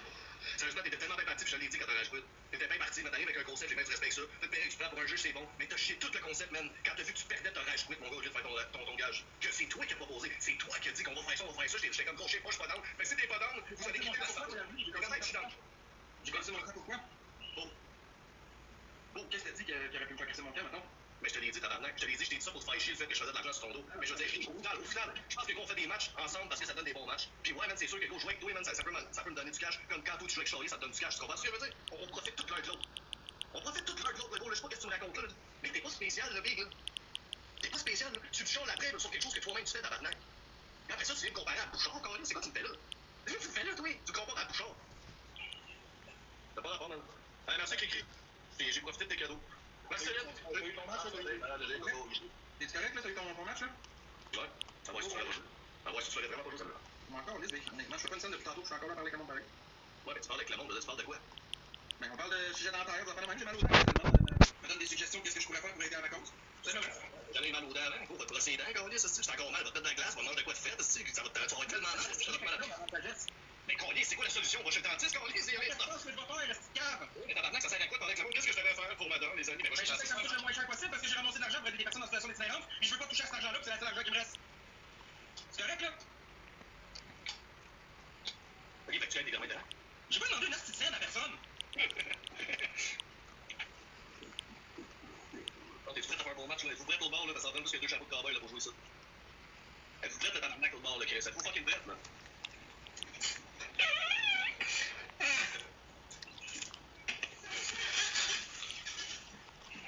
Ah, c'est pour finaler, là. C'est sûr que j'en expose ou deux. Je vais arrêter de l'expose. Calisse, là. Ah, c'est vrai. Là, tu peux monter, là, tu restes ici, tu décollisses, là. Non, mais je les ai pas enlevés, Joanie, ils sont pas encore là, faut que je les fasse enlever. Sauf que là, j'ai une infection. C'est comment ça, t'as une infection, là? Non, Michel, les dentistes feront pas ça, j'ai appelé aujourd'hui. Et je sais, le gars, c'est quoi, l'expose, c'est ça, tu vas Ben, je vais ton match, je m'en calisse, Big, de pas faire d'émission, j'ai rien à foutre dans le fond. Ben, Big, c'est encore ça, t'as un truc, t'as pas une mise à scène, t'aurais pas rajouté tout à l'heure comme C'est ça. ce que t'as dit qui m'a fait chier, that's it, arrête, mais arrête, on s'en calisse, là, j'ai mal, qu'est-ce que tu fais?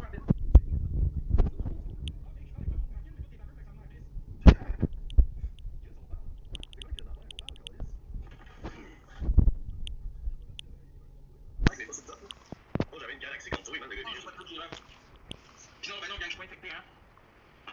C'est une gencive, dans le fond. Chris, ça me semble que t'as des guerriers, mon boy. T'es dans le noir, qu'est-ce que j'ai? Regarde, attends, c'est bon. Non, les soirées l'expose là-dessus, là, je me tasse la gueule, là. T'as rien expose là-dessus, Big, c'est la réalité, pareil.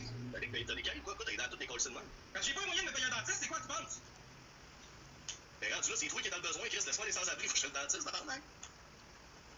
Ça, tu sais, Non, c'est une parole, je fais tout là-dedans, je vois pas.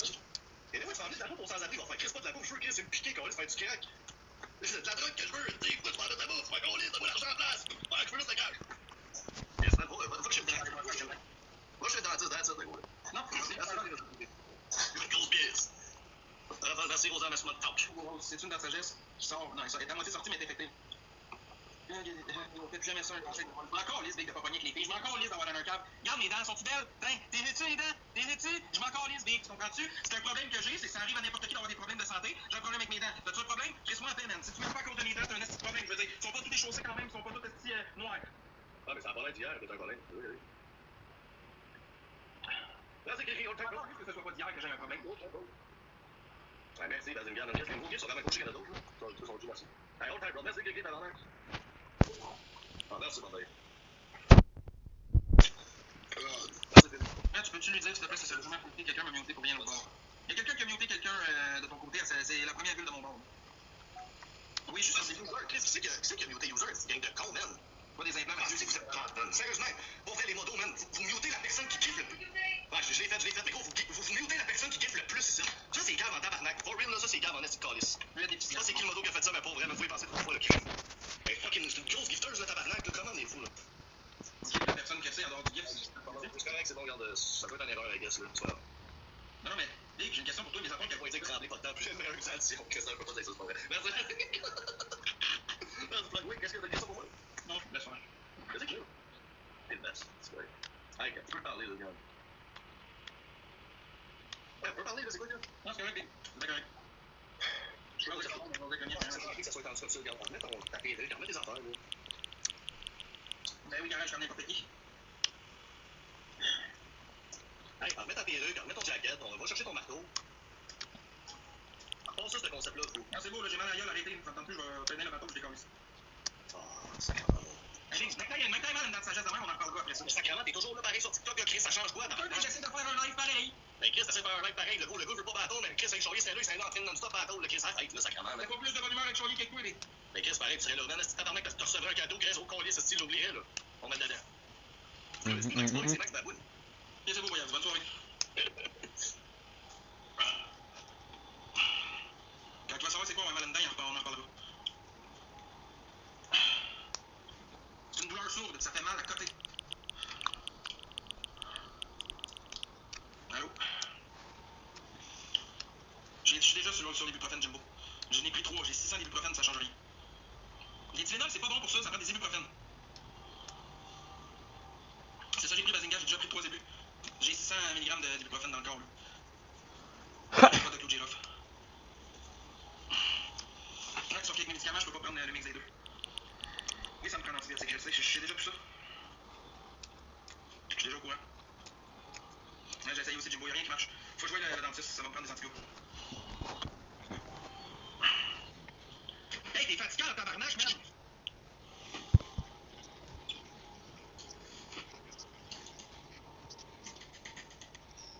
Mon ami va à l'urgence pour ses antibiotiques quand il n'y a pas d'argent.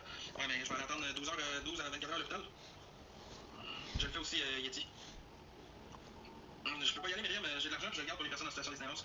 J'ai un projet. Non, c'est pas fréquent. Non, on va se calmer, là, je vais pas prendre un œil. Yeti, il va quand? Je me répète plus, ça fait 100 fois que je le dis, je t'aime. Je répète plus.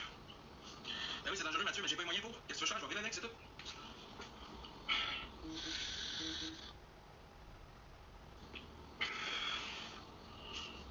Émilie, je vais checker un peu mon live, mais même à ça, ça sera pas avant 2-3 semaines que je vais avoir des nouvelles de ça, là. Pas tous les dentistes qui font du financement. Non. Tu fous, toi, m'arracher ça à la frette? T'es malade ou quoi? Ouais, ça, je vais faire, Émilie m'a checké après.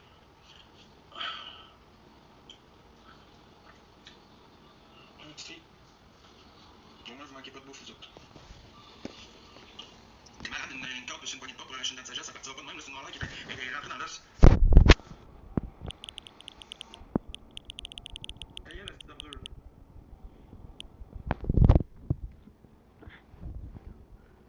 En tout cas, une dent de sagesse, là, c'est. Une dent de sagesse, c'est fait comme une molaire, quoi. Une molaire, c'est en 4 branches, puis une dent de sagesse aussi. Ouais, je le sais, Pat, faut que tu m'enlèves les deux d'en bas. Les ceux d'en haut posent pas de problème. Ouais, je le sais que ça peut monter au cerveau, je suis au courant. Mais non, tu peux pas arracher ça comme tu veux. Moi, je pense qu'une dent de sagesse, c'est une molaire. Ça fait mal dans la crise enlever ça à ton âge. Le choix pareil, faut que je le fasse, man. J'ai des ibuprofènes en ce moment, c'est tout ce que j'ai. Tu sais même pas parler, ok.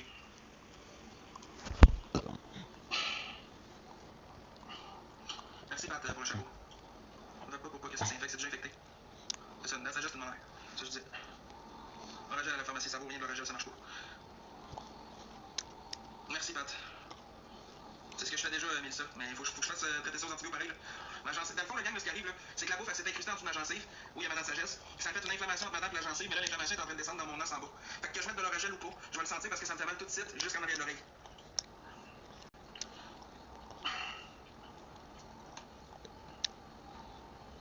Là, oui, je l'ai fait Milan souvent. J'ai essayé aujourd'hui, mais il faut qu'il me fasse une radio, qui m'a dit. Non, c'est pas radio, ça va prendre plus de temps que ça, là. Je suis à côté, maintenant, de juge. Il aurait pu me le faire, Mélissa, si c'était dans le même mois que ce temps-là qu'il avait infecté, mais elle, ça fait 1 mois et demi, 2 mois. Vu que c'est pas dans la même temps, que c'est pas la même chose, faut qu'il fasse une radio pour vérifier quel genre d'infection c'est. Merci pour le cœur d'équipe. De toute façon, gang, je suis pas là pour m'amorphondre de me plaindre. S'il y a des gens qui veulent m'aider, vous le faites, c'est tout. Là, mon email est dans ma bio. That's it. Je demande rien. Je demanderai pas, gang. Pouvez-vous m'envoyer un petit 200-300$ pour que je chez le dentiste? No fucking way, je demande fuck all, moi. Si vous voulez faire de quoi, gang, mon email est là. Point bon, je demande rien.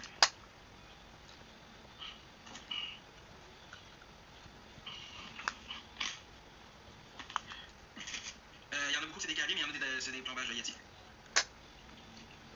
Ben oui, mes dents sont jaunes. Je te souhaite courage, Farrell. Fais-moi une dent, je te souhaite bonne soirée. Merci, Kat, bonne soirée à toi aussi. Ça coûte un rein. Ouais, ça coûte cher les dentistes. Fait que j'ai rendu là. Ça va faire 4-5 jours, excusez, que je suis de même, puis que je vous dis rien, je fais comme si rien n'était. Là, ça commence à faire mal encore, les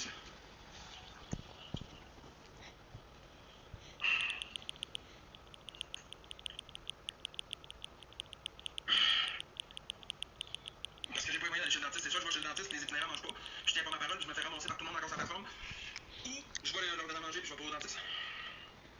Non, ça marche pas comme ça, je sais pas dans quel monde vous vivez, il y en a fois les dents de sagesse de même à l'urgence, faut qu'ils traitent l'infection avant d'enlever les dents de sagesse. J'ai pas de sensodine. Je vais m'inscrire, c'est sûr et certain. Je l'ai pas vu passer la joke, Tony.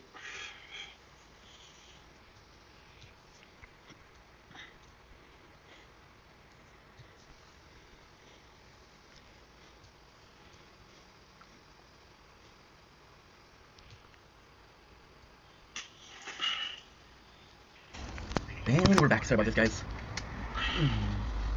Took me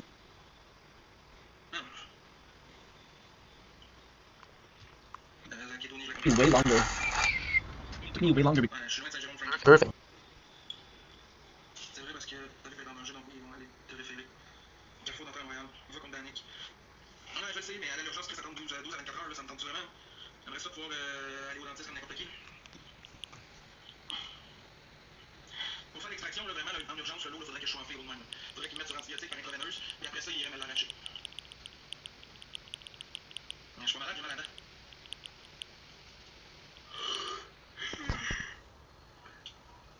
Non, non. Puis en plus, moi, vu que j'ai un nerf qui passe au travers de mes dents de sagesse du bas, les nerfs passent au travers, faut que je voie un orthodontiste pour qu'il me les enlève. Pas le dentiste où je vais mourir. Je suis hygiéniste dentaire, j'ai le même cas que toi il y a 2 semaines et ils l'ont enlevé. Je sais pas quel hôpital t'as été, mais on Qu'est-ce qu'il faut aller chercher? Ouais, ouais, c'est pas vrai, mais j'aimerais ça te rencontrer, ça, c'est vrai. Ça peut finir en Ouais, sortie, je le sais. live en ce moment, je suis en live, mais c'est Il est en bateau. là, je suis en bateau, mais Charlie, il est s'auto-gift, puis là, il part. Ouais, là, c'est clip. Ta blonde Cherry est pas là à s'auto-gifter, quoi? Let's go. Ouais, let's go. Sans louer Camo son petit chum. Je vais pas te tirer sur Je vais dire aux gens, écris des choses, tu vois, là, je pense avec malade de même, mais c'est pas gentil. Essayer de faire sortir du peu, mais. Mais ouais, c'est rempli de cul en dessous de la gencive, c'est officiel, ça doit être dégueulasse là-dedans.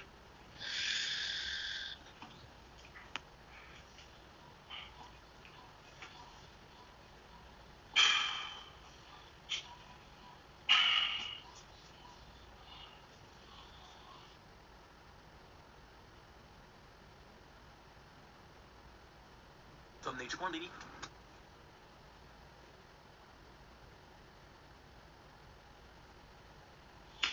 Prends une seule. Regarde, c'est tout enflé, regarde. Ah. Tu peux pas. C'est pas de l'air quand tu la gencive, Gaston.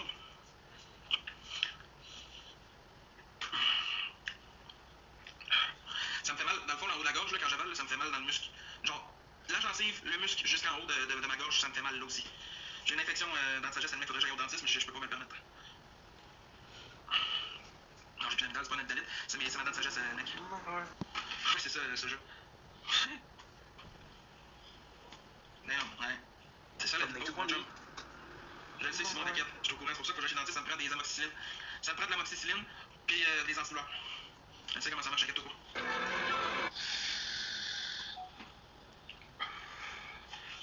Combien arracher ça? Ben, les 4 dans le sagesse, en théorie, c'est environ 1500. Les deux d'en bas, c'est 1000. C'est 750 ou 1000, là, t'as pas de même pour les dents de sagesse d'en bas. C'est pas gratuit le dentiste. Arrêtez de dire que c'est gratuit. Il faut que tu aies une assurance de travail pour ça. Il faut que tu sois admissible aussi au régime assurance dentaire qui couvre une partie, mais il n'y a rien de gratuit. Là. C'est pas gratuit le dentiste. C'est zéro avec une barre pour personne. Là. À part c'est une bonne assurance. Là. Moi, je comprends, mais Cosiane, mais ça règle pas le problème de mon infection. Faut que je fasse traiter mon infection aux antibiotiques. L'infection partira pas même si j'ai juste des antidouleurs. Je bois de l'eau fraîche, j'envoie de l'eau fraîche sur ma gencive, ça fait du bien un petit peu. À la clinique, bon, c'est ça, à peu près 500 000 piastres pour les dents de sagesse, tu vois ça, je dis. À la clinique, ils font bien. Ok, gang.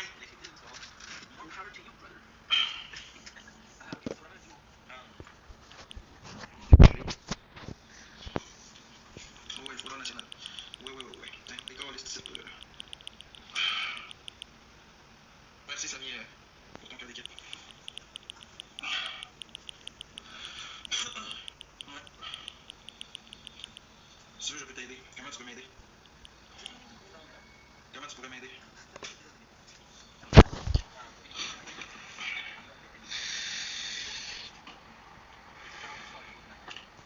Ben, j'attends que c'est là que je ouais. Ben non, Samy, ça fait un bout de Jésus, j'y mettais juste pas. Non, ça va être correct, Mathieu. Je vais pas t'emprunter 1000 piastres pour payer 10% d'intérêt par semaine, là. Non.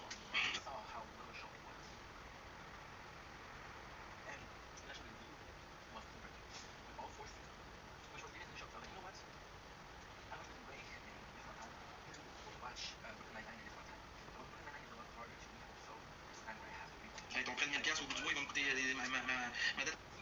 Hey, ton prêt de 1000 piastres au bout du mois, il va me coûter ma dette. Non. Mais vous êtes capable d'envoyer de l'argent à des pourris en dernier, qu'est-ce qu'il faut qu'ils s'achètent la bière sur la gueule? Jamais je serais arrivé, je pourrais pas aider quelqu'un qui a besoin de se faire soigner d'elle. C'est pas pour m'acheter de la bière.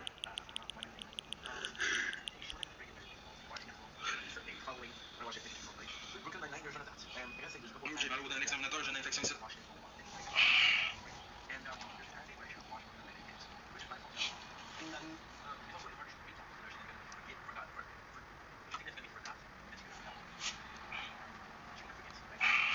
Merci pour le cœur d'équipe.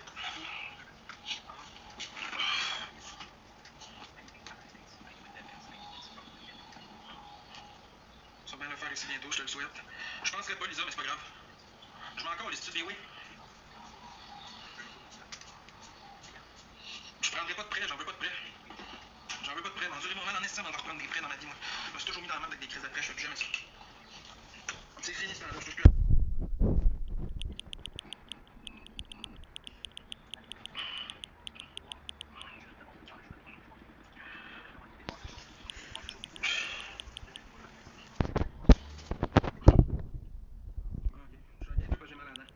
Surtout que j'ai pas demandé une scène à personne. J'ai demandé à quelqu'un de m'envoyer.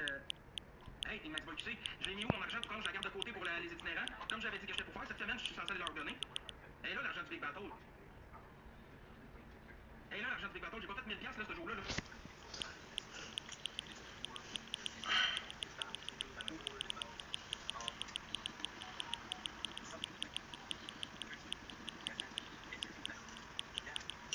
Ris-tu de notre gueule avec les itinérants? Non. Tu vas... En fait, je me calisse de ce que tu penses, c'est un faux con.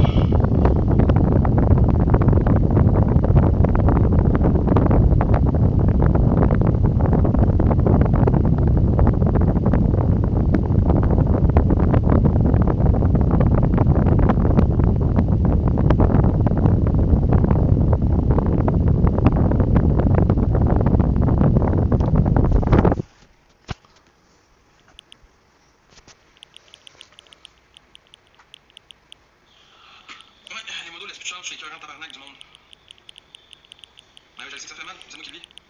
Ben non, mais le coron, mais je vais vivre avec. J'ai pas le choix.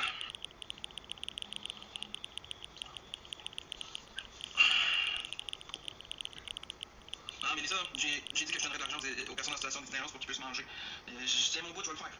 Mais tu sais, si c'était pas de ça, j'irais chez le dentiste avec cet argent-là en esti parce que ça fait mal en tabarnak. Pour ceux qui me croient pas, on va vous leur montrer, je m'en crisse. Hein?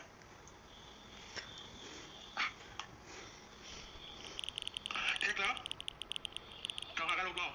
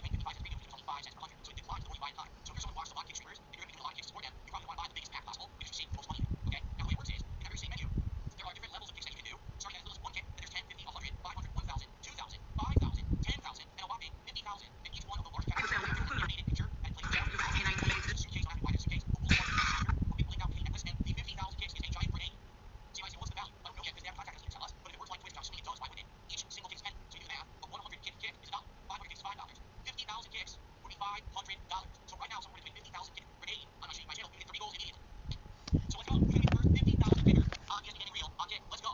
I'll put you on the Wall of Fame. You'll be there immortalized as the first ever 50,000 kicker. Let's go, let's hit it. Yes. Okay, so that's how it works. Now, when you do those kicks, okay, you display your contribution in chat. It'll show, like I said, an emote or a moving animation for those, and they go like 1, 10, 50, 100, 500, etc. Now, herein lies the problem in the row. Okay, as of right now, they just launched these last night, so even on my first stream yesterday, until down my late stream. Okay, the way that they've set it up currently, there's absolutely no way for me, the streamer, to regulate any of this at all. Okay, well, what does that mean? It means that right now, someone can keep sending one kick hits and spam the chat entirely, and I have absolutely no way to control that whatsoever. Okay, and that's actually what happened last night. Is when I was streaming Gears were loaded, people were buying 100 kicks for $1, $1.09. Okay, and then they were literally going one kick, one kick, one kick, one kick, one kick, one kick, one kick, one kick, one kick, one kick, one kick, one kick, one kick, one kick, one kick, one kick, one kick, one kick, one kick, one kick. Okay, you get the idea. So this lasted, I'm not kidding you, 30-some minutes, where the chat was literally just one kick spam moving up the chat. And so of course Doug Smelter responded, he's like, how do you stop it? We were both yelling, you can't. There's actually no way if you time the person out where you need to moderate by pinning them, they can still send kicks. So there's no way to stop kick spam right now at all. They coded in the kicks, but they didn't actually test it. So anyone can just sit there spamming and you can't stop. Okay. Now you might say, well, why would you want to stop it? That's sport. Well, you're right. Except here's the rub. Let's say, for example, someone walks up to you on the street. Hey, man, here's $5. Seriously, just take it. You'd be like, oh, cool. I'll take $5. Thanks so much. Now when someone walked up to you on the street and they had 5 rolls of pennies, and they said, hey, man, here's $5. Here's a penny. Here's a penny. Here's a penny. Here's a penny. Here's a penny. You're like, what the fuck? Pennies are bouncing off your chest, bouncing off your face. What the fuck? That's the equivalent of what's happening out here right now. Is, listen, I like sport. Don't get me wrong. But you pelting me with pennies doesn't really matter the pennies.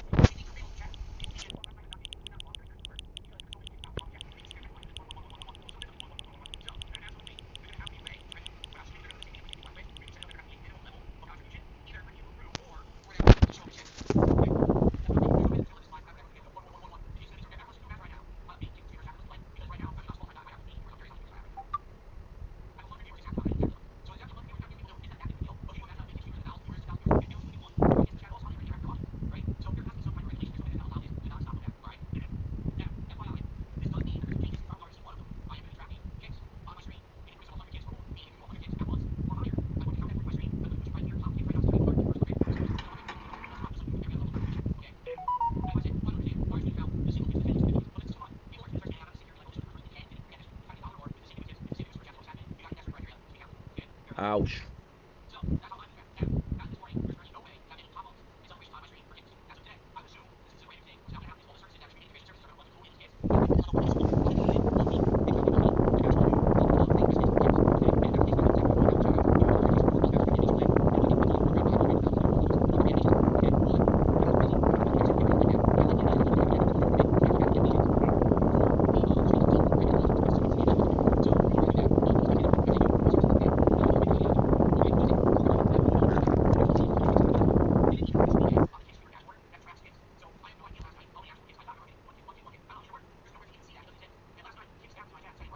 Autant si je l'aime. Je l'adore. Qu'est-ce qu'il dit? Un peu. Je sais pas moi d'où. Aïe, aïe, là, là-dedans. All right, let's... Mais fais pas... J'ai mis le monde, man. T'es en live. Tantôt que t'es plus à l'hôtel. Ah ben ça se peut. C'est pour ça qu'hier, il a pas capoté. Oui, Michel, aidez Michel. On est pas loin. On est... Oui, Michel, aidez Michel. On est pas loin. On est pas loin. On est pas loin ici. Faut trouver des... Michel et Bouc. Les deux plus gros BS. Michel, t'es pas en train de te fendre. Michel, t'es pas en train de te fendre. Fuck, il monte à 5000. Oui, Michel. Oui. On lance pas ça, team.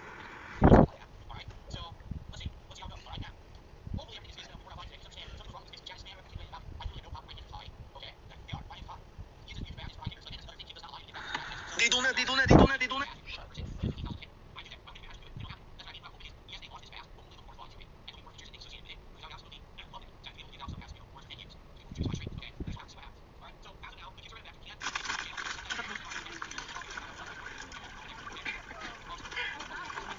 L'eau des glaciers? Wow, ok.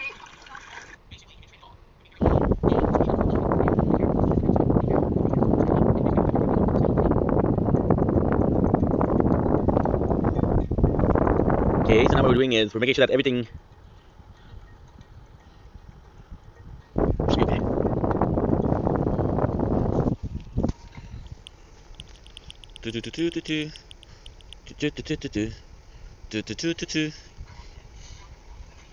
is smoking fucks and holes. All I wanna do.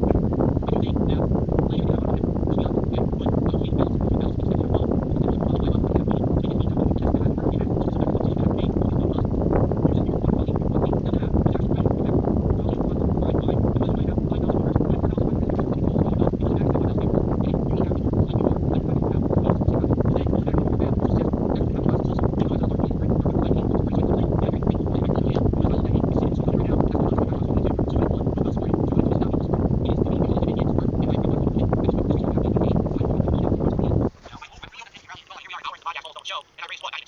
That's horrible. That's not good. The whole idea was I was trying to get a head start, so when I play as Conan, we're good. But you see my point, like, there's certain games that I love that I didn't create, and in some cases that the entire game community think are contenders, and I can't get people to come on stream, and I don't do that. Also, yesterday's talk and today's podcast. Yesterday's talk was a build-up session, game, 10 minutes, gameplay, it lasted about 30 minutes. The podcast runs typically 90 minutes. The podcast has set time that I like to have 7 minutes, a played out show, as opposed to a build-up chase just kind of messing around killing time. It's a different vibe, completely. There's your answer. Game you not figure dead as fuck, IRL lockdown, excite, so what? What's the point of that statement? You know I can't do IRL content because of the level of trolling that I have, so you know it's not possible. So what's the point of what you just said?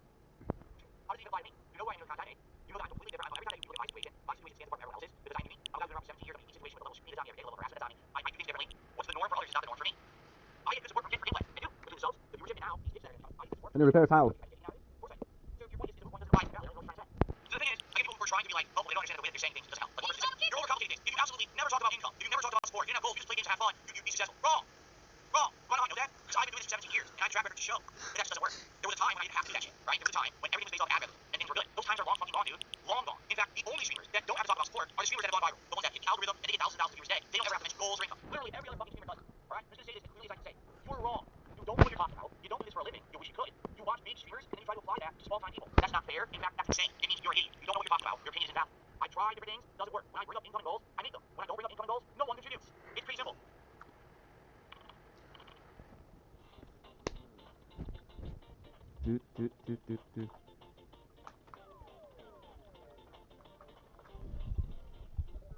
Come on, let me repair. No, see, that's what I'm saying. So it's just I do see some people playing games with how do I get it out viewer. You're right. That's what I'm trying to bring up. You understand? It's not that I'm not successful. It's not that I don't have an audience. It's that the majority of that audience doesn't want to see me play these games that seem to be the best of the year.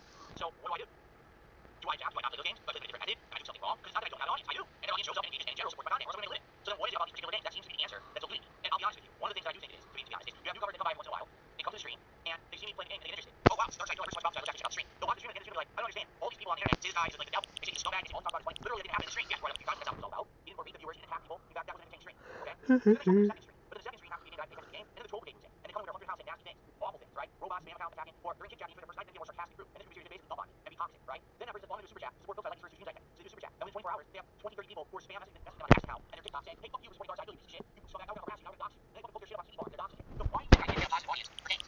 Honestly.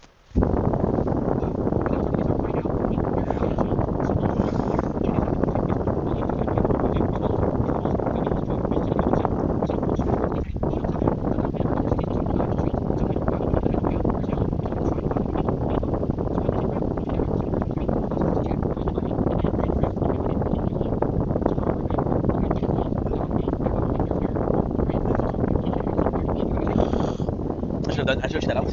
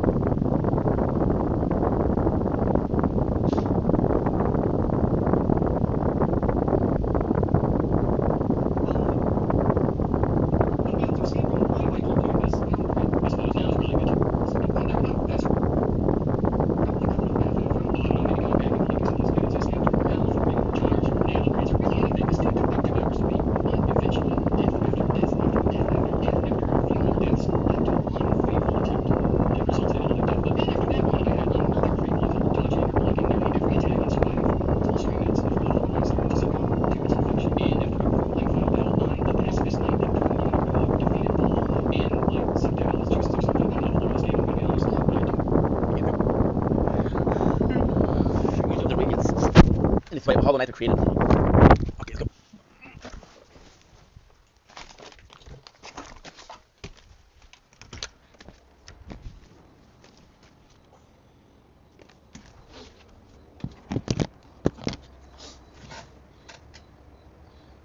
My apologies. Let's go.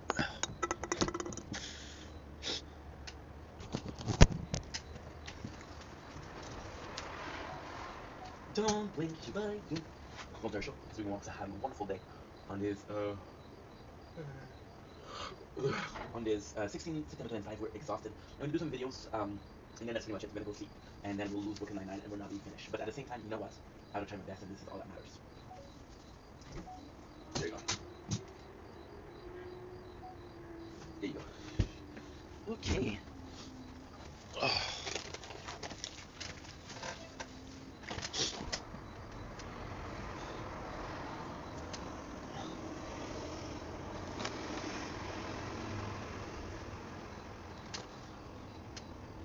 Don't blink, it's your blink. Welcome to the show, because we're having a wonderful day on this 16th September 2025.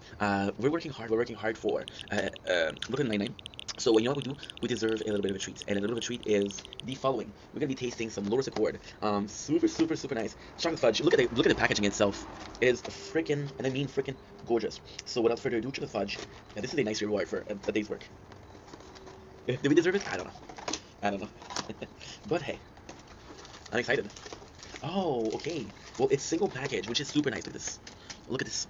So it's single package. So Loris Accord since 1913. We have deliciousness. You guys know the story between me and Loris Accord? When I was a kid, I used to go with my father to this place, and they had a Loris Accord ice cream shop, and it was a shopping. Like, I couldn't ask for candy, I could ask for toys, but at the end, there was some ice cream, so it was a reward. So I would still go shopping. Without further ado, let's get it. Chocolate fudge. It's what's the name? Chocolate fudge. That is so good. Because it's literally like, I don't know how to call this, but like, in French we call it sucre à la crème. Sucre à la crème in English. Sucre à la crème. There has to be a word for that. Sugar with cream. So it's like a French meal. What you do is you have cream that you beat up until it becomes kind of like a butter, if you will. It's very similar to that. It's a really nice thing. Because the texture is kind of soft. But at the same time, it's not gooey. It's not. It's literally like a pastry, but not a flour. It's almost the texture is almost like cookie dough. This is really good. It's very sweet. There's fudge in there, which is great because the fudge is amazing. But the real star here is little pieces of chocolate chip that comes and add a texture to it. A little bit of crunchiness. Really good, way too sweet. I couldn't eat a box of this. Luckily, we're gonna be sharing with the people at work today, which is super nice because this is why it was bought. Mama bought this for work, but I want to do a video tasting them. So that's pretty much it. Love you guys. Take it easy. Peace. Okay, now.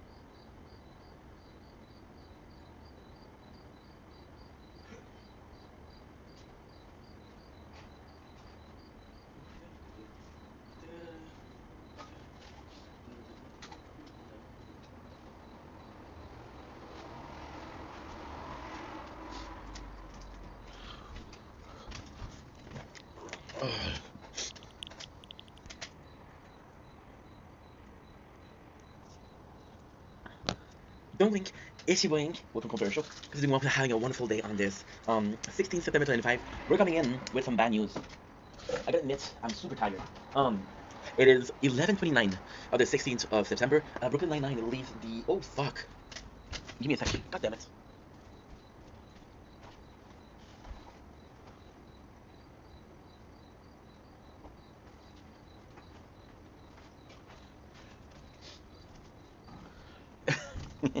We forgot to check the batteries of the phone before we connected. This is a good start. We just started making videos. Brooklyn Nine-Nine leaves the Netflix store in about 2 days, which is not true. It leaves in 30 minutes. We officially failed the challenge to do a whole recap. Plus I'm tired, so I'm not gonna try to I'm gonna do what I can do until it leaves, but I'm not gonna try to do more. Now we failed. Again, I made a video about why we failed. You know what? When I was, like I said, when I wasn't able to do Lost, I was really disappointed with myself. With Brooklyn Nine-Nine, it's a bit less of a disappointment because I did watch the show already. However, it's still a disappointment because I'll never get to watch the show again, and I'll never get to react to it again. However, point due where the point is due. We did, we're gonna be finishing at least 4 seasons, so that's more than half the show. Points due where points are due. You know what? I'm actually pretty happy with the amount of work I put in the last couple of days. It's not perfect. It's far from being perfect, but it does the job. So, without further ado, here we are with the wonderful, eclectic. By the way, ooh, that's so cool. That is so cool. Preview. Give me a quick sec. You see, it doesn't work.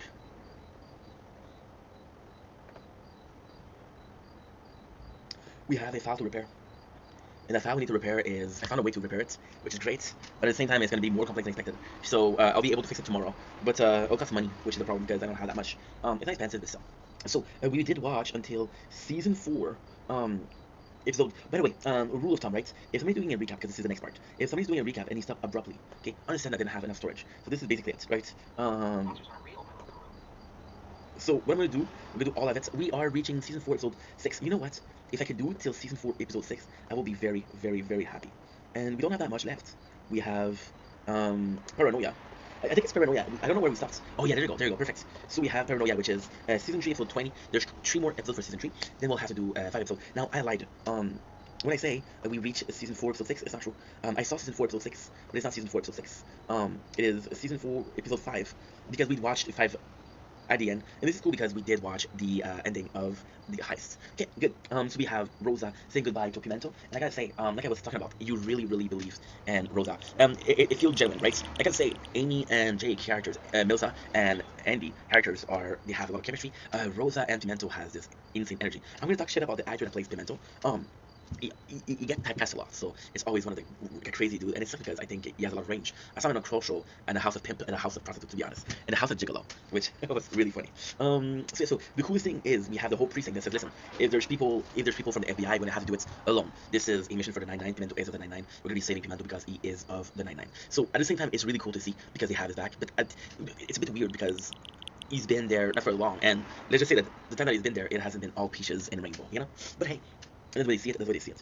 I'm gonna be honest with you guys. If I can reach season 4, episode 5, if I can finish all I watch, I'll be very happy. I'll be very, very happy. So this is super cold open. Captain Old wants to meet in secret in a secret position, which is one of the dumbest cold opening, but it's also one of the funniest. So there's a riddle, and you have to find a riddle, and you have to execute a riddle to get to the secret meeting place. So Jake, Gina, Terry, Scully, and Hitchcock end up in the same place. The only people that got it is Amy. Now, why is that a stupid thing? Because the hideouts, if you will, the hideout is exactly where last episode ended. So you're like, dude, I kind of knew where it was, right? So it's kind of stupid, but at the same time, hey, it's a fucking show, bro. It's a fucking show. Let's get into it. We have. Perfect. So now they're trying to fix Figgis, and it's kind of nice because it seemed like a case. And also, which is cool with B99 is they take some liberty because a crime can be committed, but it doesn't mean like how can I say that? You take liberties, for example, the suffered Pimento, and now they say there's corruption. There's corruption FBI, and you're like, holy shit, this goes far, right? It's not a mission, it's not one of their quests. Look at me talking all on RPG. It's not one of their goal to catch who is the bad guy in the 9-9, but at police, it's kind of important that they do find the bad guy because, again, it's a police show, right? Can we agree on that? We can agree on that. That's awesome. Yeah, cool. So we have alt that says the person that's the closest to Vegas is his sister, and his sister is the sister of Tony Soprano and the Sopranos. So I just wanted to point it out. I just wanted to put it out there because I thought it was kind of cute. I thought it was a fun little thing, a fun little thing. You know what's insane? I'm playing the tower, right, and I'm realizing that this newer playthrough at time 19.17, the sword has time 67 critical factor. And how much do you have? Shield sword. Ooh, sword has 95%. Yeah. That's not good. That is good actually. That is good. Critical factor. Yeah, 54. Okay, so the best one is this one. Okay. Cool. This is the strongest. So there you go, the sister. Now she's in a prison. The funny joke here is that she is. This is actually a really cool episode. This is a really good episode. The funny thing is, there's a joke as she's a white woman and she must be bad, and then yeah, she kills two people. Amy says, "I'm gonna be the one that goes in undercover," and people laugh at her because she said, "You couldn't be scary." Right? Now here's another great part. Now I will say I have a little bit of a complaint. But it's not a big deal. The complaint is very much not so much of a big deal. The little bit of complaint that I have is the fact that we're kind of far in the show, and it's been 11 parts. For example, it's gonna be the end of season 3, and there's a 3 parts special. But then I watched season 4. Season 4 is another 3-part special. But all of them are kind of related because again, the end I gotta have some character that has to go under disguise. So yeah. So it is not so great having a 6-part episode in a show that has season of 22 episode. This is basically a fourth of your season is parts, so that's not good. So then it's Rose that is chosen. Amy is hurt. She's asking Jake, "Are you scary?" And Jake's like, "Yeah, no problem. I saw you in Jeopardy. This is really scary." So they go in with Rosa, and Rosa, this is really cool. This is really cool. They make her pregnant. So there's 2 reasons for that, and this is very smart because the first reason for that is she's pregnant. Obviously, she's not gonna have a baby. She's not gonna get into a fight if she's pregnant. People are not gonna hit a pregnant woman. I hope. So I thought that was kind of cool. It was kind of a good idea. We worked so much today. Okay, cool. I have another idea for a video tomorrow. Tomorrow we're taking a break from recaps, Justin. And then tomorrow is Wednesday. I have an idea, but it's kind of crazy. Okay. You know. Yeah, it could work actually. Okay, tomorrow we're taking off of making recap videos, which is great. I'll take care of that to stream, which is great. So the pregnant thing is important because it does show that they will not hit a pregnant woman, which is kind of great. It's also an excuse to go see Charles and Jake, who are disguised as gynecologists, which is a person that observes your genitals or your privates, which is a better word. I prefer genitals because it's more, the lingo of the sexuality. I did like that. And that's pretty much it. So she'll have a reason to go back to see Jake and Charles. And that's pretty much it. God. I love this. Amy, who we know is a notary, is able to help the system, able to get Rosa in a specific prison. So it feels like the whole team is part of it, except for who else? Hitchcock and Scully. This is super cool because Terry's like, "Are you sure you want to go with this? This is very dangerous." And he's like, "Oh, the adrenaline in my body is coursing. I'm down with it." Now he's like, coursing, he's supposed to be super excited, but it doesn't work. Now this is my favorite part of the show. The whole prep was 5 minutes, right? Rosa come in for a couple seconds. She meets a inmate that says, "What? You're the cop that arrested me 4 years ago." So already she gets made. They go to Amy because Amy possibly has less arrests. And this is cool. This is really cool because she goes in. This is actually a really good episode, because Jake is constantly worried about Santiago, and it's kind of cool because it's not only that he cares about her, but he's also questioning her ability as a police. So it's like, she's my wife, but she's also police, but she is my wife, first of all. So he has to do a concession, and in this case, the concession, oh my god, we reached 1T. Oh my god, we reached 1T with shield. Okay, I'm getting super excited for no reason. But if you knew what I was going through right now, this is insane. But you know what, fuck it. Okay, first ID, the tower, critical factor, shield, 1B, 1-3, 1-3. Then we'll do failure of B99 react. Okay, I wrote react, but I'll understand because I'm a genius, or a dumbass that's dumb enough to be a smartass. They're both containing ass, and an ass has no brain. So an ass can be smart or dumb. An ass is an ass, right? So a smartass and a dumbass is the exact same thing.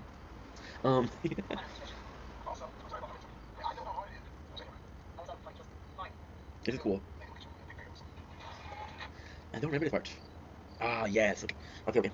I'm sorry. I'm a bit tired, but most of all, I'm sad that we're not getting to finish. So Rosa goes in, and this is kind of cool. So Pimento isn't dead, but they're gonna pretend like he's dead. They're gonna make a funeral for him, which is kind of crooked but kind of cool at the same time because being 99. Why is that cool is because they're gonna be looking for a person that has a scar. Jake noticed that the person had a scar, which is actually a pretty big scar. So this will be very helpful. I have 1,700 of medals. This is insane. Okay, let's do this, and let's do yes, damage. It's all good. My apologies. So, Amy goes in and Amy does the best thing. This is super cool because Jake, you can see right away he's worried. So what she has is she has a cell phone. She's a cop, she's able to bring a cell phone, which is Sally for my celly. Now Jake is like aboard mission. She's gonna be caught right away because she's cringe lord. She's a cringe lord, not an edge lord, a cringe lord. Very small difference, but not the same thing. And it's super cool because she's laughing. However, we have the sister of Tony Soprano come in and say, hey, I'm the only shop here. You gotta have a shop. So Amy, to look like a beggar badass, has a shop, which is the fact that she wants to be a criminal, and there's nothing more criminal than somebody that has a shop in prison, I guess. You wouldn't know. I watched Prison Break though, so I should know. John Abruzzi.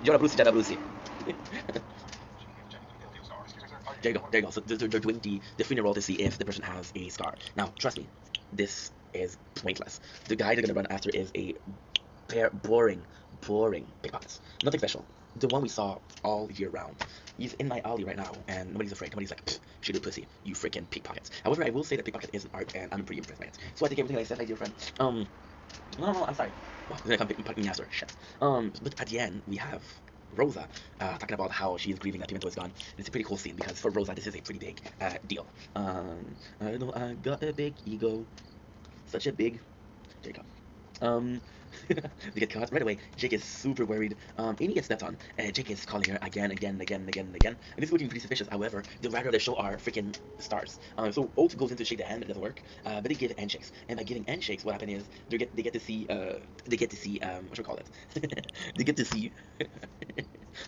I'm sorry, this is funny. She gets to see this card, right? She goes in, she steps to Mrs. Soprano, not Carmela. Carmela's hot, by the way. And she's like, and she has a 20-pounders. And Amy, she's like, I'm no punk. Which is her chilling with Ulta too much. You guys are too much. You guys are best friends or something. I don't know. I do not know. But Jake's like, yo, these are little weapons. And Jake goes in and is like, yo, this is way too much. This is way too much. So then they have a little bit of a fight, and he said, Dick, do you not trust me? You're blowing up my cover. I know that you're worried about me, but this is not a place to be worried. And Jake's like, yeah, you're right. I'm a bit too worried about you. And he said, okay, well, my cover is blown. And then Amy's like, not so much. So what she does is she kick Jake, and she basically beat him up. Amy gets into a fight with Tony Soprano. So then we have the finale, and at the end, what happened is she pretended like Jake touched her inappropriately, and she beat him up, which surprisingly gets her the respect of the whole precinct. We have Rose's speech, and this is cool because she does a good job expressing emotion that she wasn't. So it's complex. Even I have a hard time explaining it. See, the actress is good because she's able to emote emotion. However, Rosa isn't able to emote emotion. So you're playing a character that doesn't emote emotion, emoting emotions. It's very subtle, a very artsy style. Part 2. We're still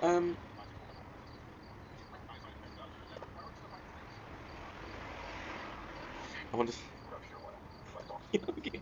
Yeah, okay, so the cold opening. See, I watched 1 episode. We watched freaking 9 episodes, guys. No, 8. I'm sorry, I lied. 8 episodes, right? And I started to remember the cold opening. So we have the meeting of Bob. And Bob is amazing because Bob was also a cop from back in the days, like Old. However, he was black. Old was black. Both ostracized, both put in the same team. Difference, Bob was straight.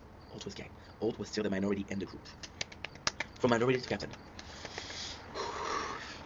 And he has Chester. Oh yeah, and he has Kevin. Oh yeah, he's a really good painter. And he has 317 painting of a rock. What am I doing here? Stating the obvious. This man is a goddamn hero. I talked a lot today. Today we filmed for 7 hours, guys. So, you know, pretty hard worker. And Bob is just like Alt. They're talking. You know what's insane? I didn't realize that in the well, I never noticed that in the intro there's evidence pieces, which is kind of crazy. So we meet Bob, and this is so super cool. So this is so super cool. This is so super cool. So Bob and Old are the same person. So they want the guy to have this car to be named Joe because it's Joe's car after the actress Scarlett Johansson, which makes me laugh so hard because Old didn't know that, and then when he knows, he apologized to Bob. And then Bob says something like, "It's okay. I have dealt with unsubordinate people before." So huge dig for something that is kind of cool. And I gotta say, Scarlett Johansson being the name of criminals, I like it a lot. Favorite movies from her? I think I would go with Don Juan. Yeah, she was hot in that movie. Gosh, I need to get laid. Gosh, I need a girlfriend. Gosh. So yeah, so this is pretty much the whole show. This is super cool. So we got Amy and Charles, and this is really nice because I gotta say, this is kind of brilliantly put. It would have been very weird for them to have this first scene together. You guys remember when the wife of Terry had her kids, Ava? Yeah, we had some moments between Charles and Amy. So this is technically the second episode we have for Charles and Amy, and it's good because they have chemistry, but it's not a chemistry that's coming from nowhere. It's chemistry that comes from an episode a season ago. No, oh, my apologies. It was the same season. So she actually liked that Amy stepped up to the pervy doctor, which wasn't a pervy, it was her boyfriend, but still. The devil's in the details, the devil is dancing tonight. There's a song from Breaking Benjamin. Ta-na-na, ta-na-na-na, ta-da-da-da-da-da, I can see right through. I can see right through. Choo-choo-choo-choo, choo-choo-choo-choo-choo-doo. Do do do do do do do do do do do do do do do do do do do. I got it. Oh, 8 minutes of storage. That's not good, Brody. That is absolutely disastrous. I'm facing with a complicated situation. There's this girl, right? And I don't know if she's into me or not into me. I have no clue. I'll be completely honest. I'm as clueless as the day I was born. But back then I was a cute baby, so now I don't have this excuse to use, which is pretty much of a shame, right? Because in my heart I still am a cute baby. Is that weird of me to say? Possibly. Is it the weirdest thing I said today? Not so much. Is that a weird thing that this is not the weirdest thing that I said today? Definitely. Does the fact that this is not the weirdest thing I said all day makes the whole situation extra weird? Yes. You know what? We'll delete you. Problem is I don't know. I don't know if you're still here. So I'm gonna stop this video. I'm gonna check out my because I wanna make some space.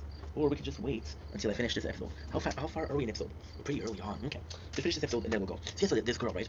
And she's shown the fact that she has an interest in me, but then so she goes in and then it's never more than a day. So she'll be very sweet with me, but it's never more than a day. So it's tough because I texted her in July. When September, July, August, September. She texted me 2 months after, and she wants to talk. I'm like, bro, we're not in 2 months. If you want to talk, you would have texted me, right? I don't know. The fuck do I know? Oh, women. Can live with them, can live without them. So Amy, the girl soprano, is happy that Amy stepped up. Charles and Amy has a really good bond, which is super cool. Super cool. We have a big problem with the 99. The stats for the arrest got released, which means there's a leak in the 99. Now we don't know who it is. This would be so cool a couple episodes ago because we could have blamed Pimento. But now that's not Pimento, it's someone that's been there for a while, so. Pop. We have Bob, who says there's one guy in the FBI that matches the description, and this is this guy. So he goes in and he sees this car, which means that we have the right culprit. It's a cool scene because Jake says, hey, thank you for your help. But then when you realize the bad guy said, no, thank you, you asshole. Yeah, so this is kind of funny. I can see right through. See? So I texted her, July 24th. Thinking about you, hoping you're doing well. She texted me today, doing well, hope you're doing well. I am, thank you. Because I was like, I am, thank you, because I'm like, dude, I'm not gonna. And she said, yep. Cool. You're too loud. It's late as fuck. It's 12 o'clock. It's midnight, so the show basically left the air, but there's always like a couple hours after. So then she see Amy hug the guy, and she see Amy hug Charles, and then she said Charles is actually a really good dude. So the sister of Tony Soprano is in love with Charles, and she's coming in to pat his butt. So we think that it's a problem. It's not a problem. The real problem here is he's her type. So they go in and they try to get a file. I forget what that file is for, but they're going to get a file basically. So yeah, so she goes in, touch Charles' bottom, which is good for him because let's face it. However, it's a call from Genevieve. Oh, by the way, completely forgot they have a call where Charles is basically a father now, they adopted, and it's Nikolaj, which is a Latvian kid, 4 years old, Latvian kid. Where's Latvia? I don't know. So we're taking that it's Terry and Gina because Cody and Ishak, but Cody and Ishak don't even know what it is. We got Jake, who does a whole thing of doing one chin up, which is kind of funny because again, this is not him. We got Old, who's going to charm the guy and talk about Sex and the City. And Old has an understanding of Sex and the City that beats mine. Mine is 0, by the way, but it beats mine by a mile. Now, how much is a mile and percentage of knowledge? I don't know. So we basically get the file, which is kind of cool. Jake goes in, and it's super nice. There's a trolley. They basically are doing an operation inside the operation. So Jake is changing. He has a drill. Rosa is doing a Rosa thing. Now this is insane because they get a file, right? And the whole mission fails because he has like a card. And there you go. See, that card is for level 9 only. So then he's kind of afraid, right? So then the whole thing is good, except for Bob. And Bob goes in and takes a file and just signs. So Bob could have done that whole thing. And this whole thing is meaningless because, again, how can I say that? The whole thing is meaningless because it took 2 seconds. We got Charles, who's trying to charm Tony Soprano's sister. But it doesn't work because, again, Genevieve calls and Charles gets caught. So then we realize that the mole inside the 99 was Terry. It was a mistake. So, again, kind of pointless plot because we don't figure that out. But at the same time, it doesn't really help. Super cool thing. We have the guy with his car who gets attacked. We think he's dead, but he survived. So we can ask him questions, which is super nice. Jake gives chocolate, which is super important later on. And Bob and Old stay in the place. This is super cool because they had a talk. And it kind of sucks, bro. Kind of sucks. It kind of sucks. It really sucks. Why does it sucks? Because you know that Bob's a cheater. Bob is a bad guy, and you want better for Holt. You just want better for him. That sucks, dude. There you go. Jerry's the weak. There you go. Nice. So Amy has a phone, and Melissa told her who was working for the FBI. And there's two people. They are the Ansgar and Bob. And we come back, and Bob is arresting the one and only Alt, which is here. And that's pretty much it. So Bob played them like a fiddle. Pretty good episode. Pretty good episode. We got season 3 finale. Gary and Greg and Larry. Greg and Larry is a stupid name for an episode because Greg and Larry ends up being the name of Alt and Jake. And I don't know where it is, but I know some cool facts, and I'm gonna blow your mind with this next episode. For this episode, I don't have any mind-blowing fact for you guys. So the cold open is basically, and this is super good. Because the cold opening is Jake. Once again, getting it. You see, it's a good part. It's a part 3, right? But I don't mind it. You know why? Because okay, so here's the thing, right? We start where we ended. So when you binge watching a show, this doesn't bother you. When you're not binge watching a show, this is a bit harder. Shit. Okay, so I'm gonna stop the video here, and I'll be right back in a couple seconds. I was lost, now I'm found, I'm sustained by the song of the angel singing me to sleep. And I'm in the crown, am I dead or am I dreaming instead? A cornucopia of opiate is flooding my head. I'm insane, I'm smart, all it takes is a spark to ignite my bad intention and do what I do best to your heart.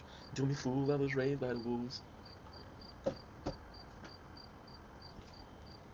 Don't Link is your boy Ink. Welcome back to the show. We made some space. It's not a lot, but it's some space. Actually, it's a pretty disastrous amount of space. Yeah, we're not gonna get. I'm not gonna get. Fuck. Do it now, my intention, and do what I do best to your heart. Don't be fool, I was raised by the wolf. Now the moon is a fool, so you know I won't. Suicide. J'ai le cul, toi, Chris de chien. Il va garder son cas pour Pete Laquin, il se le va te la quitter. T'es le premier à dire, j'ai du free sport. Okay,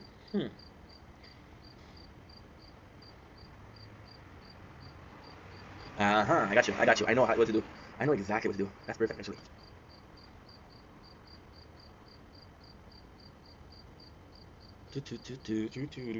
Ooh, mama.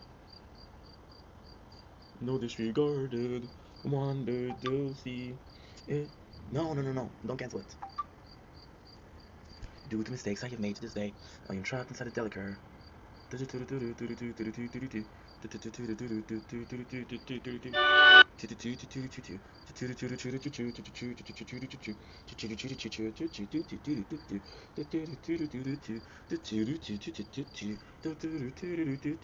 Your world is still ordeal, no disregarded.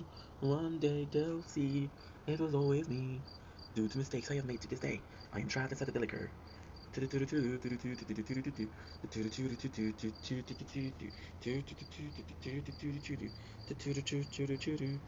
get out of this god way is something I can't escape somehow. Where Link is. I don't know what to do. I do not know what to do. Don't Link is. Don't Link. You never had a choice.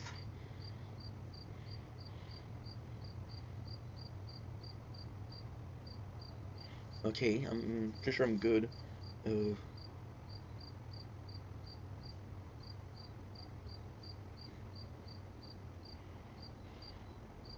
Bixby?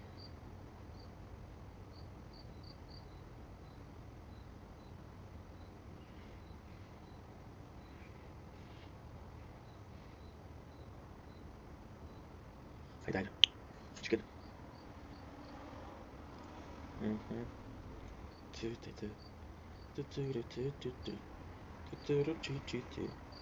It takes me under. Once again. Crave, I'm never using Crave.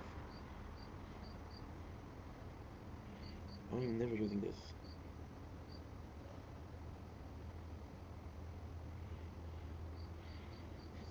Okay. Whoa. 2.5, that's not good. That is not good.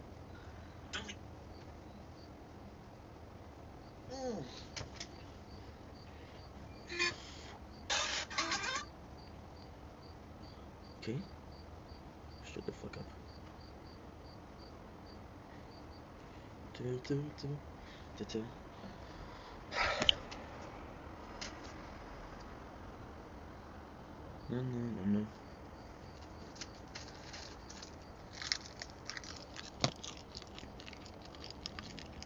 Fuck it.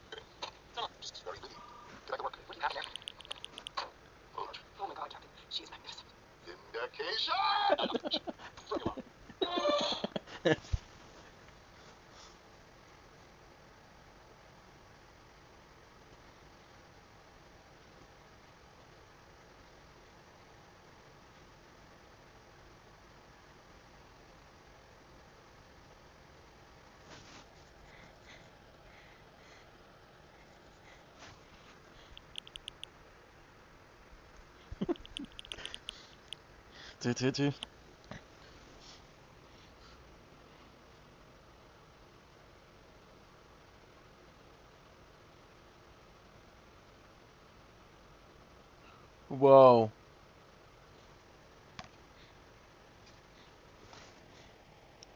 Telling you how you should. Thank you.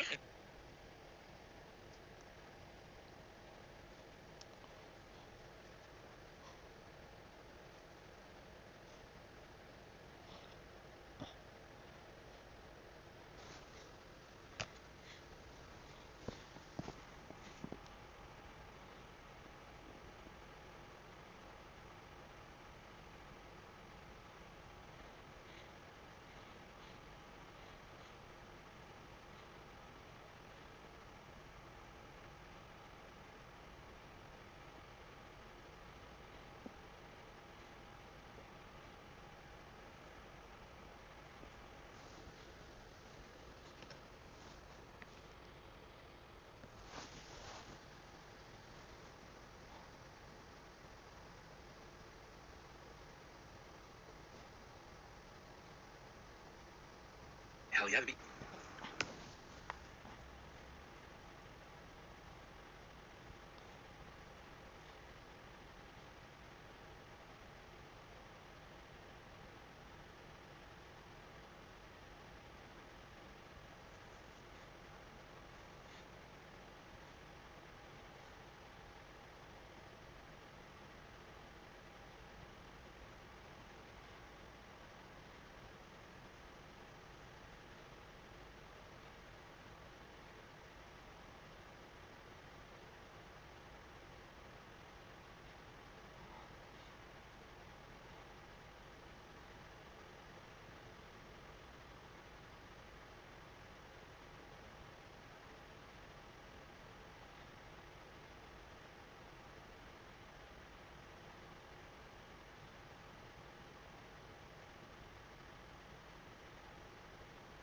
Linguist Williams,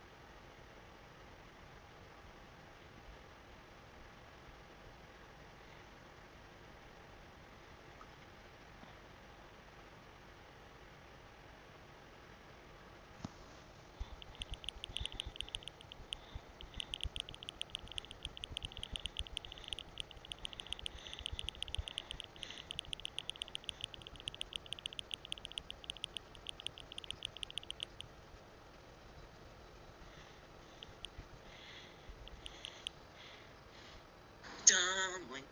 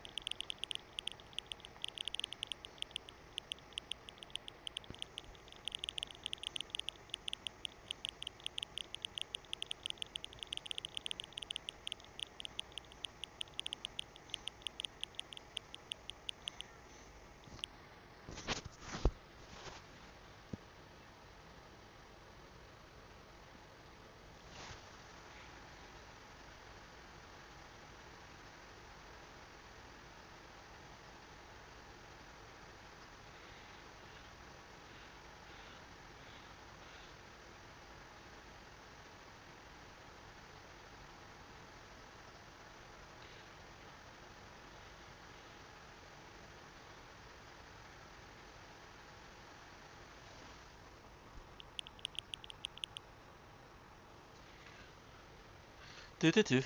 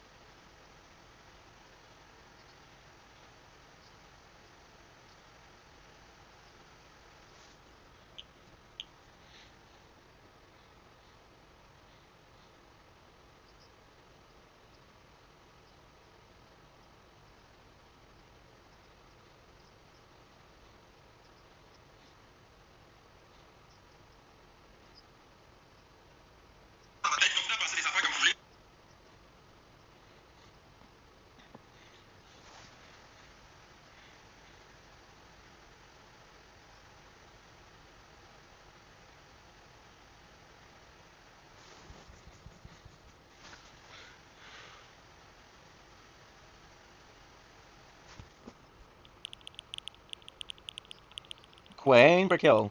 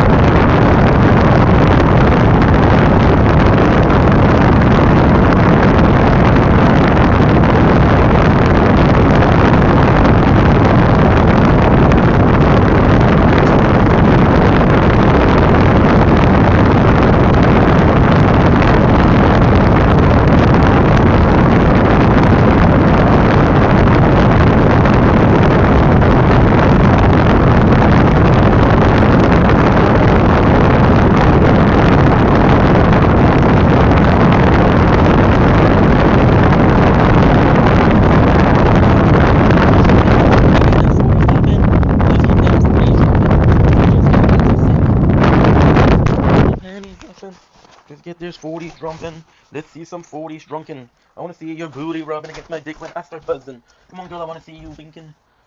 I want to see your brain start shrinking. Make a move, I saw you winking, drunken pussies, whatever. Thinking, I don't give a fuck if you're drunken.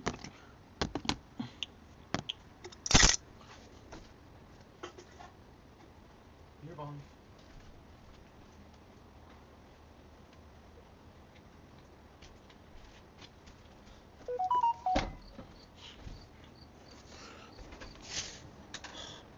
Okay, good. Let's start buzzing. Come on, girl, I want to see you drinking. I want to see your brain start shrinking. Make mom, I saw them missing. Drinking pussies, what I'm thinking. Ah, shit.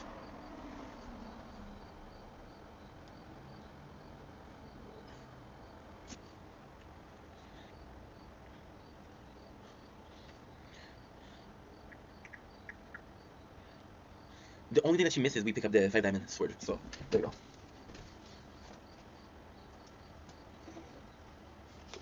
Now, we might have a small problem because the sword recording was 12 hours and 25. So, I don't know what this is going to do.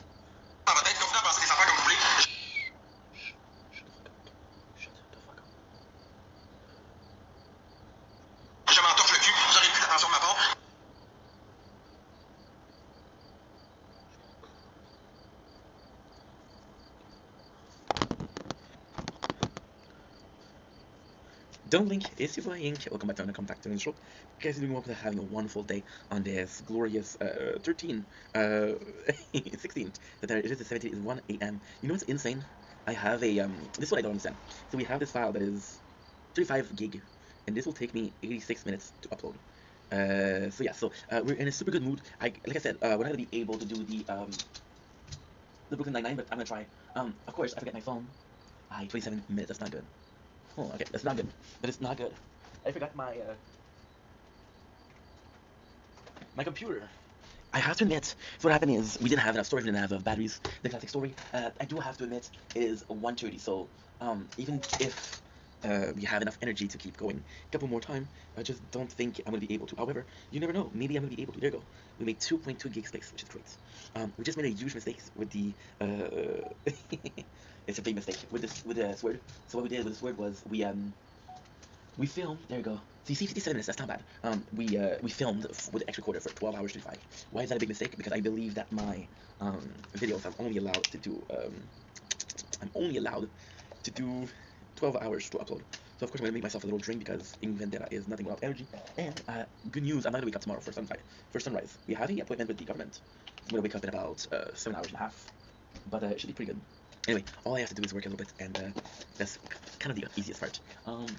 Just to show you, we uploaded 8 hours and a half videos. This one is recording for 4 hours and 17. So, yeah, pretty cool, huh? We're gonna be able to finish it, but still. They say it in French, they say c'est la vie. I wish they said it in Brooklyn Nine-Nine, but I got it in Cheers.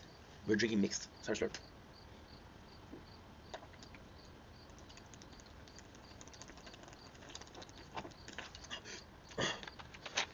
Not bad. Okay, so now let's go in. What I'm gonna do is we have 57 minutes right now. I'm gonna go in. We have to go sleep soon. What we're gonna do is, by the way, I'm sorry I complained about the girl. It's not that she's not guilty in there. Just she texted me after 2 months, and I'm like, dude, was it what? Right. So what I'm gonna do instead, you know what? Like I said, we're gonna do episode 5. No, we're gonna finish. I think I can finish the whole thing. I'm not sure, but I think I can finish it. The only problem is I don't have anything else for to delete. I have nothing. It's even worse than you think because I have TikTok deleted on both phones, and now I don't know how to do it. Season 4, we got season 3. Good. We are at Dragon Larry. I came in and explained this is what's stupid about Netflix. They won't allow you to choose. Okay, so you have to kind of go here, right? Dragon Larry, I did do the cold opening. They talk about the title, which I didn't like. Again. So what we're doing, this is the complex part, is we're changing season. It's always harder. Okay, there you go. You know what? Maybe there's a way. There you go. Oh, there you go. Perfect. It's worked. So now we remember that Alt and Bob. Bob is a filthy traitor and betrayed him. Coolest thing is, Jake gives a chocolate bar to Alt, and Alt says, no. I'm gonna go to the cafeteria and get myself a plain toast. And he got lost in which is super nice. Then you realize that Bob is crooked. This is also super cool. So Amy is leaving the prison. There's a beautiful message on how she says like, hey, to the woman. There's a really empowering message for the woman, except for one because she's a Nazi. And even then, Amy goes to sit with a blonde, but the blondes are Nazi. And this is the craziest thing. She has an earpiece, so I would definitely think that this is the worst thing to do. So they see that Alt and Bob left, so they're asking the nurse where did they go. And they go and see. Eating the chocolate bar, Alt uses the chocolate to make a sign with the H. Now, Jake says that H is Alt, but at the end we realize that H means helipad on top of the hospital, which is kind of super cool. Amy is fake pregnant again, so she gets prime plane tickets, and even though she's not pregnant, which is really cool. Her and Charles are having talks, and Charles are talking about how life is going to be, how Jake is going to be, and it sucks. It sucks. Because, you know, it's a fake baby. This show will not be done for the next, like, an hour. This show is non-existent, right? So yeah, so Jake, the whole squad of Jake, they're on the roof. This is super cool because Bob will make it seem like an accident for Old because Old has binoculars to spy on the scene, but it said us bird watching. So it's like a fool. And you got all of them, which is kind of insane because they meet the first crew. Terry goes in and saves the day, and you just saw right away that the H was for helipad. So congrats, Terry. You better pay the cops. Now what they do is they go out of the hospital dressed up as nurses and doctor, and it's super cool because Cully is in a full neck brace and everything. So yeah, there is a really cool scene here where Old pretending he was a doctor. He was a kid. He has a steady bear, and what he does is he pretends he's a doctor, and he says the cancer has spread for your house, which is gets your house in order, which is super funny because this is I remember this. It makes me laugh so hard. I don't remember why I was laughing this hard. Charles, classic Gina move. Charles goes in and he's like, yo, get us on Sunday. He's like, no, I'm sorry. We are going down, we close the kitchens. And Charles like, no, we're VIPs. We are first class, so you should be treating us as first class. Yeah, they're just trying to leave because what they think is, oh yeah, so when they get Bob has some mafia people come over. So they're looking for a bunch of cops, but they're not looking for a bunch of nurses and infirmary. So this works kind of well. There's some gangster there. They find out there's a bed. They thought it's not Bob, so they did manage to do something. Now this is the coolest thing. This is actually really smart. So they did two blockades. So the first blockade is Terry and the crew and Jake. They're going in, and then the second blockade is Alt, Gina, and Mr. Bob over here. They call him Mr. Bob because I don't like you because he betrayed Alt. Plain and simple. Thank you. And it's funny because he says I'm the FBI. And then Gina looks crazy, so they feel like this is two crazy people. So the plan works really well, which is impressive. Bob is not gonna talk. However, there's somebody that shoots through the window, and it said, "Hey, I'm on your side. What are you shooting at me?" He said, "Bob, you're collateral." So Bob decides to talk, and he tells them what the file is that's gonna incriminate the right people, which is super good. Bob is tough as nail, dude. They're trying to intimidate him. It doesn't work. But when they ask him why he turned for money, of course. And Bob is saved, which is super fucking cool. Now this is an even better place. This is an even better thing. So they go into the safe house, which is Rosa's house, because we don't know where it is. And we got a classic move where Charles and Amy took a red light and just pointed at a sniper. So they thought it was a sniper, but it wasn't a sniper. Which worked because Bob did tell all this secret by fear of death. That's pretty much it. There you go. So they did something well. They got Bob to tell all he knew. They didn't find the main bad guy, but hey, at the end of the day, they're a step closer. And like Old said, when he's gonna come back, Dimitrov's gonna be able to go back. However, they're both going undercover.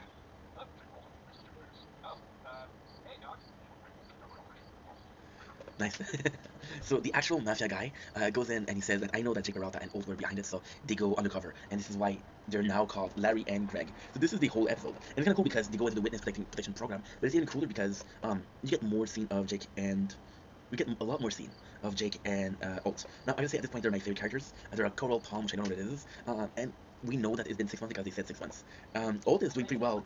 Jake is doing well, so they have this running class, and the running class is Alt running with them, and he pretends like he's an heterosexual man, which is for him is the perfect disguise because you know he wants to disguise. You gotta say, dude, at the first season he was possibly not buff, but look at Alt right now. He's looking buff as fuck, you know. This is super cool. They pretend like they don't know each other. Pretend like they don't. We got Jake with icy tops, which is funny because you know they're gonna shave it down because of what they did to Boyle's goatee, which is super cool because it's the same principle. And that's pretty much it. Look at this. Look at this. This is so good. This is so good. Oh yeah, Jackie's the drowning burrito. This is super cool. No, this is important.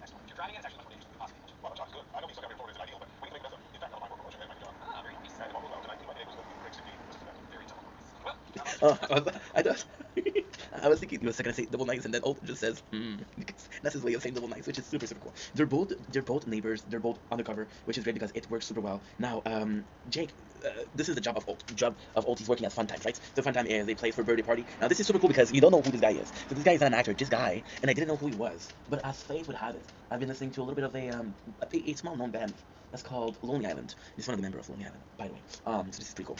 So he goes in, and Greg, which is Alt, I'm gonna call him Greg from now on because this is the last time we make some videos. After this video, we're done forever with Brooklyn Nine-Nine. So fuck it, let's have some fun. Let's call him Greg. And Greg is known as a stoner, the Rasta man. So this is super cool. We got her, which is a Maya. People love her. People love her. She was in Murderville, Special Christmas, and people love her. And she is the I don't know what you call it. It's like the agent that makes sure that you're undercover, it doesn't get blown up. They're talking in the car and they're asking if everybody's going okay. They don't ask questions. She makes sure that she knows their characters. For example, Alt Greg, coin per wave, baby, coin per wave, level 10. And for example, old character is supposed to be super caring, but it's not super caring. This is not very like Larry, not very like Greg, which is super cool.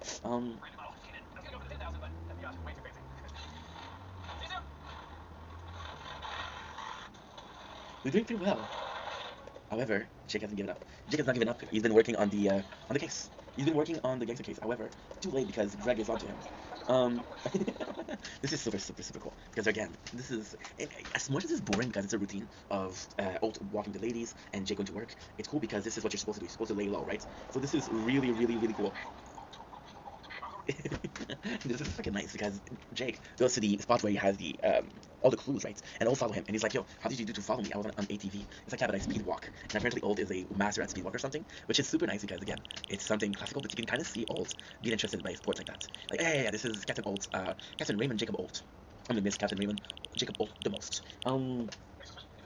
Yeah. So Jake didn't buy it, and this is super cool. So Jake admit that he is missing the squad, and because he is missing the squad, well, he wants to solve the issue as fast as possible. So my apologies, they can go back to the 99, which I gotta say is kind of sweet, and it is in character of Jake to want to fix things and not be the most patient. Old followed the guide. Jake is very impulsive, which we love about him. Jake is pissed off at Old because Old say that you couldn't do this yourself, you're not gonna be able to find it. So he puts in question Jake's ability to be a good cop, which is not cool, Raymond. Not cool. Not cool, Raymond. Not cool. I'm gonna take as much time as I want. Is that okay with you guys? Cool. It's okay with me. So if it's okay with me, it's okay with you. It's okay with everybody. Can we agree on that? Awesome. So yeah, all of this jazz to say that Jake goes in and he takes a job. He takes the assistant manager, which is super freaking cool because there's a code. Blue shirt equate to assistant manager, and red coat equate to employees. You can tell that these guys have great chemistry because I don't know, they've been in the same band of music for a while. So you know, Raymond is pissed because like, "Yo, you're still in my job. What do you mean?" And Jake's like, "Yeah, I'm your boss. I'm gonna make you do whatever you want, whatever I want." So he makes Raymond do some lineal task just to piss Raymond off, and it doesn't work. However, something happened. They get into a fight, which a girl films, and if they film it, this will reveal the location, which is very problematic. So what they do is they go to see the girl who they get to bribe, and this is super cool because she has a tattoo that is very distinct, but apparently that tattoo is the most popular tattoo there, which is kind of funny. However, the tattoo artist says, "Okay, well, she has a graduation ring, and we know where that ring is from." So then, because of that, they are able to get the exact person that has the video, and they go pay her a little visit, as they say, and a bunch of language, which is completely out of my mind right now. So this is super cool. We have Jake that pretends to be a snake charmer to get her a house. So basically what happened is they get to school, go to school, Jake does a distraction by taking out care of a snake. Captain Raymond Old is able to find the address, and she's like, "Yo, if this goes viral, I can make $10,000 on internet." And Jake's like, "Okay, what if we give you the $10,000?" And he gives her a fake money, which is super nice. Because it doesn't work, which is fun because guess what? Raymond says to Jake like, "Yo, I knew you were gonna fuck it up. I knew the truth. I don't know why I trusted you." However, Jake switched the phone and he has the video and she doesn't, which is kind of fucking cool. And Oates was wrong to doubt Jake. So then he left, and this is super cool because I have a scene of Ray. I'm gonna call him Ray.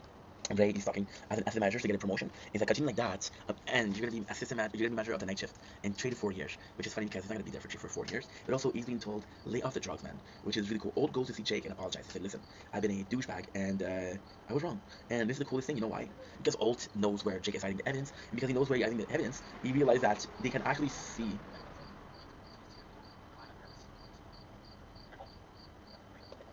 I love this. I absolutely love this. When I ended to the first episode. The first episode is important. So Raymond is like, "Yo, I found something. I have an idea. I'm gonna upload the video no matter what. Get that one Vegas, which is a gangster to come." And Jake says, "I like the way you think, Greg." And it's like, "It's not Greg. It's Raymond Holt." So Raymond Holt is back. So he said, "Screw that jazz with the bureaucracy." So it's kind of cool because this is his way of saying like, "Yo, I actually want to follow in what you want to do." We got Coram Palm season episode 2. So we have the boys meeting in a theater, which also gives Maya. And Maya, she goes in and she's talking about moral problem because she's dating a guy that's much younger. And it's funny because she's dating on other than somebody that's way younger. Oh, this is so cool. Boyles comes in and he's like, yo, I finally adopted, and the son, his name is Nicolaj. Nicolaj has got to be the best character because he embodies Boyles so well. And I'm sorry to say, the character in itself of Nicolaj is kind of cool, but it's kind of sad because his father will come later on, and Nicolaj will go back with his father. Right? But at the same time, the way he's talking with Charles, it's very funny. For example, he calls him comrade. But this is so cool because I forgot, and this is on me, right? Because of course, like, when I watch the show, I won't watch it to do a recap, but now I do it to watch a recap. So I thought Nicolaj calling Charles Papa was adorable, but then I didn't realize that the reason why Charles is being called Papa by Nicolaj is because Charles calls Lynn, which Lynn is his father, Papa. So he's a Boyles right now. And this is super cool because we get to meet the Boyles clan, which makes it sound super racist, the Boyles clan. No, not that clan, don't worry about it. It's so cool because Amy and Charles are reminiscent with that and said, listen, we got the okay for one letter, what should I write? And Gina says the whole letter should be about me, which is super, super, super fucking funny. The boys go in, the boys being Jake and Raven Old, to get some guns, which is kind of crazy because this is the worst possible idea you can have. They get some gun, which is paid for by a friend of Old. Of course, it's a retiree, so kind of funny. And then they end up getting some bad police. Oh, you have a new captain because, again, Captain Old is gone. The new captain is a total douche because he doesn't know what he's doing, he doesn't know what's going on. At the same time, it's kind of funny because he's always like a pushover, which is kind of cool. However, the people that tell him stop being a pushover, which is they want to go for Florida to save Holt and Jake, but he's being told no, you're not gonna leave. Super funny thing. They get arrested for the bullets and the guns. They go to jail, right? And they're planning their escape. And this is super freaking cool because they have this newlywed game, which is just answering the same question, answering the same answer. Gina asked for a assistant, which is Emily. I'm saying she's gorgeous, really my type. And her whole job is to be like Gina and to burn Amy. There's other things as well, but for now, this is all I remember. So they don't pass the newlywed game, and they end up in jail. So they have Rosa as literal walls and a ring. A door ring, which is super fucking funny. Charles gets a treadmill office, which is also cool. And Amy here is absolutely phenomenal because Amy is the only one that didn't get corrupted. Terry had a fridge for his yogurt. Terry loved yogurt. If anything else. So yeah, so everybody gets bribe, which is kind of sad. Jake and Old end up in jail. They talk to the guys and say, okay, well, what can we do here? So one of them has a eyeball, a glass eyeball, which they can use to do a diversion. But pretty much everybody else is super useless, and that is funny. That is super funny. Amy doesn't have the whole squad because they've been bought, and she's still holding on. She's still holding on. The cool part is, though, Amy will convince them, like, listen, it's not worth it. Captain Old is our captain, and I'm gonna get back Jake. And then people are like, okay, well, you're right. Captain Old is our captain. Captain of my captain. They go in, and this is insane because they're able to leave. Now, the cops see them, and Jake and Raymond kiss, which is in the south, and is the thing that really gets in trouble, and the thing that helps them get away. Because, like, holy shit, you guys just kissed. Which is kind of funny because for a show that's being super pro-gay, which is amazing for Brooklyn Nine-Nine, to feature characters that are homophobic is brilliant. Because the thing to do if you're normal, if you're on the edge, is no gay characters but no homophobia, right? Then you put gay characters and then you put homophobia, and it's a case of making it immoral. Oh, we're gay, so you should protect us. It's just funny because they're gay people and there's homophobia. It's just a brilliant idea. They make it a comic aspect, right? So they tell the new captain not to be pushover because he's gonna push over when they have to go to Florida. He doesn't allow it. Old is like, yo, guess what? We don't have any money. We're kind of fucked. And this is pretty much the episode. We're not doing bad, huh? So I got time. Well, you know what? A ton of time. I got a ton of time, so give me a sec. Give me a reason to turn and run.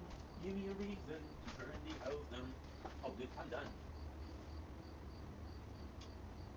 Wish you win.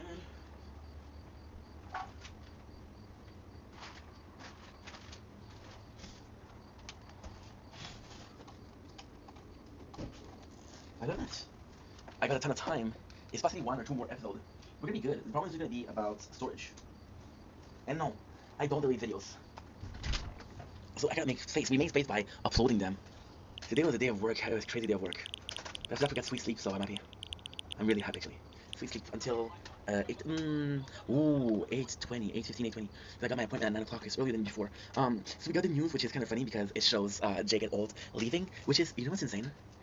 The whole thing was kind of stupid because they went to post a video to get the mafia guy down, but then they make the local news. So if you didn't see the videos, they possibly saw the local news, which is super, super, super funny. You got Jake and Alt that are trying to shop, but they're being researched. So they're treated as criminals. Amy is going to get them, so this is super, super funny.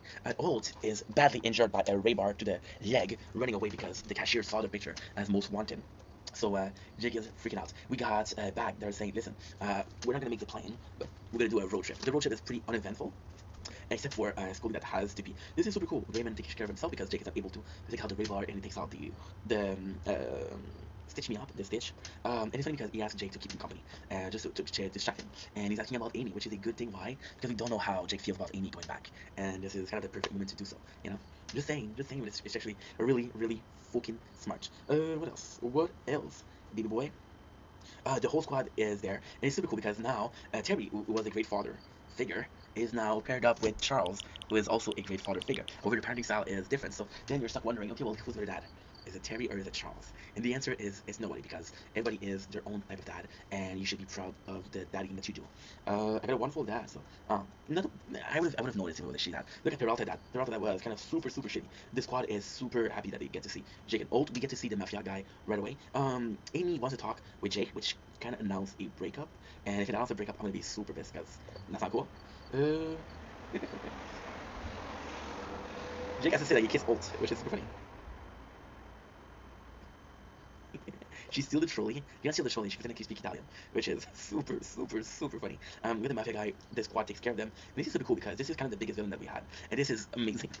We got Jake, who's a real cop, like a real cop extraordinaire, getting stopped by a low town cop who's going to shoot him because he kissed the dude, which is to me it's funny. Now this phone has no batteries. Fuck's sakes.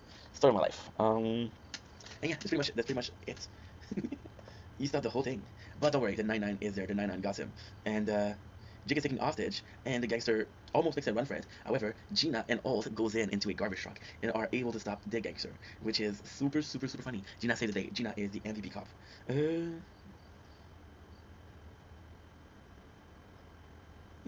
This is super cool. This is really nice. Amy went to talk to Jake, but then she realized that she didn't want to, and everything was okay. So she's like, never mind. This guy is pissed because they didn't follow his order. So now we got the Brooklyn Nine-Nine becoming the Night Squad, and I gotta say, not the way I would have went, but kind of a cool thing to do. We got 7%. Oh shit, that's not good. Okay, cool. I got 27 minutes though, so we should be able to. No doubt.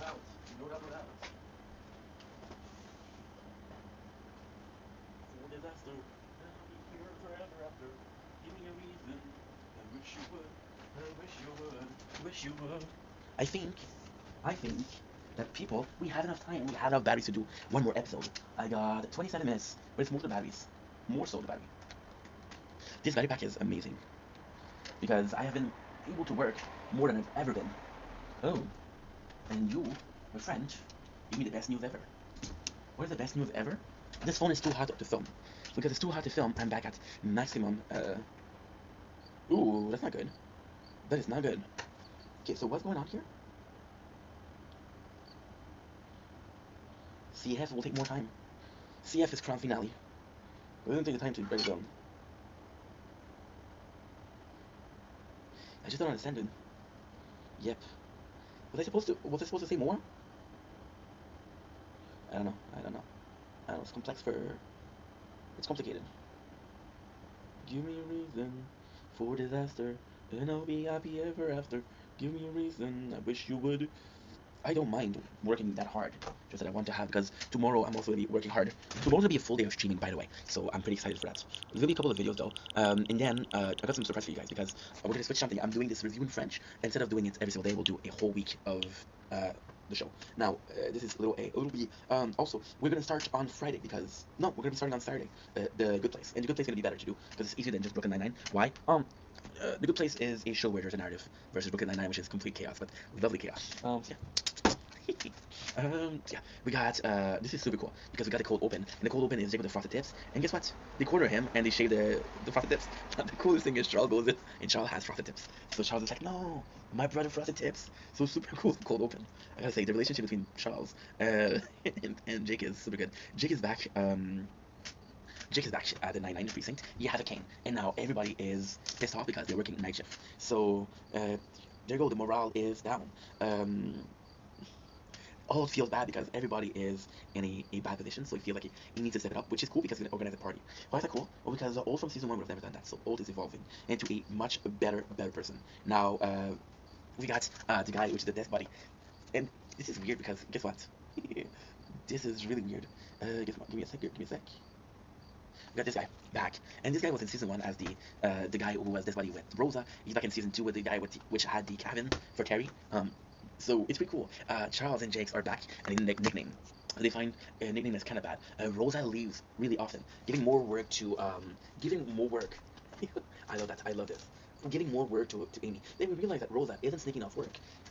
Since we got the mafia guy, Pimento was supposed to be back, and he was supposed to meet her at a very specific spot, which is kind of insane because this specific spot is where she's waiting for him. And you don't feel like Rosa would be waiting for a dude, but here she is. She's waiting for a prince, and her prince shall come.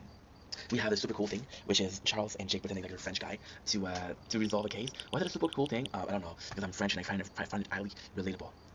And if that's not enough, that's your problem. My solution is let me have a little bit of fun. Is that too much to fucking ask? Thank you, gosh. You guys, so yeah, so they do the French accent. I gotta say they did pretty well. Jake and Charles are back on the case, and this is super, super cool.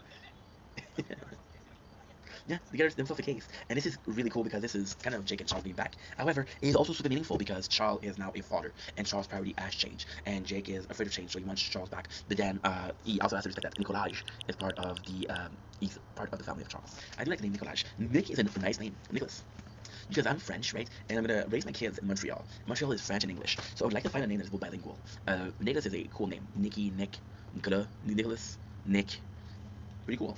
Pretty fucking cool. We got the DNA guy in every cop show. So NCIS, CSI, they always have this funky, very funky coroner, right? However, NCIS doesn't have one. We have a guy that is afraid of has a fear of abandon, I guess. That's how you say it, right? And he really wants to be friends with the guys. So it's pretty cool, but pretty sad. So they had a talk and then discovered some proof. Raymond feels bad to organize a party, but the party doesn't go as planned because it's a boring party. This is super cool. This is super cool. They're arguing about the pronunciation of Charles' name, son's name. So he tells Jake, it's like, yo, I promise you, Nicolaj means a lot to you, but we'll be back before you even wake up. You will not even realize that you're gone. Which is not true because it will be in the morning. So they go in and everybody's taking some time. There's this guy who's taking care of stuff, but he's watching porn. So there's a lot of tabs to close, which is kind of funny. We see that Rosa is lying, so we figure out how it is. Nicolaj come back, and then Charles is kind of pissed. I love this. I love it. I love Nicolaj.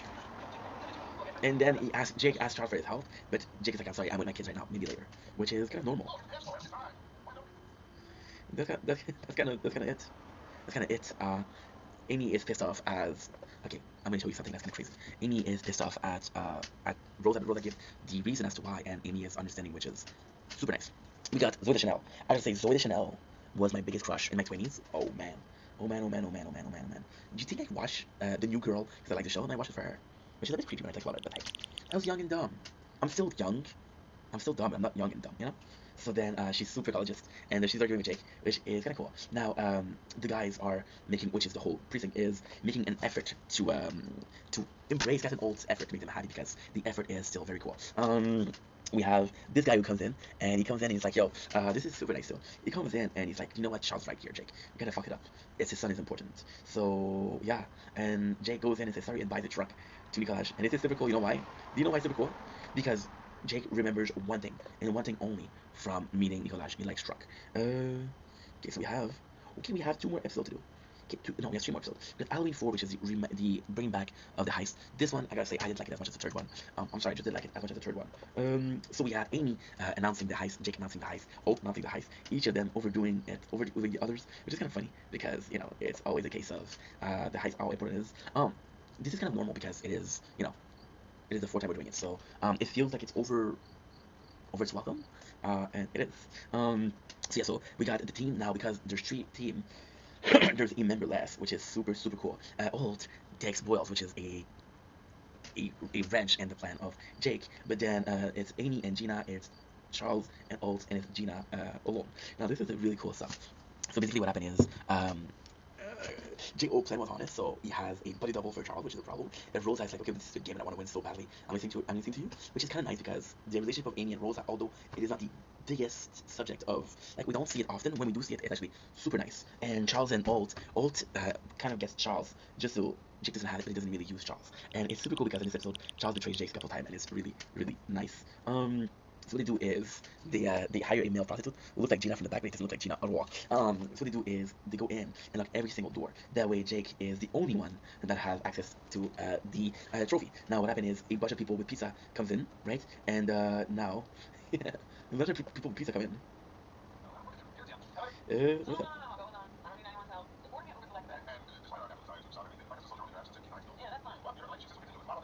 Yeah, Gina gets hurt in the process, and she loses the first two toots of her. I would say this is dedication because I think she's using teeth for real. It's just so they go in, and this is super cool because every team is free and every team is back on track.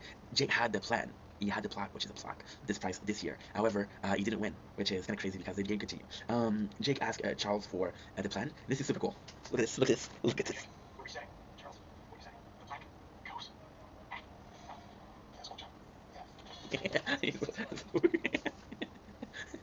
So Old is starting to call Charles pork chop for some reason. I don't know why, but it makes me happy. So now Old trusts Charles, and he involves Charles in the program. So now there's a bunch of pizza to every guy, and it's kind of cool because it's pandemonium. Everybody is blaming each other. However, guess what? Rosa was behind it, and Rosa, Amy's theme actually won, which is a really cool thing. So Amy has a hiding spot where she hides her cigarettes.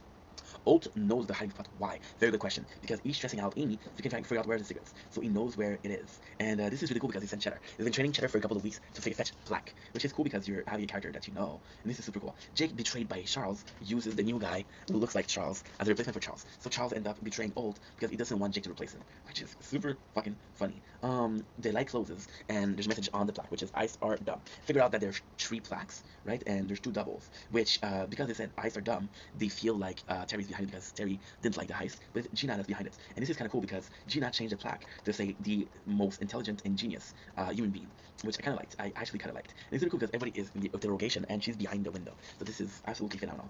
Gina is the crown, and it's cool. She takes out her teeth. I wish she took out her tits, but hey, what can I say? This is my favorite gold opening. My favorite gold opening.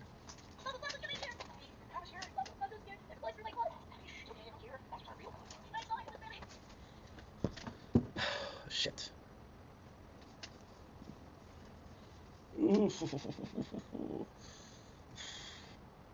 How much space do you have? Oh my god. That's it for tonight. That's it for tonight. So, that's it for tonight. That's it for tonight.